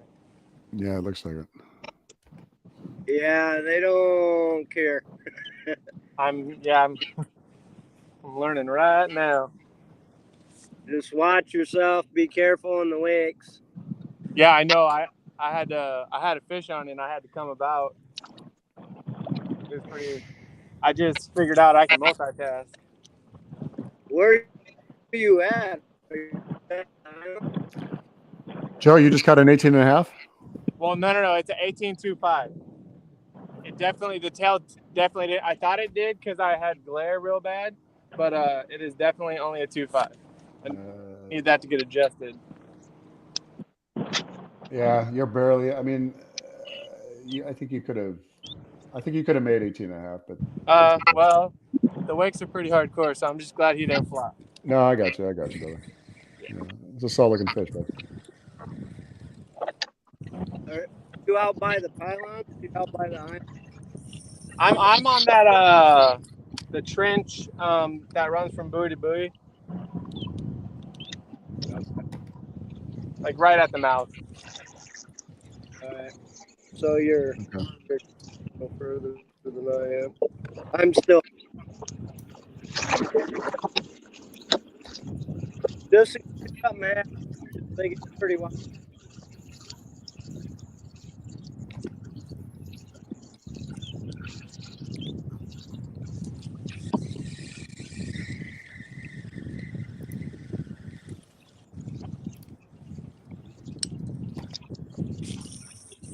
Matt, did you say you're on? Nope. Thought I heard someone. Just gonna be real.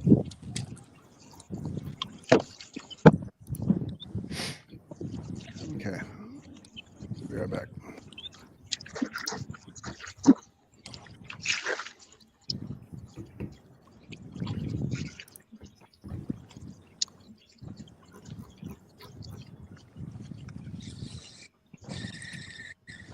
Yeah, Matt, did you go, like when you leave, did you go right or left? Left. Oh yeah.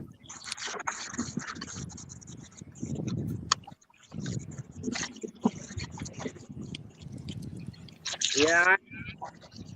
Almost to the one of the last pylons for the. Oh, you're out there with all those sailboats then, huh? That fun.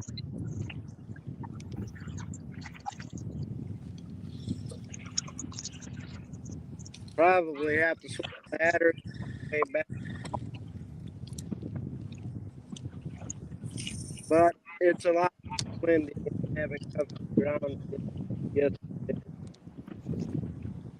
fishing slower.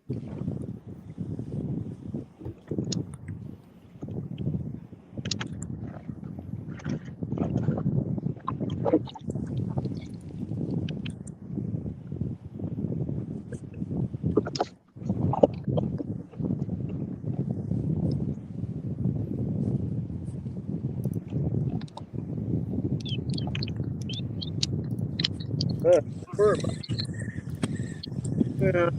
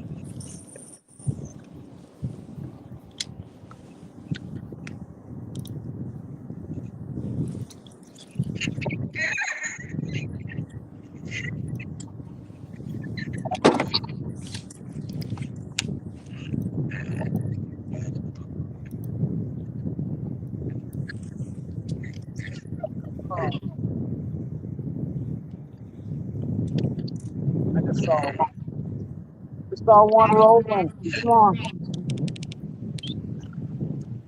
Do that. I just saw a bass roll.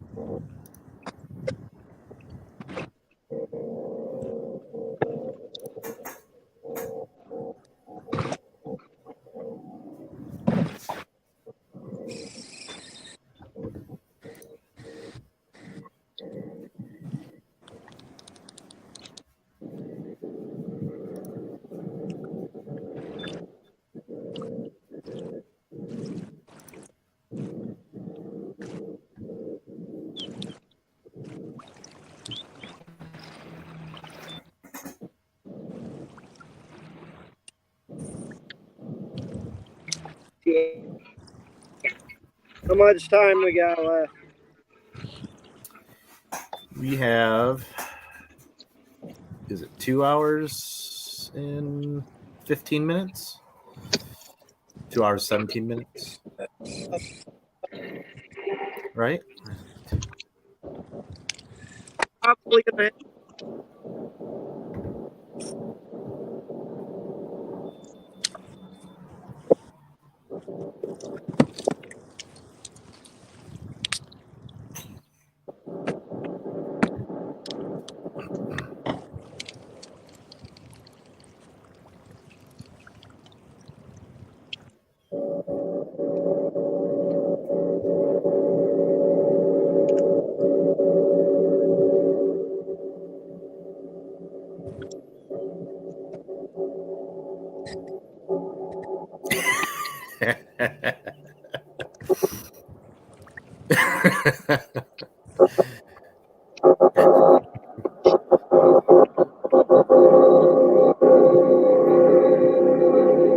Todd's on here. What's up, Todd? What's going on? Oh, just watching these boys catch some biggins. Man, I'll tell you this, Lake St. Clair shared out way better than I thought it was going to. Especially you see with the found fish. Yeah, found some good ones too. Definitely has. I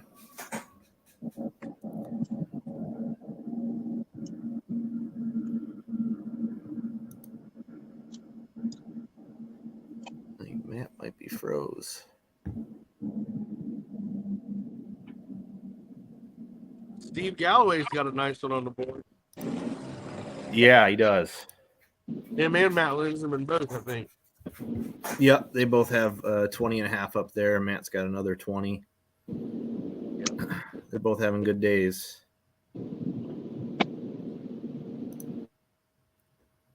There we go.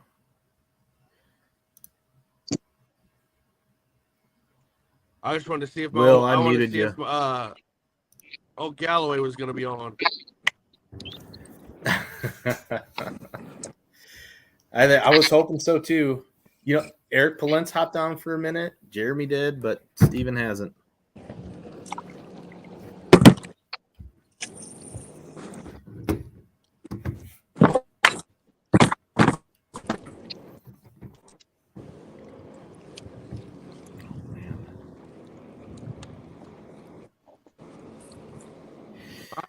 Boat traffic's starting to sound pretty gnarly. What's up, Todd?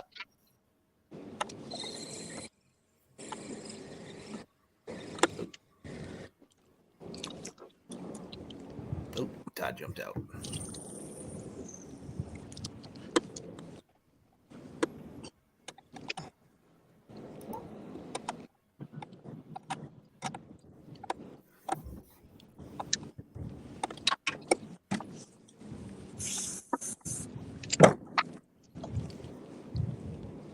It's like all my fish moved away and all the rock bass moved in. Oh, no.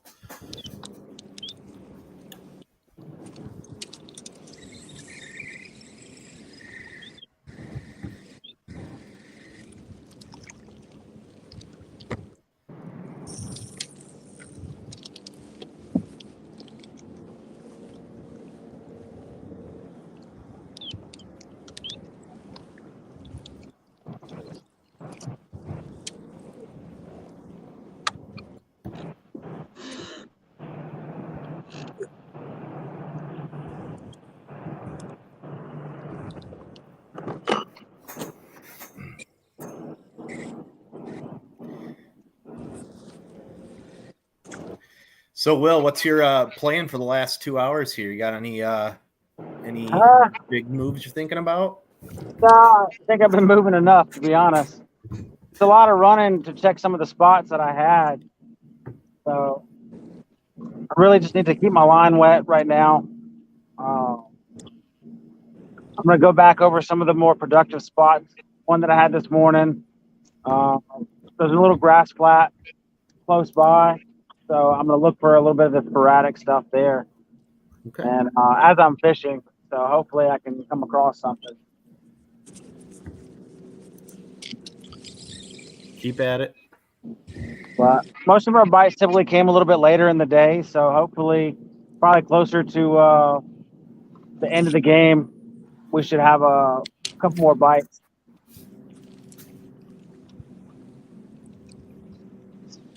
I definitely don't want to have my last day here and only catch one whenever I've been destroying them the last 2 days. Yeah. You guys done gave me an itch. It's gonna be hard to scratch.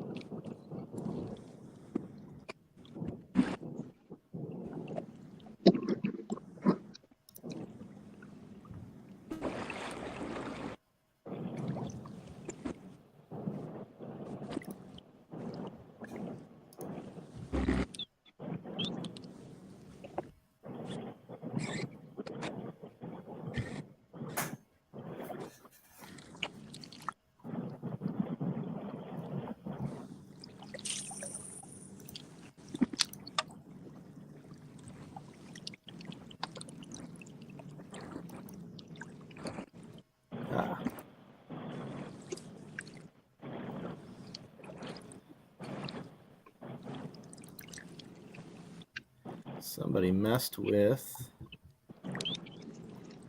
the branding stuff. Oh, hey, how's it going?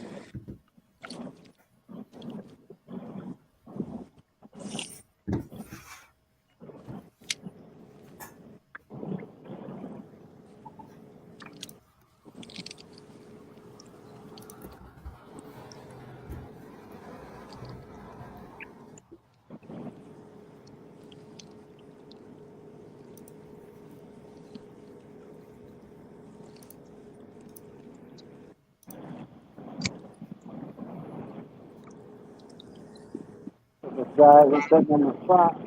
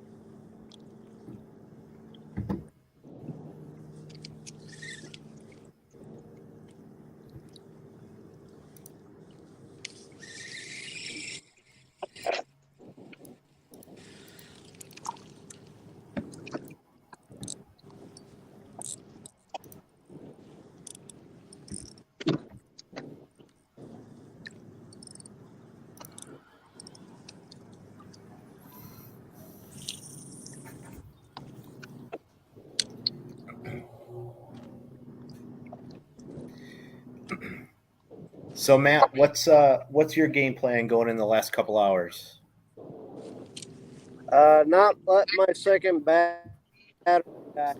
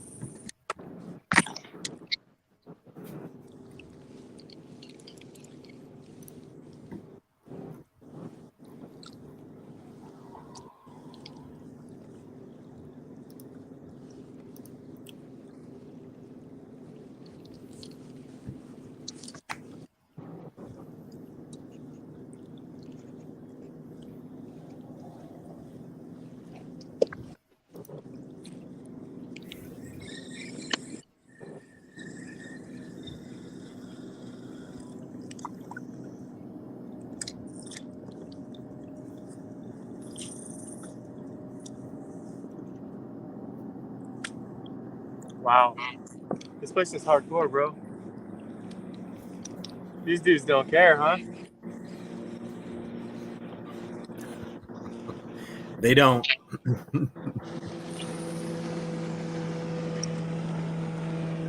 Golly.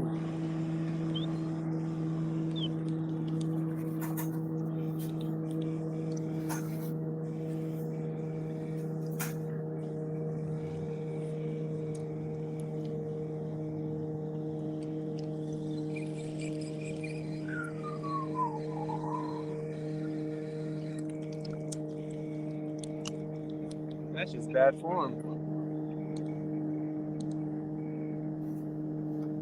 The worst part is they do it to each other too, so it's like it's not even isolated. It's just they're jerks, man.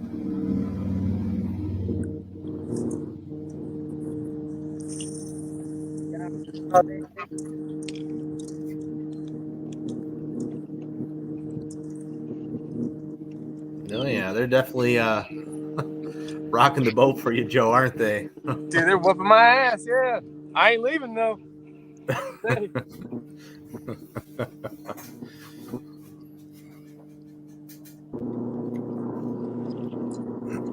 It's not that bad. It's actually the freaking yak attack thing is moving more than my boat is. Gotcha. Can you see through my phone now? Can I what? Can you see out my screen? Yeah, we can see Yeah, it. that's what that big one did to me this morning. I had to re-zip tie all that. Oh jeez. Yeah.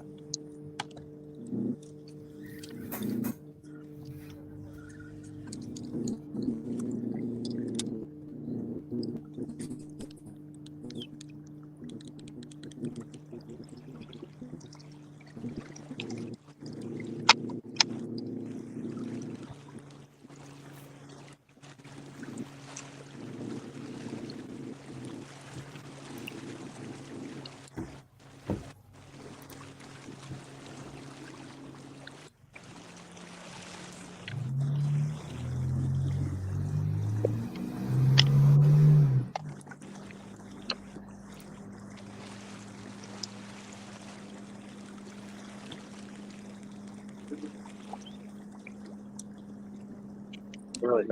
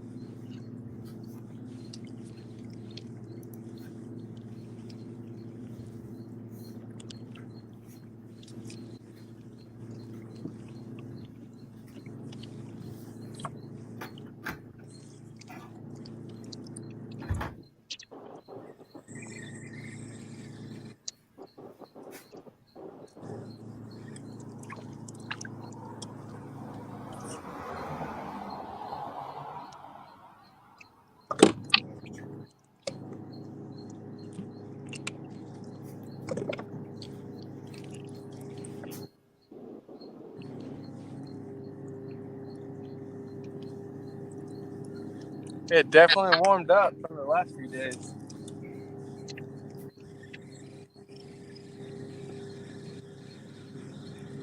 Oh yeah. Golly, man. These guys are freaking crazy.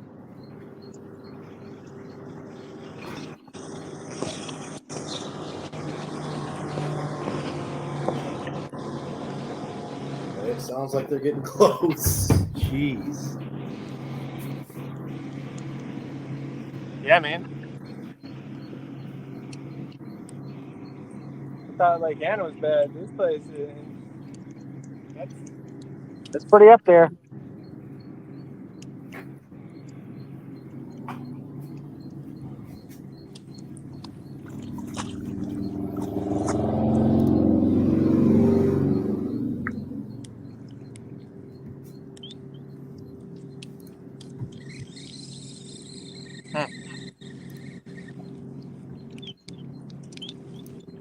just had to find one negative about this place. Other than that, it's pretty rad.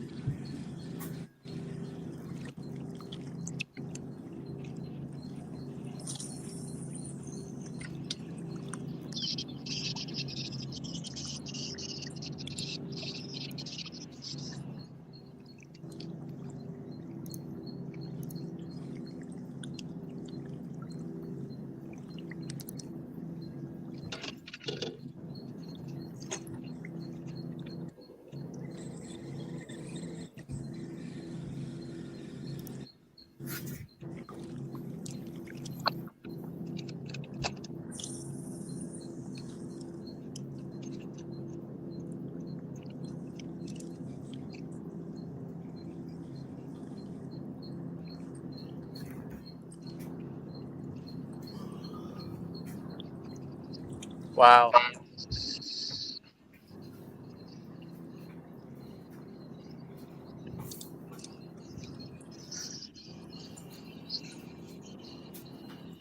I might have to actually leave here. These guys are kind of playing games now. All right.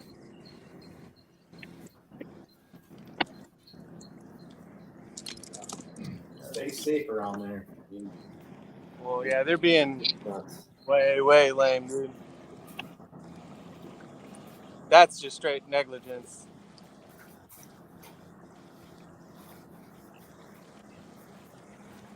Yeah, this is how close they are to me. Don't wave. Huh. Jeez. I guess Canadians don't know etiquette. No disrespect. That's crazy. Shameless plug. This new canoe handles these lakes pretty great. You know what I'm saying?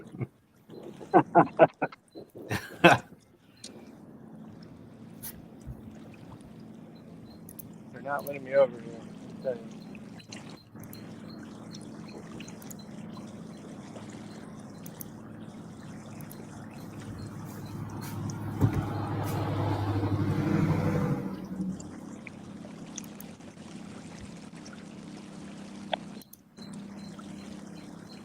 This close to international waters, they're required to fly their vessel's country flag, right?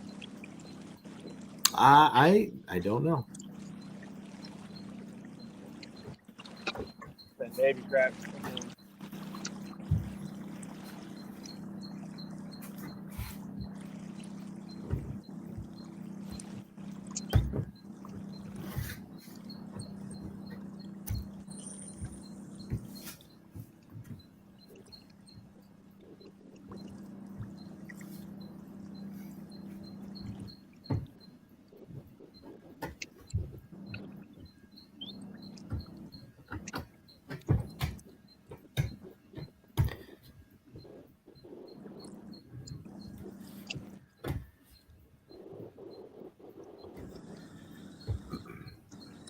Victor, how you doing?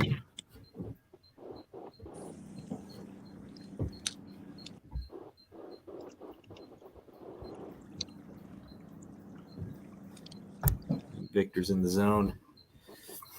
They've been muted.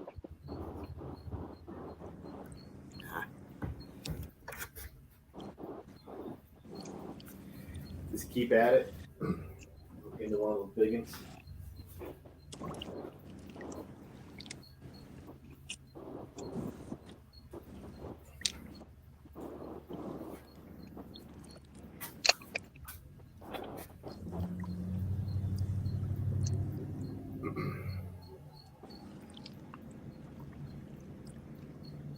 Matt, you're on mute, and I can't unmute you, so I don't know what's going on there.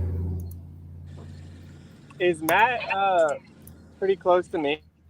Fish, Yeah, fish. Oh my God, it's a tank. Will's got one. Get him, Will. Oh my God, that's gonna be a 20. Stay on there. Baby girl. Oh, it's running drag.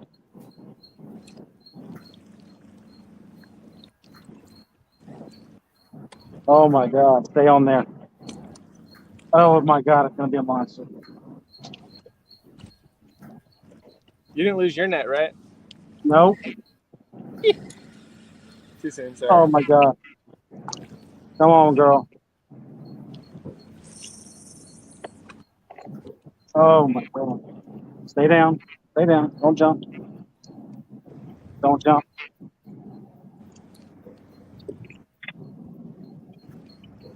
Oh my God, stay down. Don't jump. Oh, that thing's a giant. Oh man, it keeps letting out. Talk dirty to it. You know what to do here. Stay down. Oh, kid You're shot. down here? That is huge. Oh my That God. is a giant. Oh my goodness.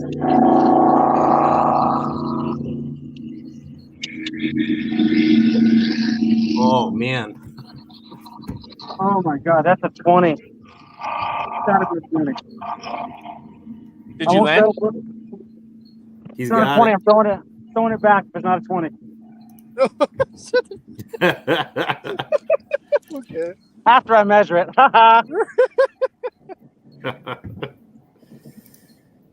Oh Yeah, my nice. goodness. Beaut. Nice work. Ooh, come on, I hope he's got Great parts. catch. I hope he's got buddies.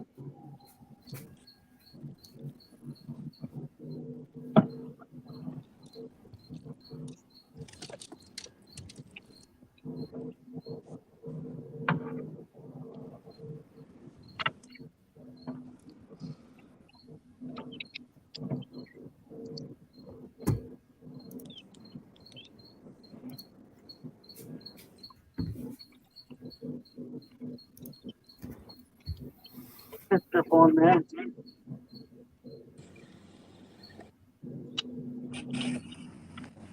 Hey, there's my mic.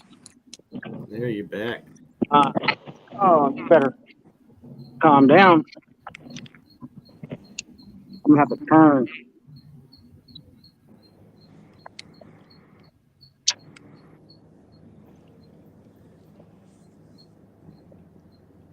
How's that indie game shaping up? How's the Indy game going? Is that Yeah. what you asked, Matt? Indy's Yeah. up 152 to 101.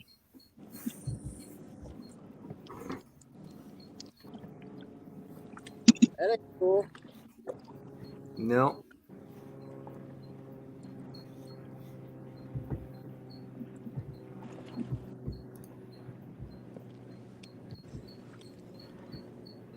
We'll have to see what he just got there. That looked big. Real big. It's gonna be a big upgrade.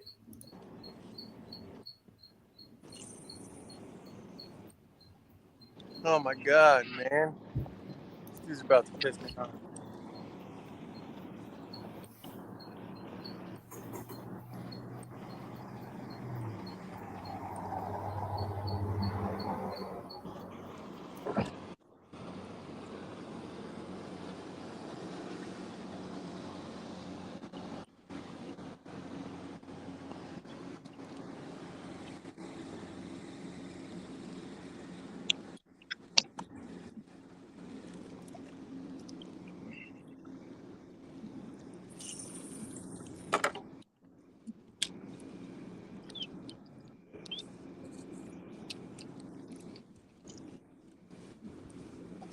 much time we got?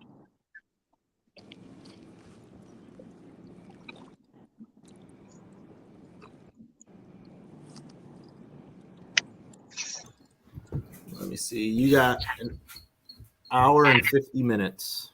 Right, 1:30 is the end time. Hour. 1:30. What did you say? You broke up a little?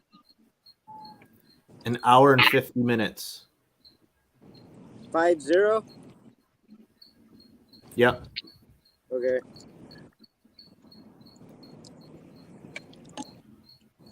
Just under 2 hours left.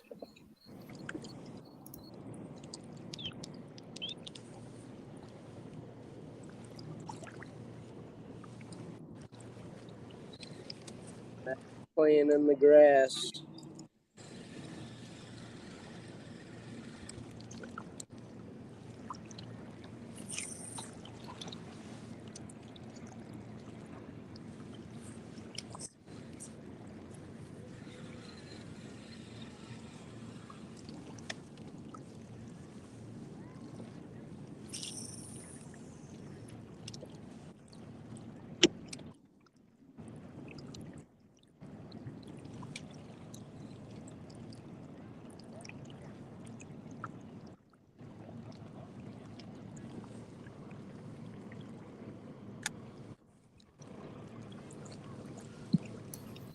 Let's see if Will has that up yet.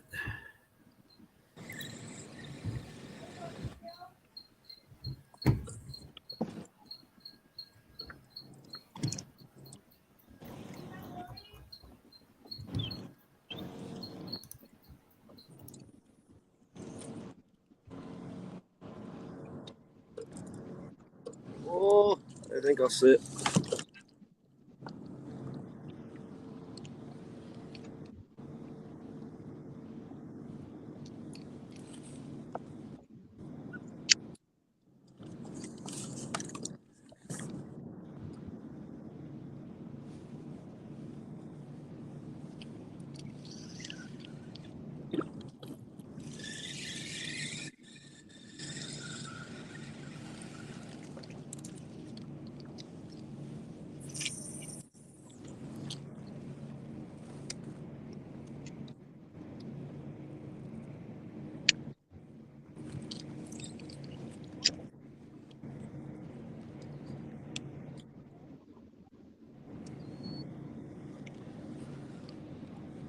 Nope.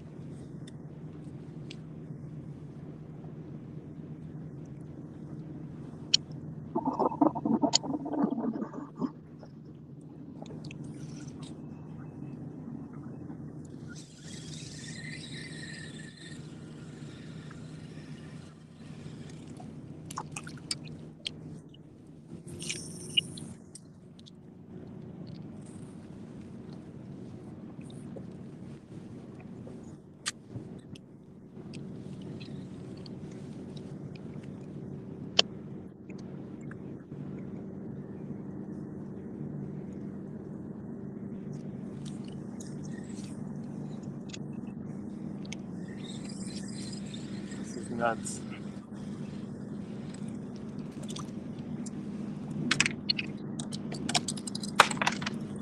Both sides. I think it's about time.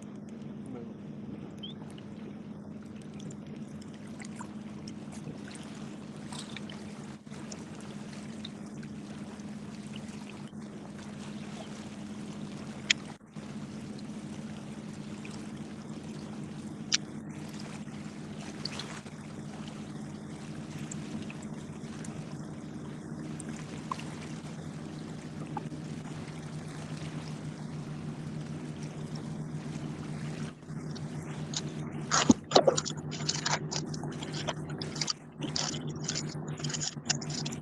How's it going, gents?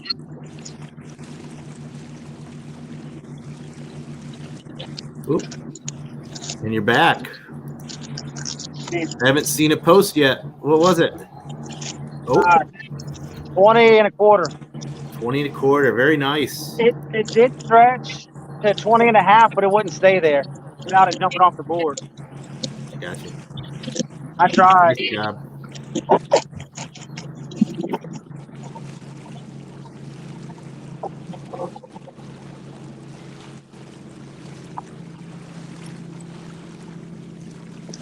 Oh man! And of course, everybody and their mother is like passing by, and there's no shade to get under, so I had to angle my back to the sun without getting too much glare.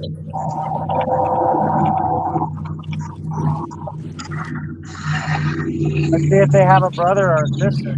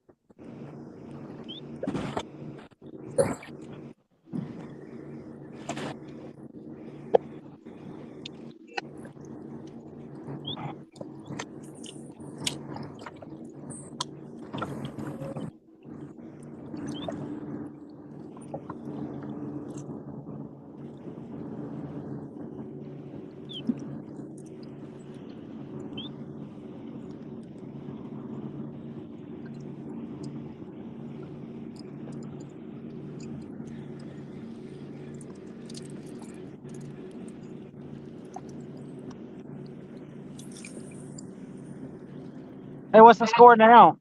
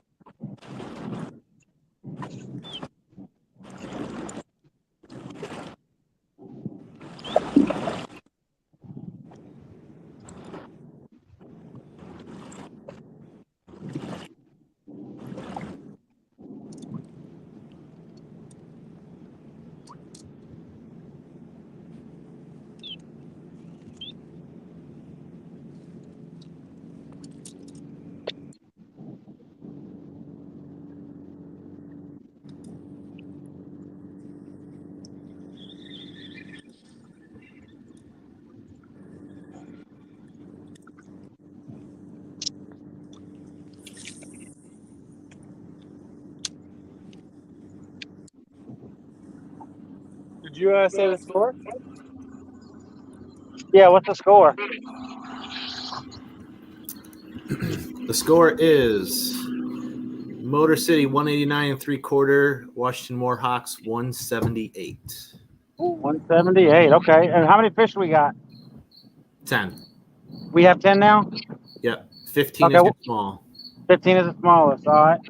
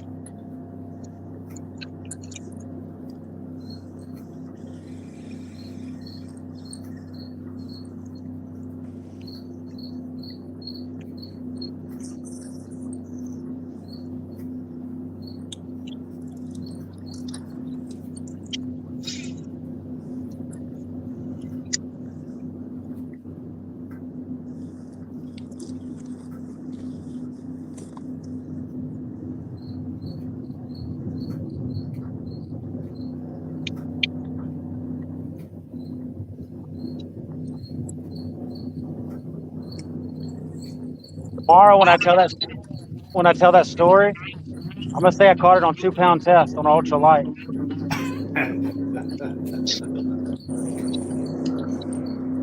like a good story.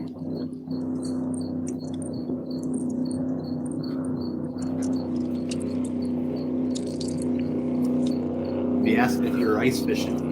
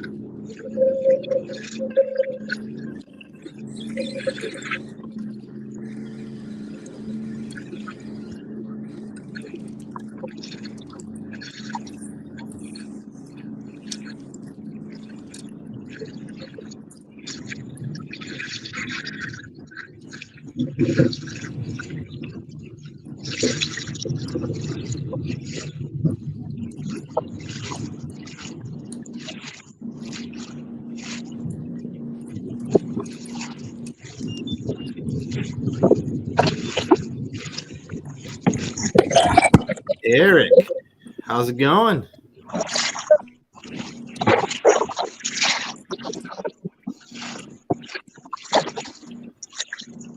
How you doing, Mr. P?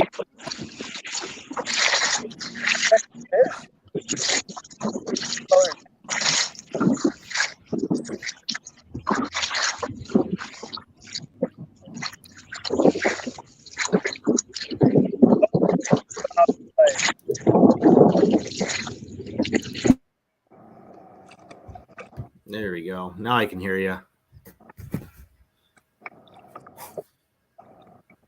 the boats are starting to come out. Yep, Joe's been fighting the boats where he's at. Yeah, I mean, it's just that's what Lake St. Clair is. It's the weather's nice. It's not super windy. There's gonna be boats out having fun. Yep. Around. There was one sailboat that every time I was turning, they're coming right at me, and every time I would turn, they would turn. And finally, I just pedaled as hard as I could to get out from in front of them. Like, hey, thanks. We really don't know what we're doing. I'm happy you got out of the way because we were trying to get out of yours. Oh, God. Oh, jeez, oh, Pete's. We're new at this. Yeah. No, it's,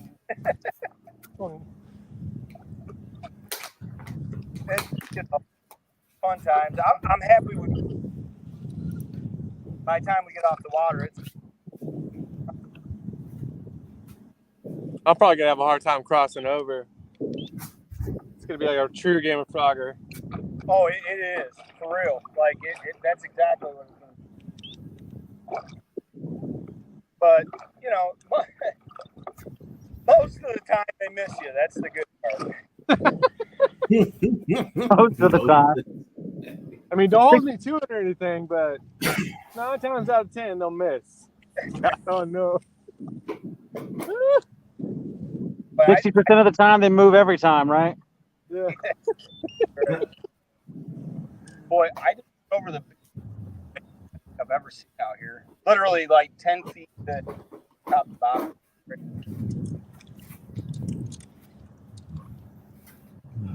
think there was bait around there, big fish around.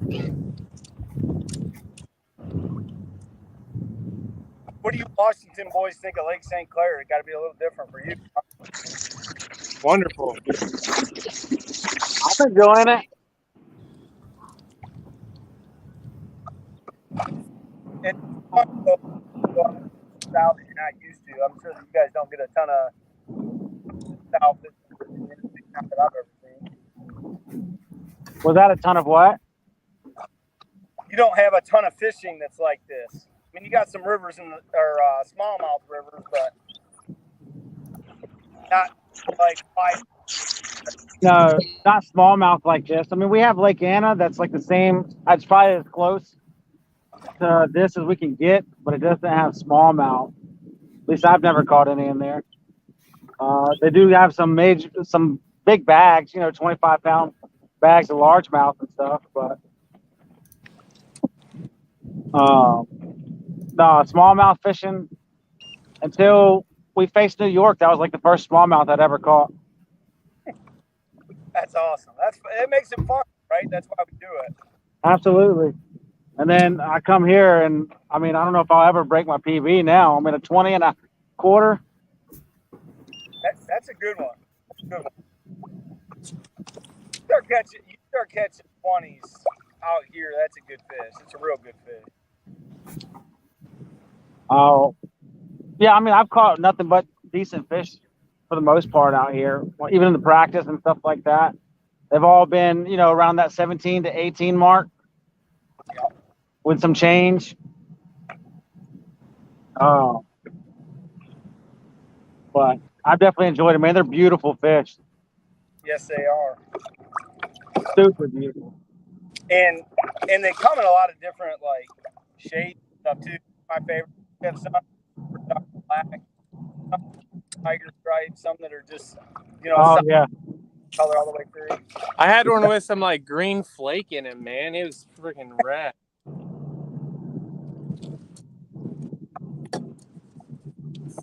I want to catch an orange. Looks like a goldfish or something. Oh,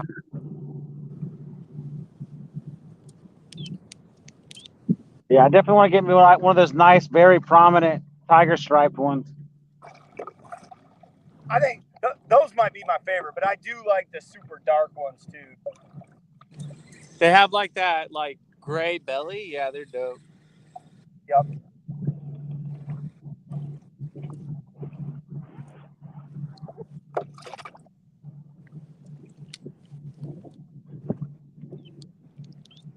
David, you about to watch a Michigan game or what? Say it again. Are you about to watch the Michigan game? No, I'm not fancy. I don't have the Big Ten network. Oh. No fancy Big Ten network out, Trevor.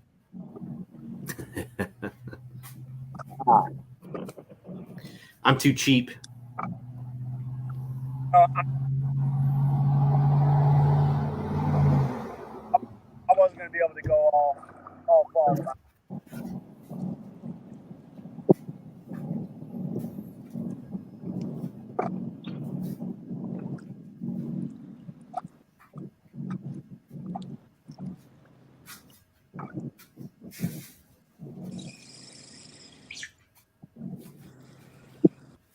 Need to settle my nerves and fish slow. I realize I'm fishing a lot faster now.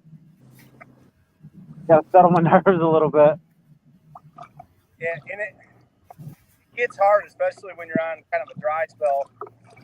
Like, oh yeah, when you're catching them good, it's hard to stay slow. But when you're not catching them, it's hard to stay slow because you're just trying to do too much.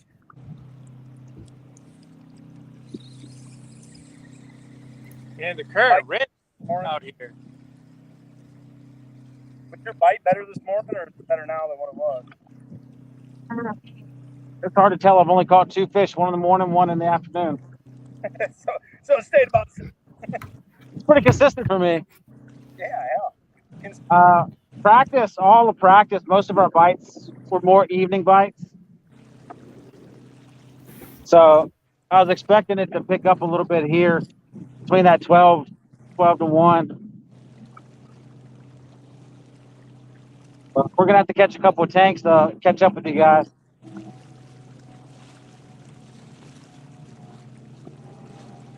Right.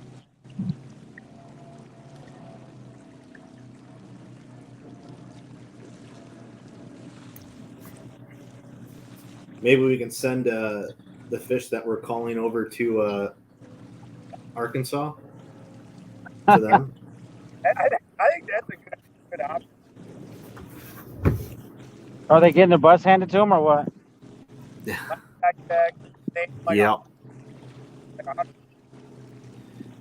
Indianapolis is up 169.5 to 101. I mean, they just have to fill out a list.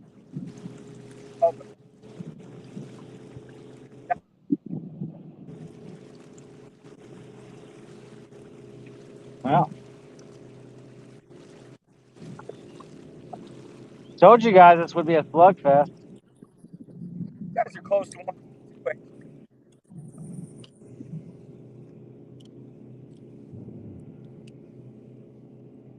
Jake, you got the score handy?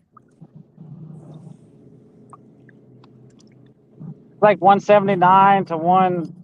No, not 170. Yeah, 179 to 189 or something like that, or 187. 179 or something like that. Oh, sorry, I had to go spritz my meat. Oh, we just got an upgrade. We got 190 to 178 now. Okay.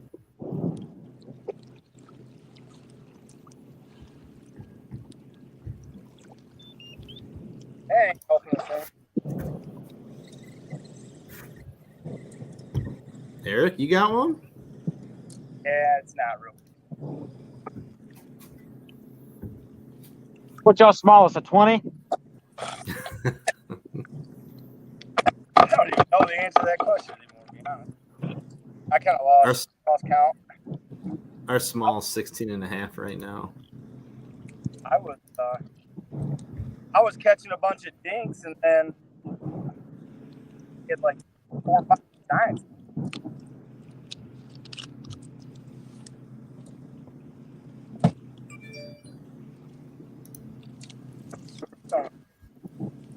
That one wasn't helping anybody.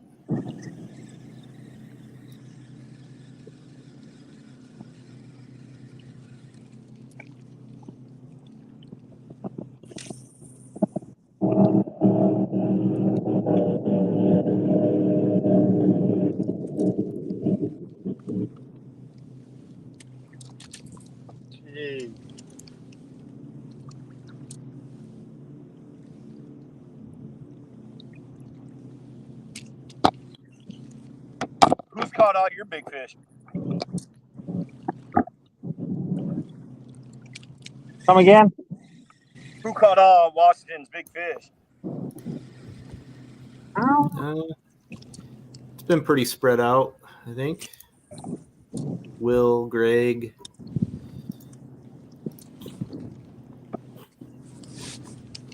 Everybody Ross caught a 19 Joe. fish there. Yeah. Oh wow, and now basketball's gonna just jump right in this. Okay, cool. Oh yeah, what are you talking about? Let's get in there. That's cool out here. You're catching them. We're catching them. you got a bent line. Somebody's coming to find you.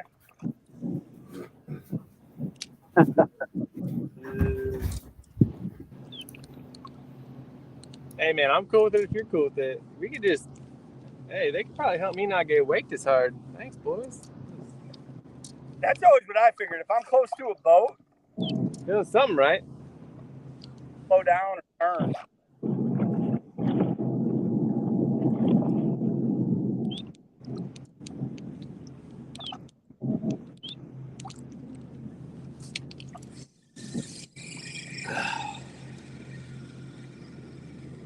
Man, this current shifts with that wind. It's crazy.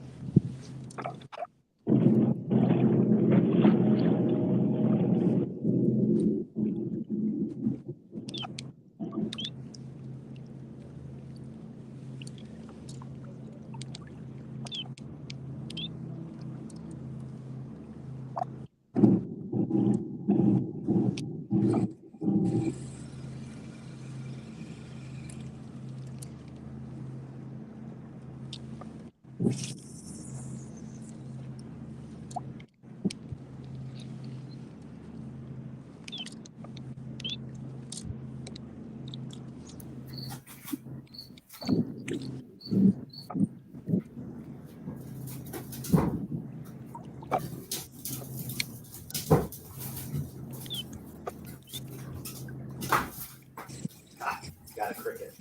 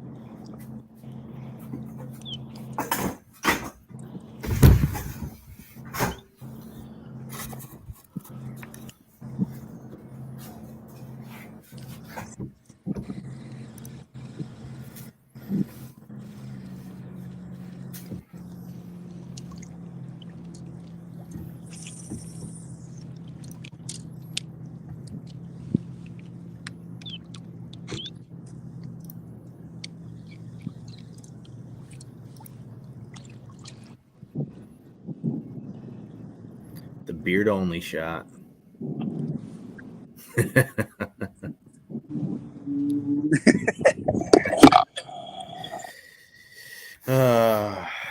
It's about dang time.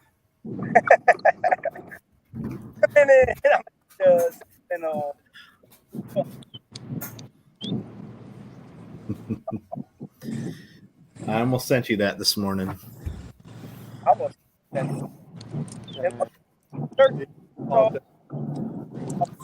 Right. You see that? That was quick release right there. Tried to boat flip it and pop it right over the boat and walk on the other side. Hmm.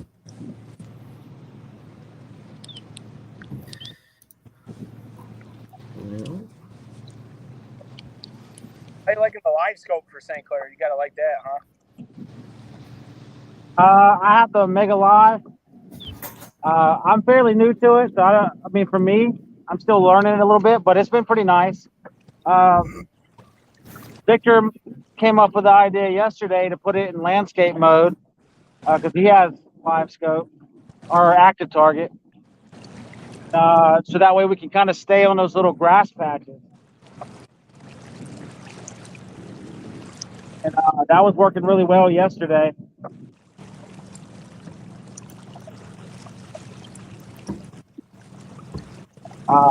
Been doing it today, just haven't been getting any bites like that, so I had to switch it up. Forget. Going.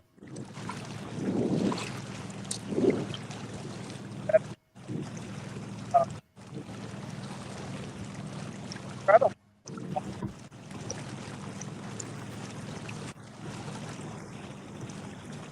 Probably.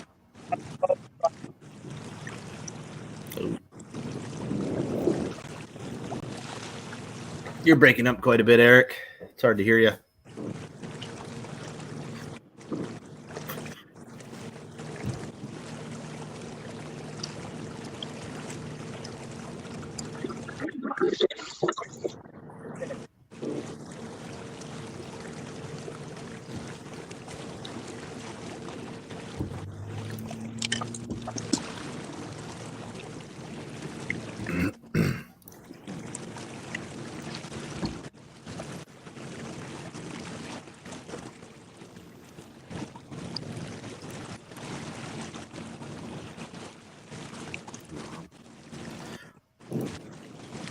Looking at individual, Jake Inglis has got 186 and a quarter today.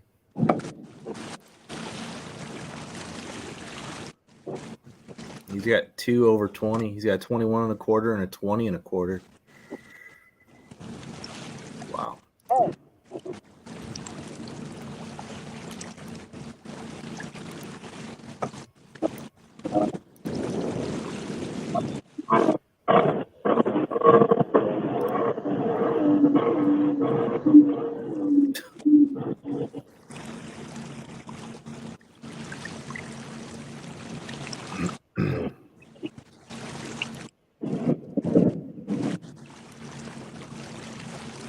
Funny with the amount of lake here, how close boats get to you.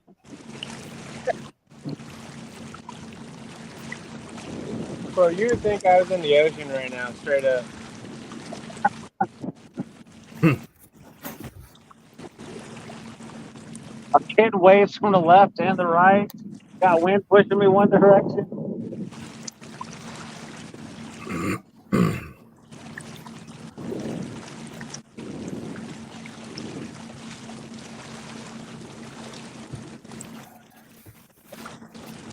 Pretty hardcore, man. Joe, you headed to Canada? Yeah.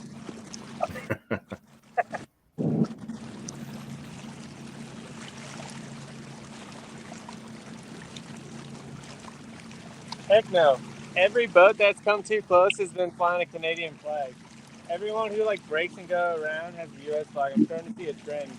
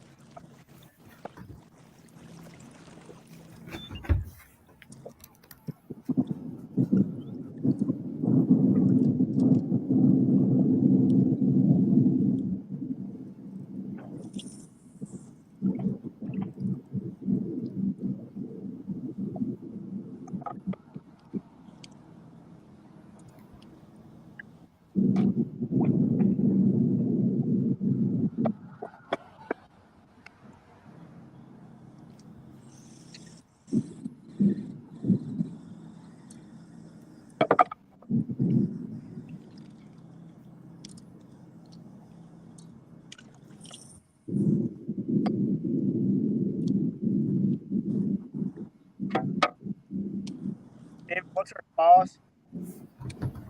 16 and a half, I believe. Got that? Double check for you. 16 and a half. Did you just catch one in the 10 seconds I went away? You did. Look at you. Oh, looks like a nice one. Something if I can find my phone.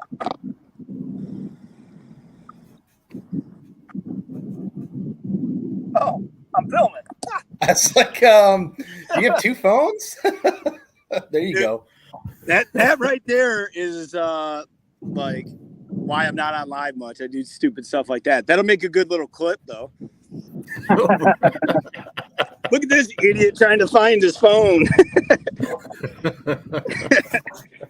Oh man, it's funny. I can't say I'm surprised, but it is funny. While you're measuring, why don't you go ahead and sit down and eat a Pop-Tart or something, man? Take a break.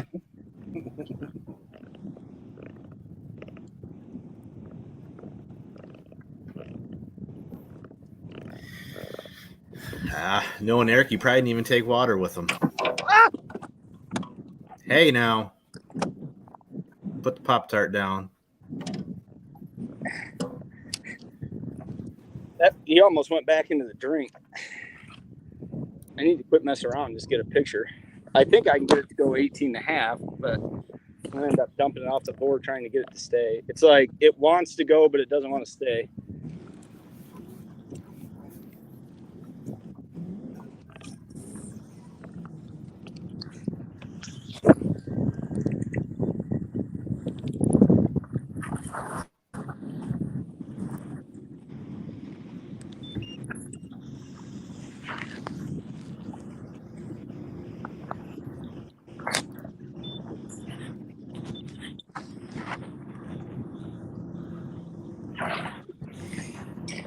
Well, there we go. One last thing.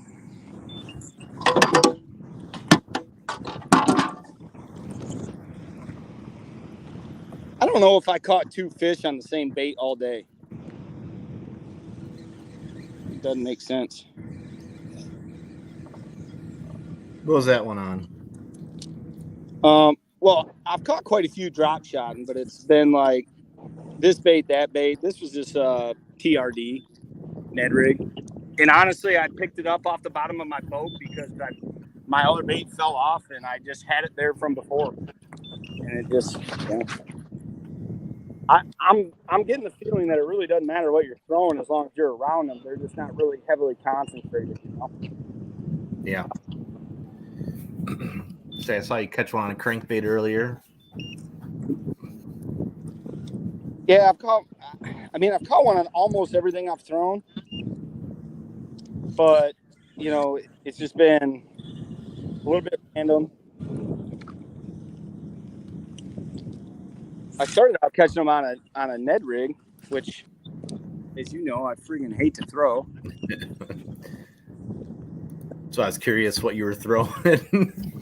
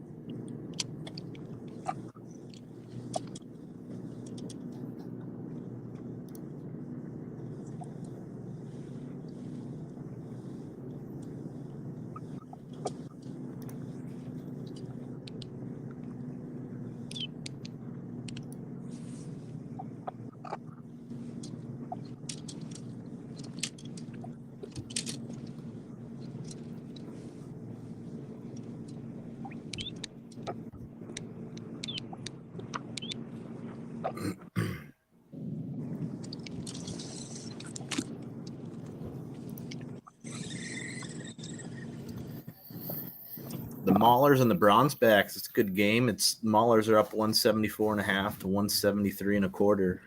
Close one there. That's a big game. Playoff implications.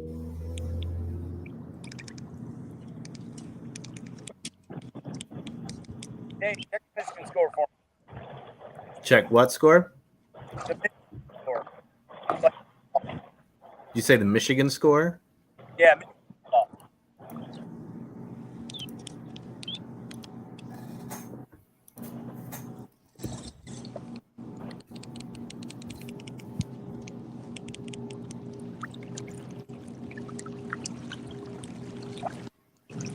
Let's see.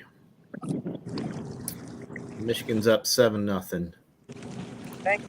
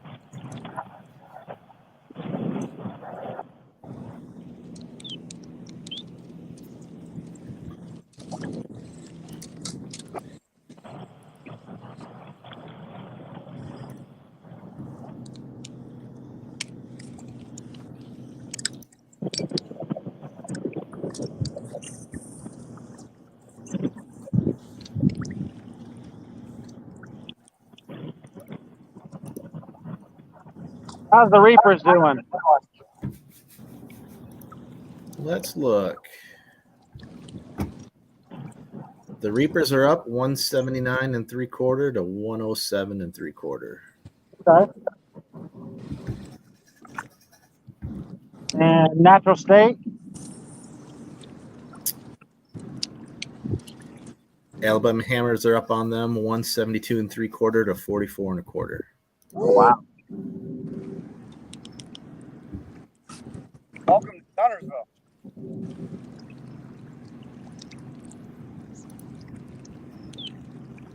Hey, tell me how Lambert's doing.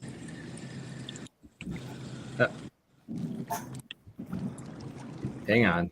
I know we're asking a lot of you.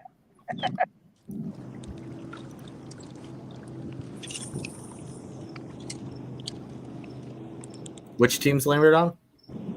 Let's see. On Hammers.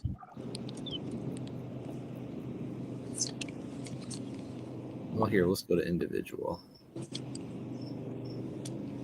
See if I can find them.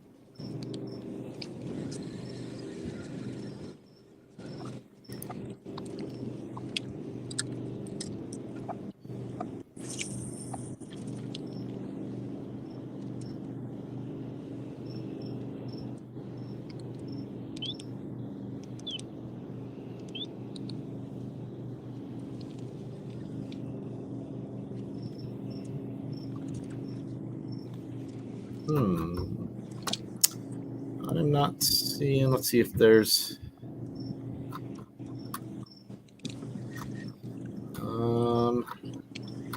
I don't see anything.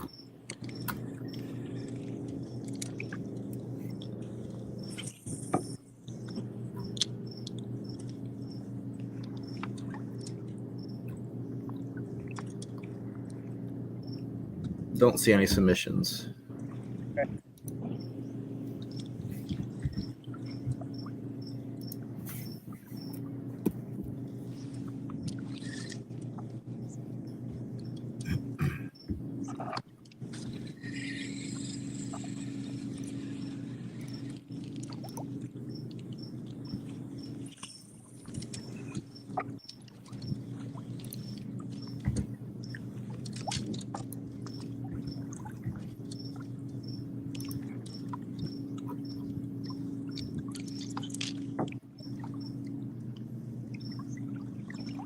Down to the last hour.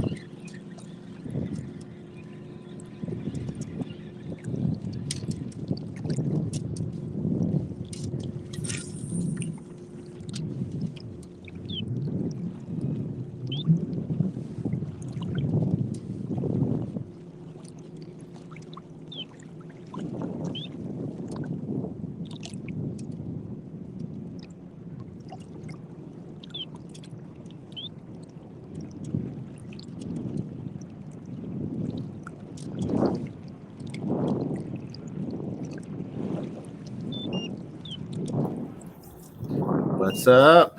Hey, how are we doing out there, guys?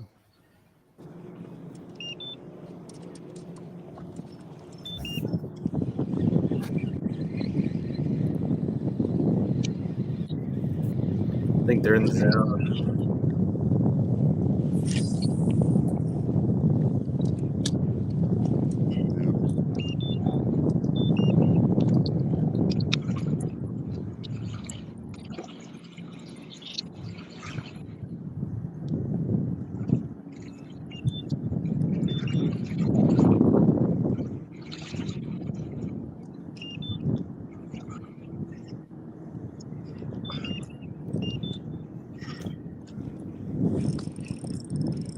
Oh, Joe. Looks like he's on. Joe's What's on. going, Joe? Keep on it, Bubba.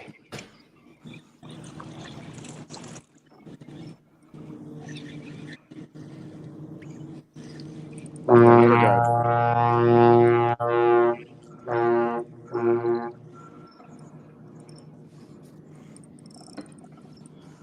Like, thank you, Ship. We appreciate you being loud and obnoxious.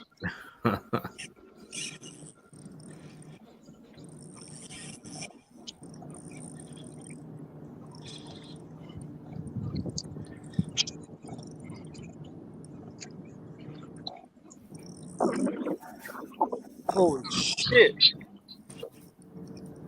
You're going to say that's a 29-incher? Because that would No. be great. It's probably a freaking drum or something.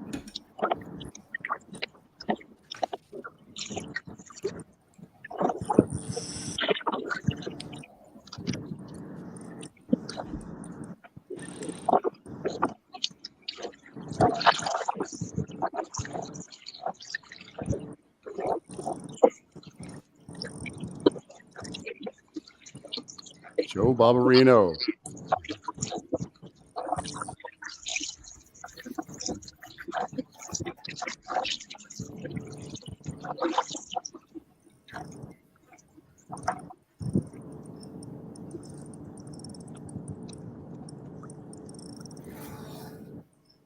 Oh, yeah, it's definitely a drum.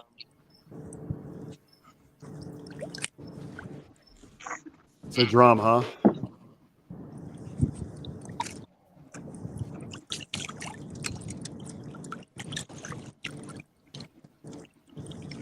Woo!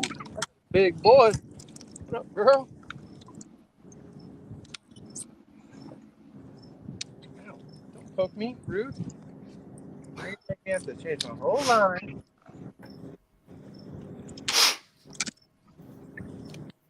If you bite me, you die. Remember that. How big do drums get? I don't even know. Like, I mean, out here probably like plus 30, but in the ocean over 50. Wow. How big is that one? 22, 23.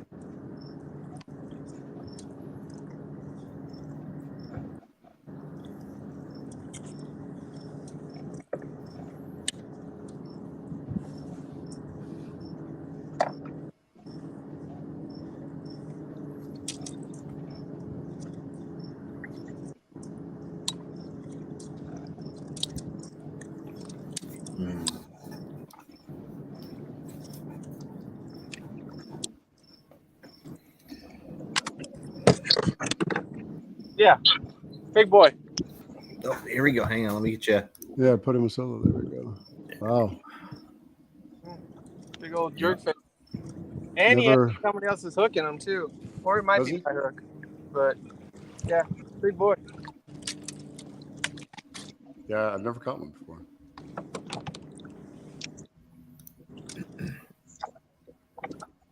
They always seem to fake me out at first. Oh wow. You gotta, He broke that hook. That's crazy.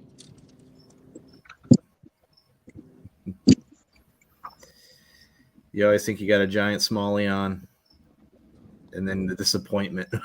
Yeah. Yeah, right. When you finally Just that get quick, it up. boys. We're back in the game. Just kidding.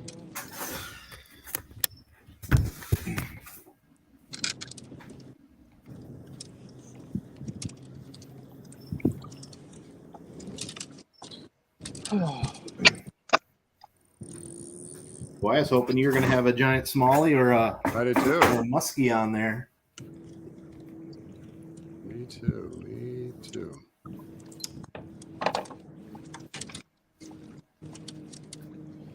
I mean, it has been a pretty damn close match, and 192 to 178. I mean, that's a really, really good tournament. What is it? 192 to 178. Yeah.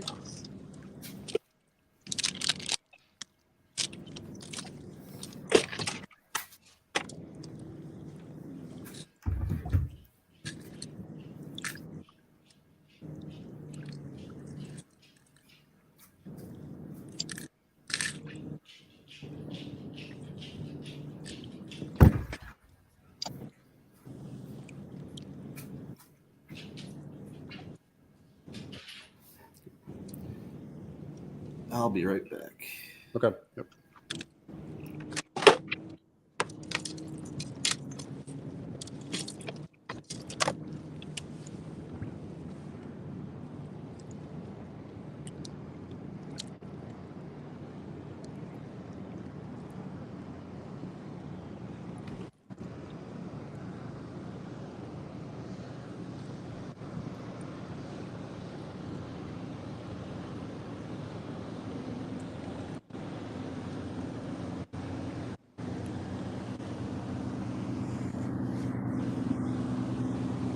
Fuck.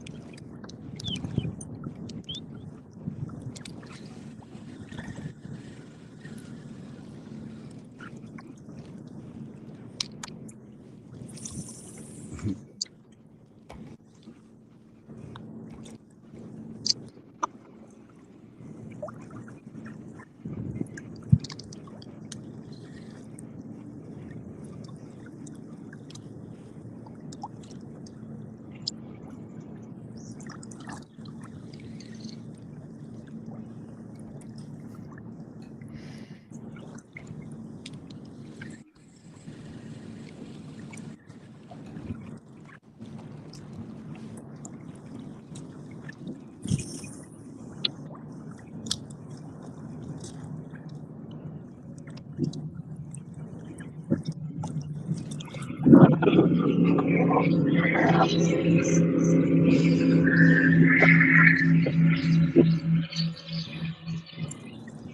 old jet skis.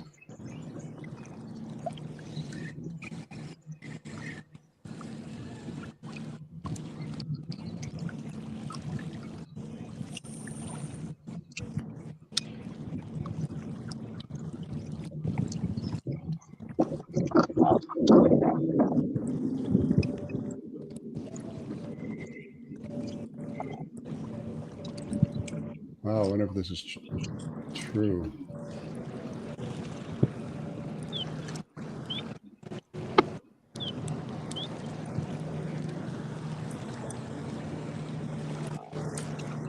Woman's line class world record size rainbow. Woman's 8-pound line class world record rainbow trout went in at 30.5 pounds. Is that even possible?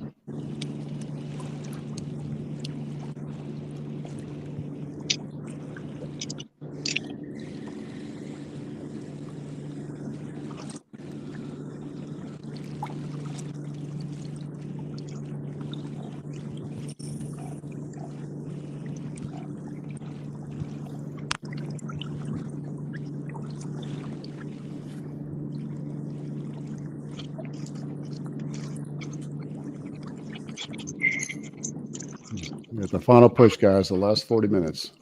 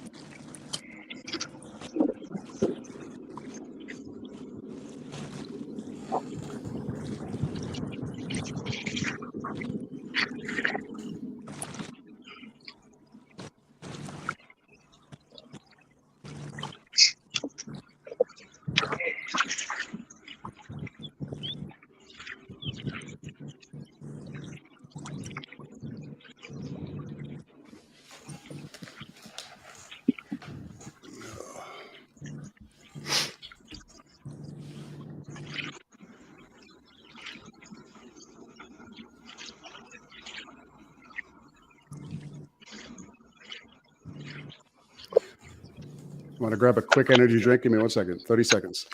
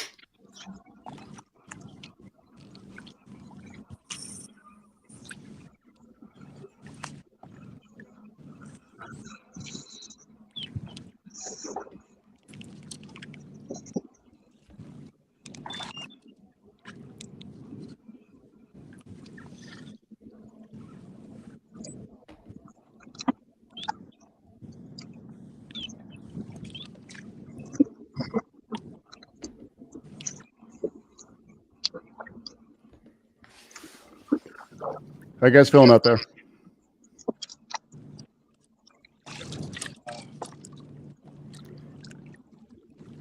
Trying to keep it alive?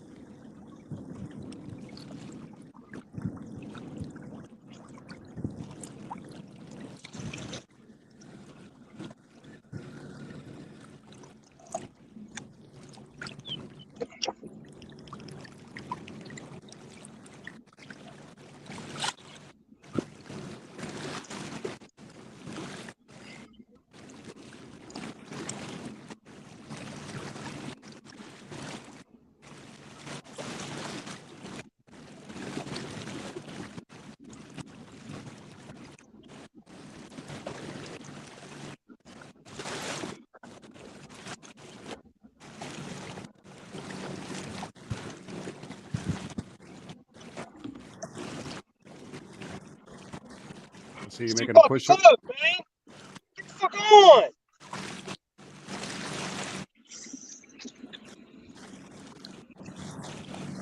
Victor, you need me to come whip someone's ass? Yeah. Yeah. I would do it, brother. I'd be out there in a heartbeat.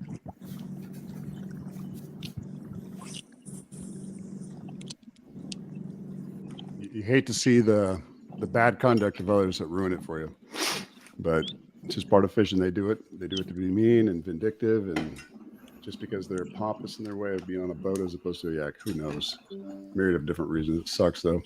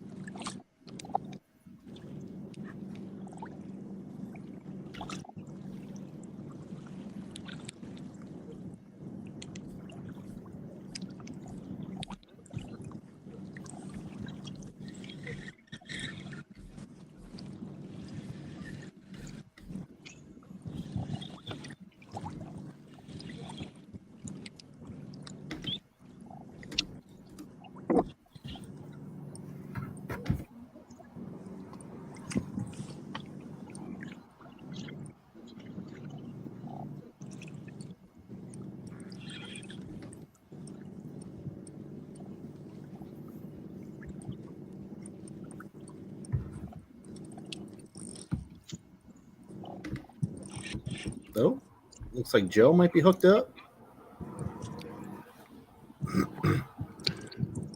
It does, doesn't it? Better not be another damn drum.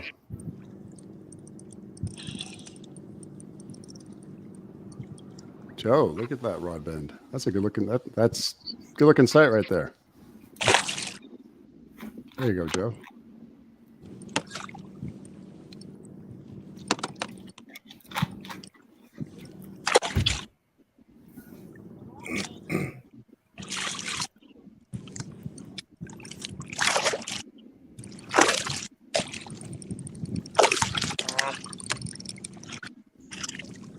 Nice. Let's go, Joe. All right. Way to get it in. You look like a bronze back. Yeah. Good. Is he going to call? Maybe. Not by a lot.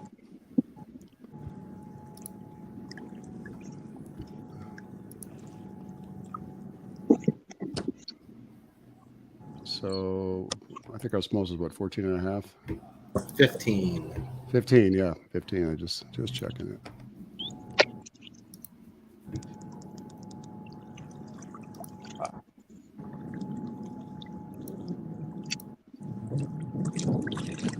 Wow, those big ships in the back there. That's a pretty big boat.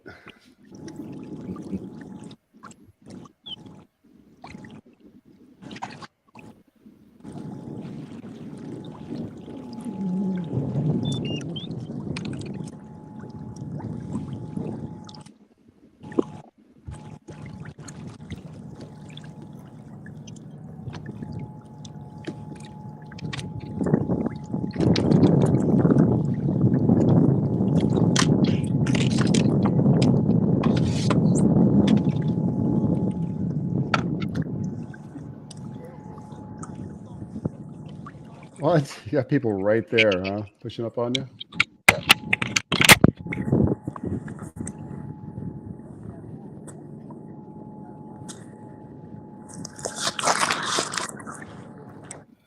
Yeah, I liked how you could see them in the background, and after we caught that fish, they started creeping right towards them.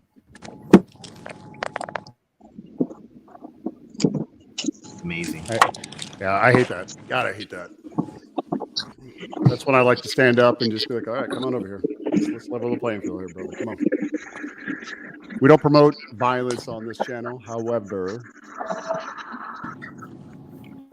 be humble, but let them know, right?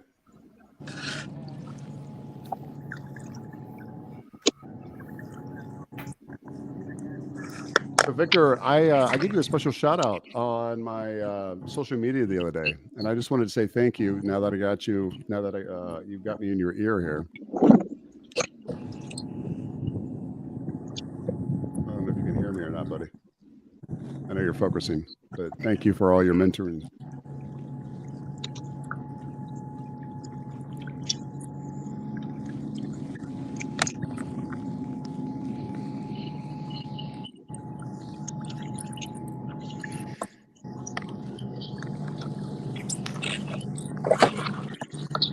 How's it looking, Joe? 16 and a half. Nice. So well called. That's perfect. Good job, buddy. Good job. Get back in there. Get back on him. TikTok. Got 26 minutes left.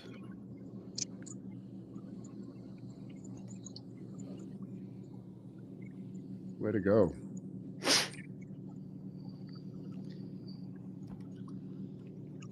Hopefully you found a school and you can find the bigger ones in there. I don't know. But, It just drifted right over me. taking over?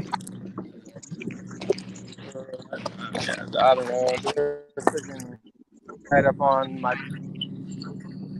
Hold on.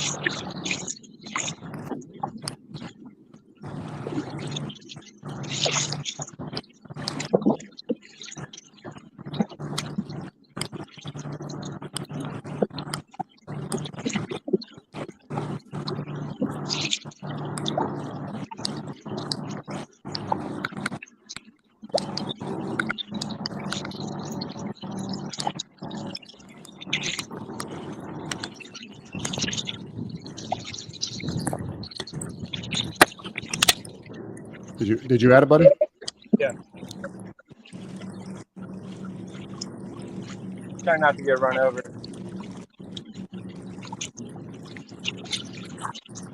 Let's see. It hasn't updated yet.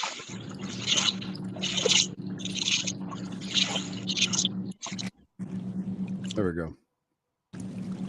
All right, 179.5 to the 192. God, some high scoring games today. Maulers and Bronzebacks, man, they are going back and forth, back and forth. It looks kind of like our last tournament against each other. 175.5 to their 173 3/4. Maulers are leading the Bronzebacks right now. Maniacs trying to make a run for it, but they're about 100 inches too shy. Well, it's too late anyway because I think that game is finished. But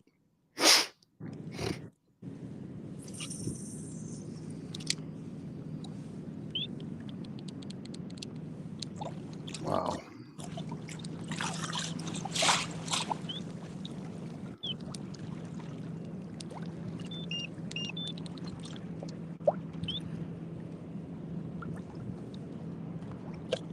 All right, Joe. Turn it around, Bubba.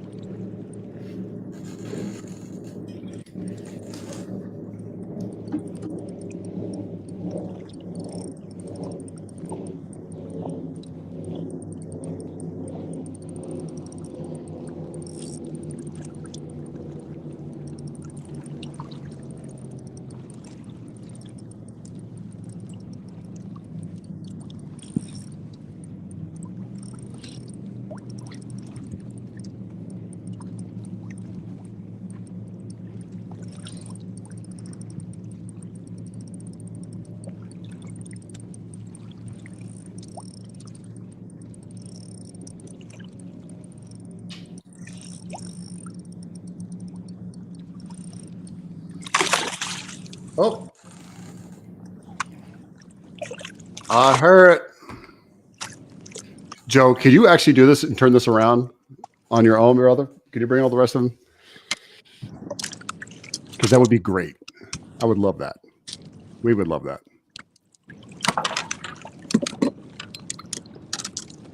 Oh, yeah. Joe, that looks like a nice one, buddy.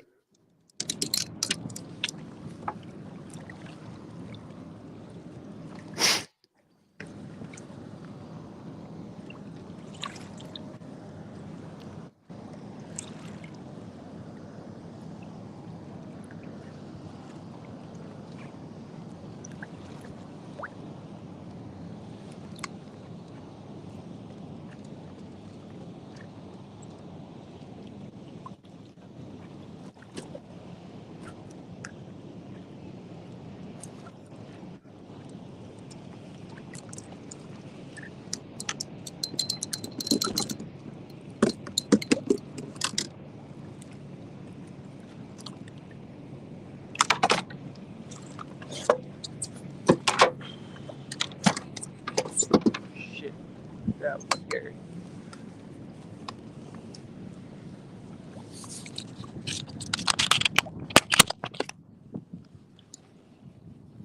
I'm looking at you. Trying not to freaking get rolled, man. I understand, brother. Be careful. Be safe, man. You got 20 minutes on the board.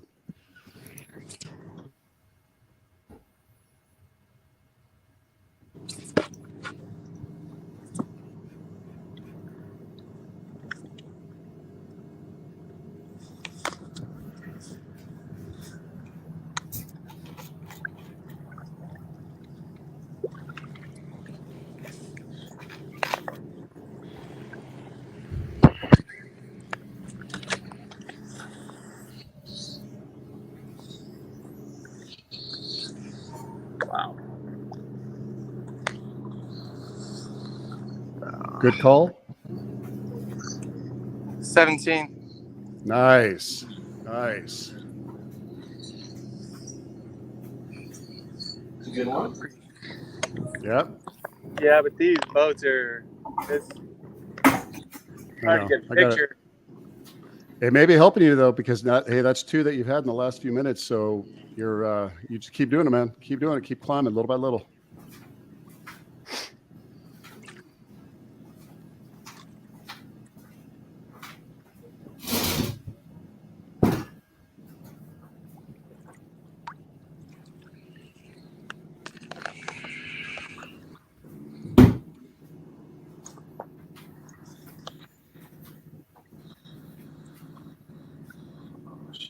Shoot.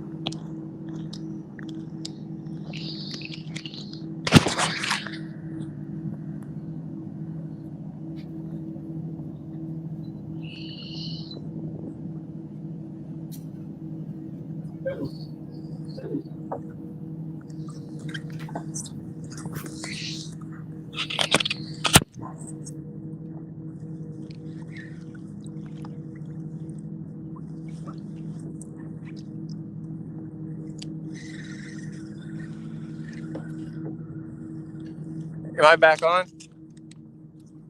Yeah, I can hear you, but I can't see you. Okay. Or weave. It's all right. You just fish, man. Do your thing. Don't waste time. You're doing it. You're on them.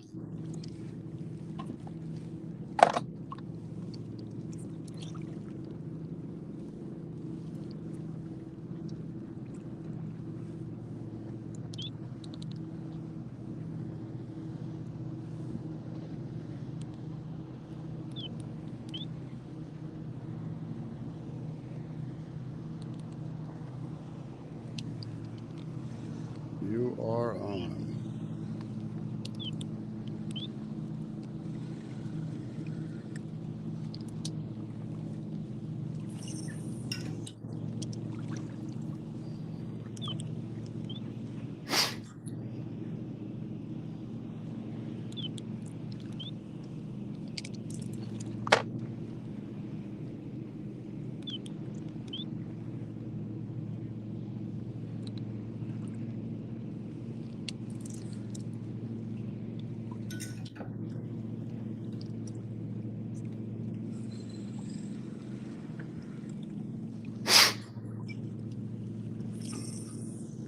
Yep. So right now it's 192 to 180 in the quarter.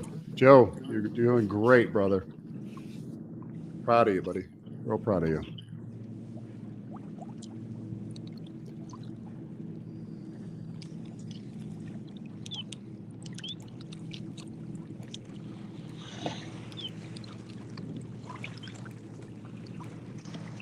I mean, I know it's a long shot, but it doesn't mean it's over yet. If we had a couple 20s on the board, that would knock it up. That's what we would need. That means the team as a whole, say we get up on them. Comebacks like that have happened before. You know what I mean?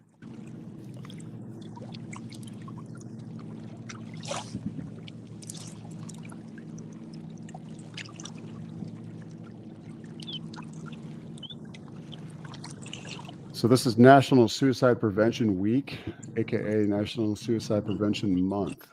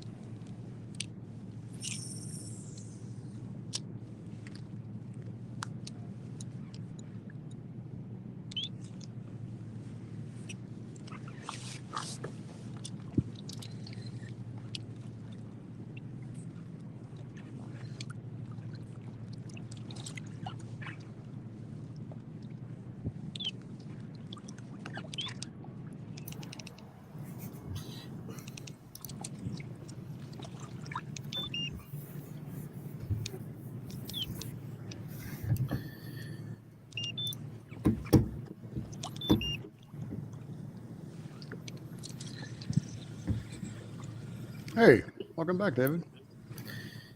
Yeah, thanks. I had to take care of a few things.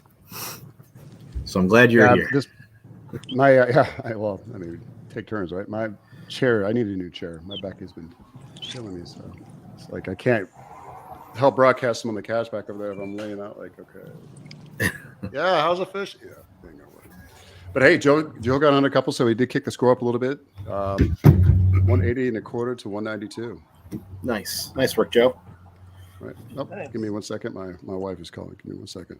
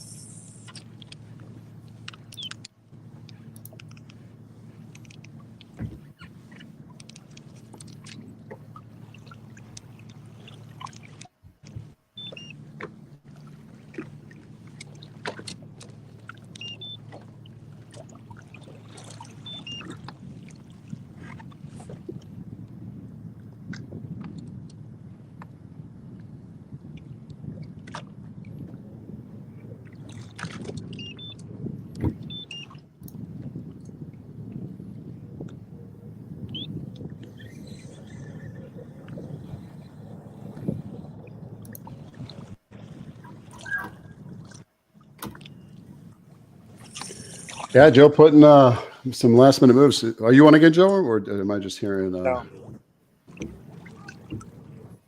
So you got about 10 minutes left, Bubba.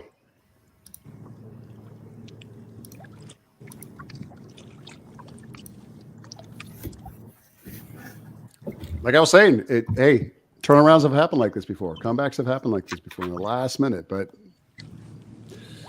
that's why you leave everything in the water. You don't give up, right? Never, ever. Did you know this is National Suicide Prevention Week, aka the month? Did not. Yeah, I thought it was PTSD Awareness Month, which was a couple months ago. It's actually the National Suicide Prevention Week. That plays into the month. It's a month-long campaign, but they choose a week. I don't know why. I'm not trying to get on a somber or macabre note. I'm just saying, like, kind of plays back into what we were talking about earlier today. Mm-hmm. Yes, it does.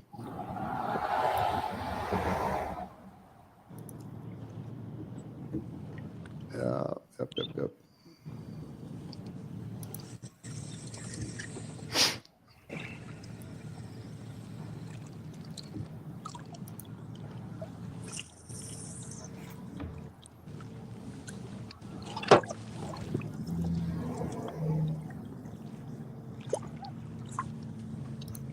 Are you seeing them, Joe, on the scope?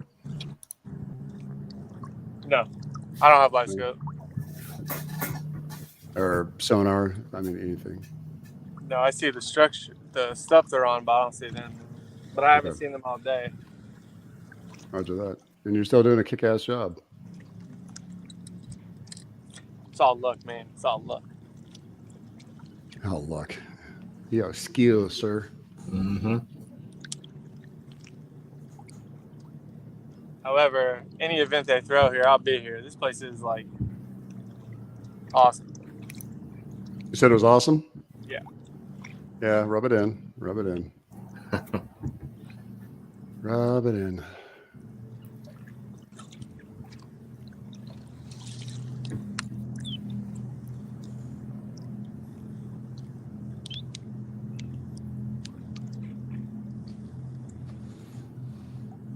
Got about 7 minutes.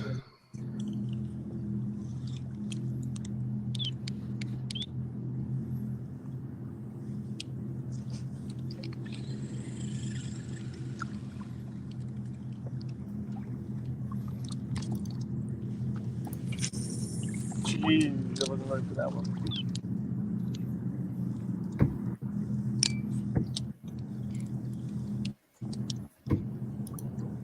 Don't you hate that when you know, like when you miss a good bite and you were waiting, but you weren't mentally ready, and then all of a sudden it's gone. You're like, crap, this is the worst.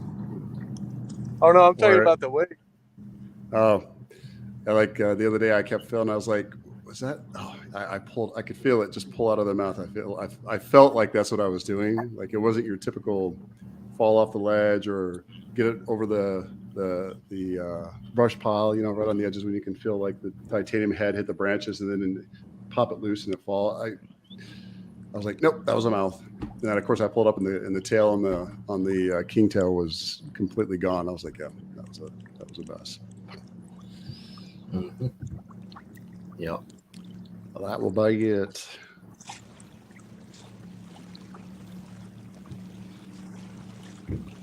How would you rate St. Clair on your fishing expeditions, Joe? Is it your top choice now?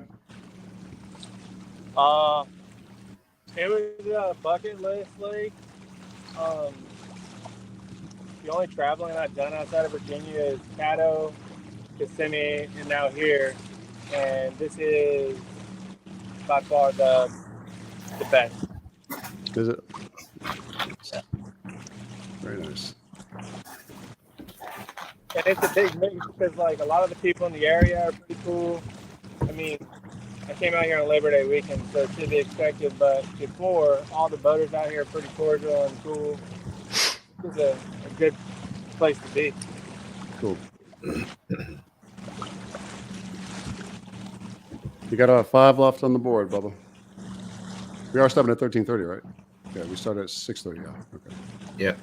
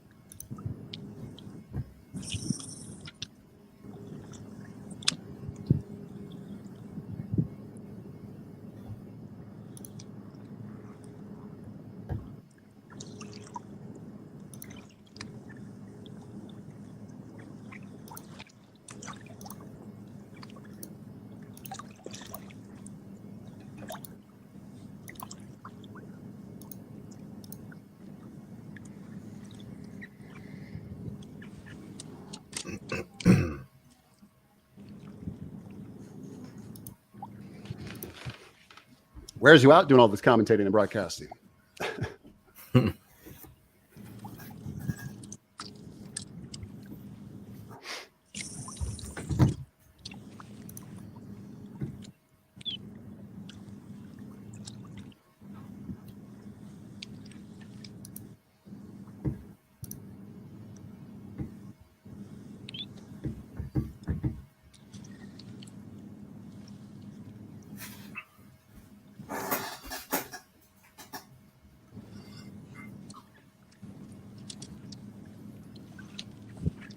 Down to the last couple minutes here.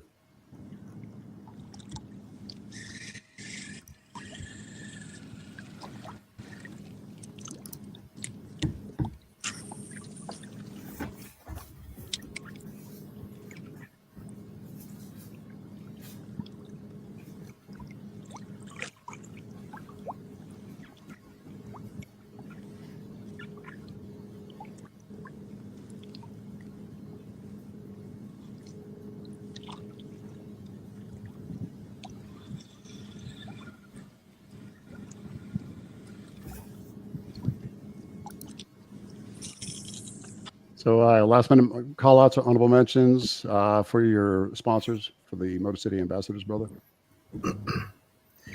Yep. Shout out to Mainstream Tackle and Outdoors and Lines and Fabrics. Without them, we obviously wouldn't be able to do this. Right. So greatly appreciate their support. Roger that. You know how it goes. We absolutely would not be able to do what we're doing without our sponsorship this year. Special appreciation and thanks to Brew Republic Beer Works out of Stonebridge, located in Woodbridge, Virginia. Special shout out to Garrisonville Dental in Stafford, Virginia, and of course Tour Stafford. I want to give them all sincere token of our appreciation. When we get back, we'll have a get together / expo and try to get meeting back to all of our sponsors, what they've done for us and helped us out with. So very, very much so. And of course, Ask Alec Meal Prep. Alec Lowell, he was on this morning. He was what we call a limited sponsorship, but yeah, super great guy. All right, 13:30. That's about it. So I feel right now, kind of looking over the scores, man, there's some really high scoring tournaments today. Very high score tournaments today. You saw with the Granite State Sticks. You saw the Maniacs. They actually made a big comeback for it. They broke the 100 mark. They were down by 100 inches, and they made it back up to 164 3/4 to the 196 3/4. Maulers at 175 1/2. Bronzebacks were just tailing behind them at 173 3/4. Rebels at 171. Bay State Attack 114 3/4. Connecticut Renegades 180. New York Empire nipping at that heel with 174 1/2. Virginia Reapers 180 1/4 to the Tar Heel Lunkers 126 1/2. Motor City Ambassadors 192 over the Warhawks 180.25. Hey, valiant effort on the Warhawks. I love you guys. Joe, great job, man. Way to be able to grind it out like that. You leave everything on the water. Great job to all of them. To all the anglers from both sides. Yeah. Honestly, Motor City Ambassadors, you guys are top notch, man. Thanks. And you really are. Honored to be able to play, guys. Knights over the Hogs. The Arkansas Hogs 172 1/2 over the 117. The Shiners 183 1/2 over the Oklahoma Outlaws 64 3/4. Privateers beat the Doom 129 48. These numbers are not final yet because nothing is green on my side, but we'll see. Carolina Castles 94 over the Swamp Donkeys 18. Punishers 152 1/4 over the Coosa Kingfishers 45 1/2. Alabama Hammers 186 1/4 with the Natural State Eagles bringing it up 73 1/2. Southern Slayer 78 1/2 over the Hurricanes 32 3/4. Jake Angulas scoring 186 1/4 inches. Number 2 slot Justin Curtis 169 inches. Nick Audi pulling up the number 3 spot 168 1/2. Brian Nunziato 166 and Brian Delahunty 166. That's the top 5 for those anglers. So, all right, brother. I think that's about it for us. Go ahead and wrap everything up. It's been a long morning. I appreciate you let me come on and help broadcast with you. Very much. It's always an honor. Yeah. You know what I mean? Any parting final words? I got nothing, man. Yeah, I get it, man. It has. I told you it takes a lot out of you to like sit in the chair and I get it. I get how it goes, man. Yeah. Hey, Great tournament. Great. I wish I could have been there, but it's a good victory for you guys. I definitely appreciate. I know we do as a team. Appreciate you guys having us up there. And with that being said, we'll catch everyone on the next tournament round. Remember, 22 a day is 22 too many. I'd like to thank everyone for tuning in today if you did. And we'll talk to you guys soon in the near future. All right. Until then, tight lines. Everyone be good. Thanks. All right. Thanks for coming on, by the way. Thank you. I appreciate it. Hey, I'm honored just to be here. I loved it. So, all right, brother.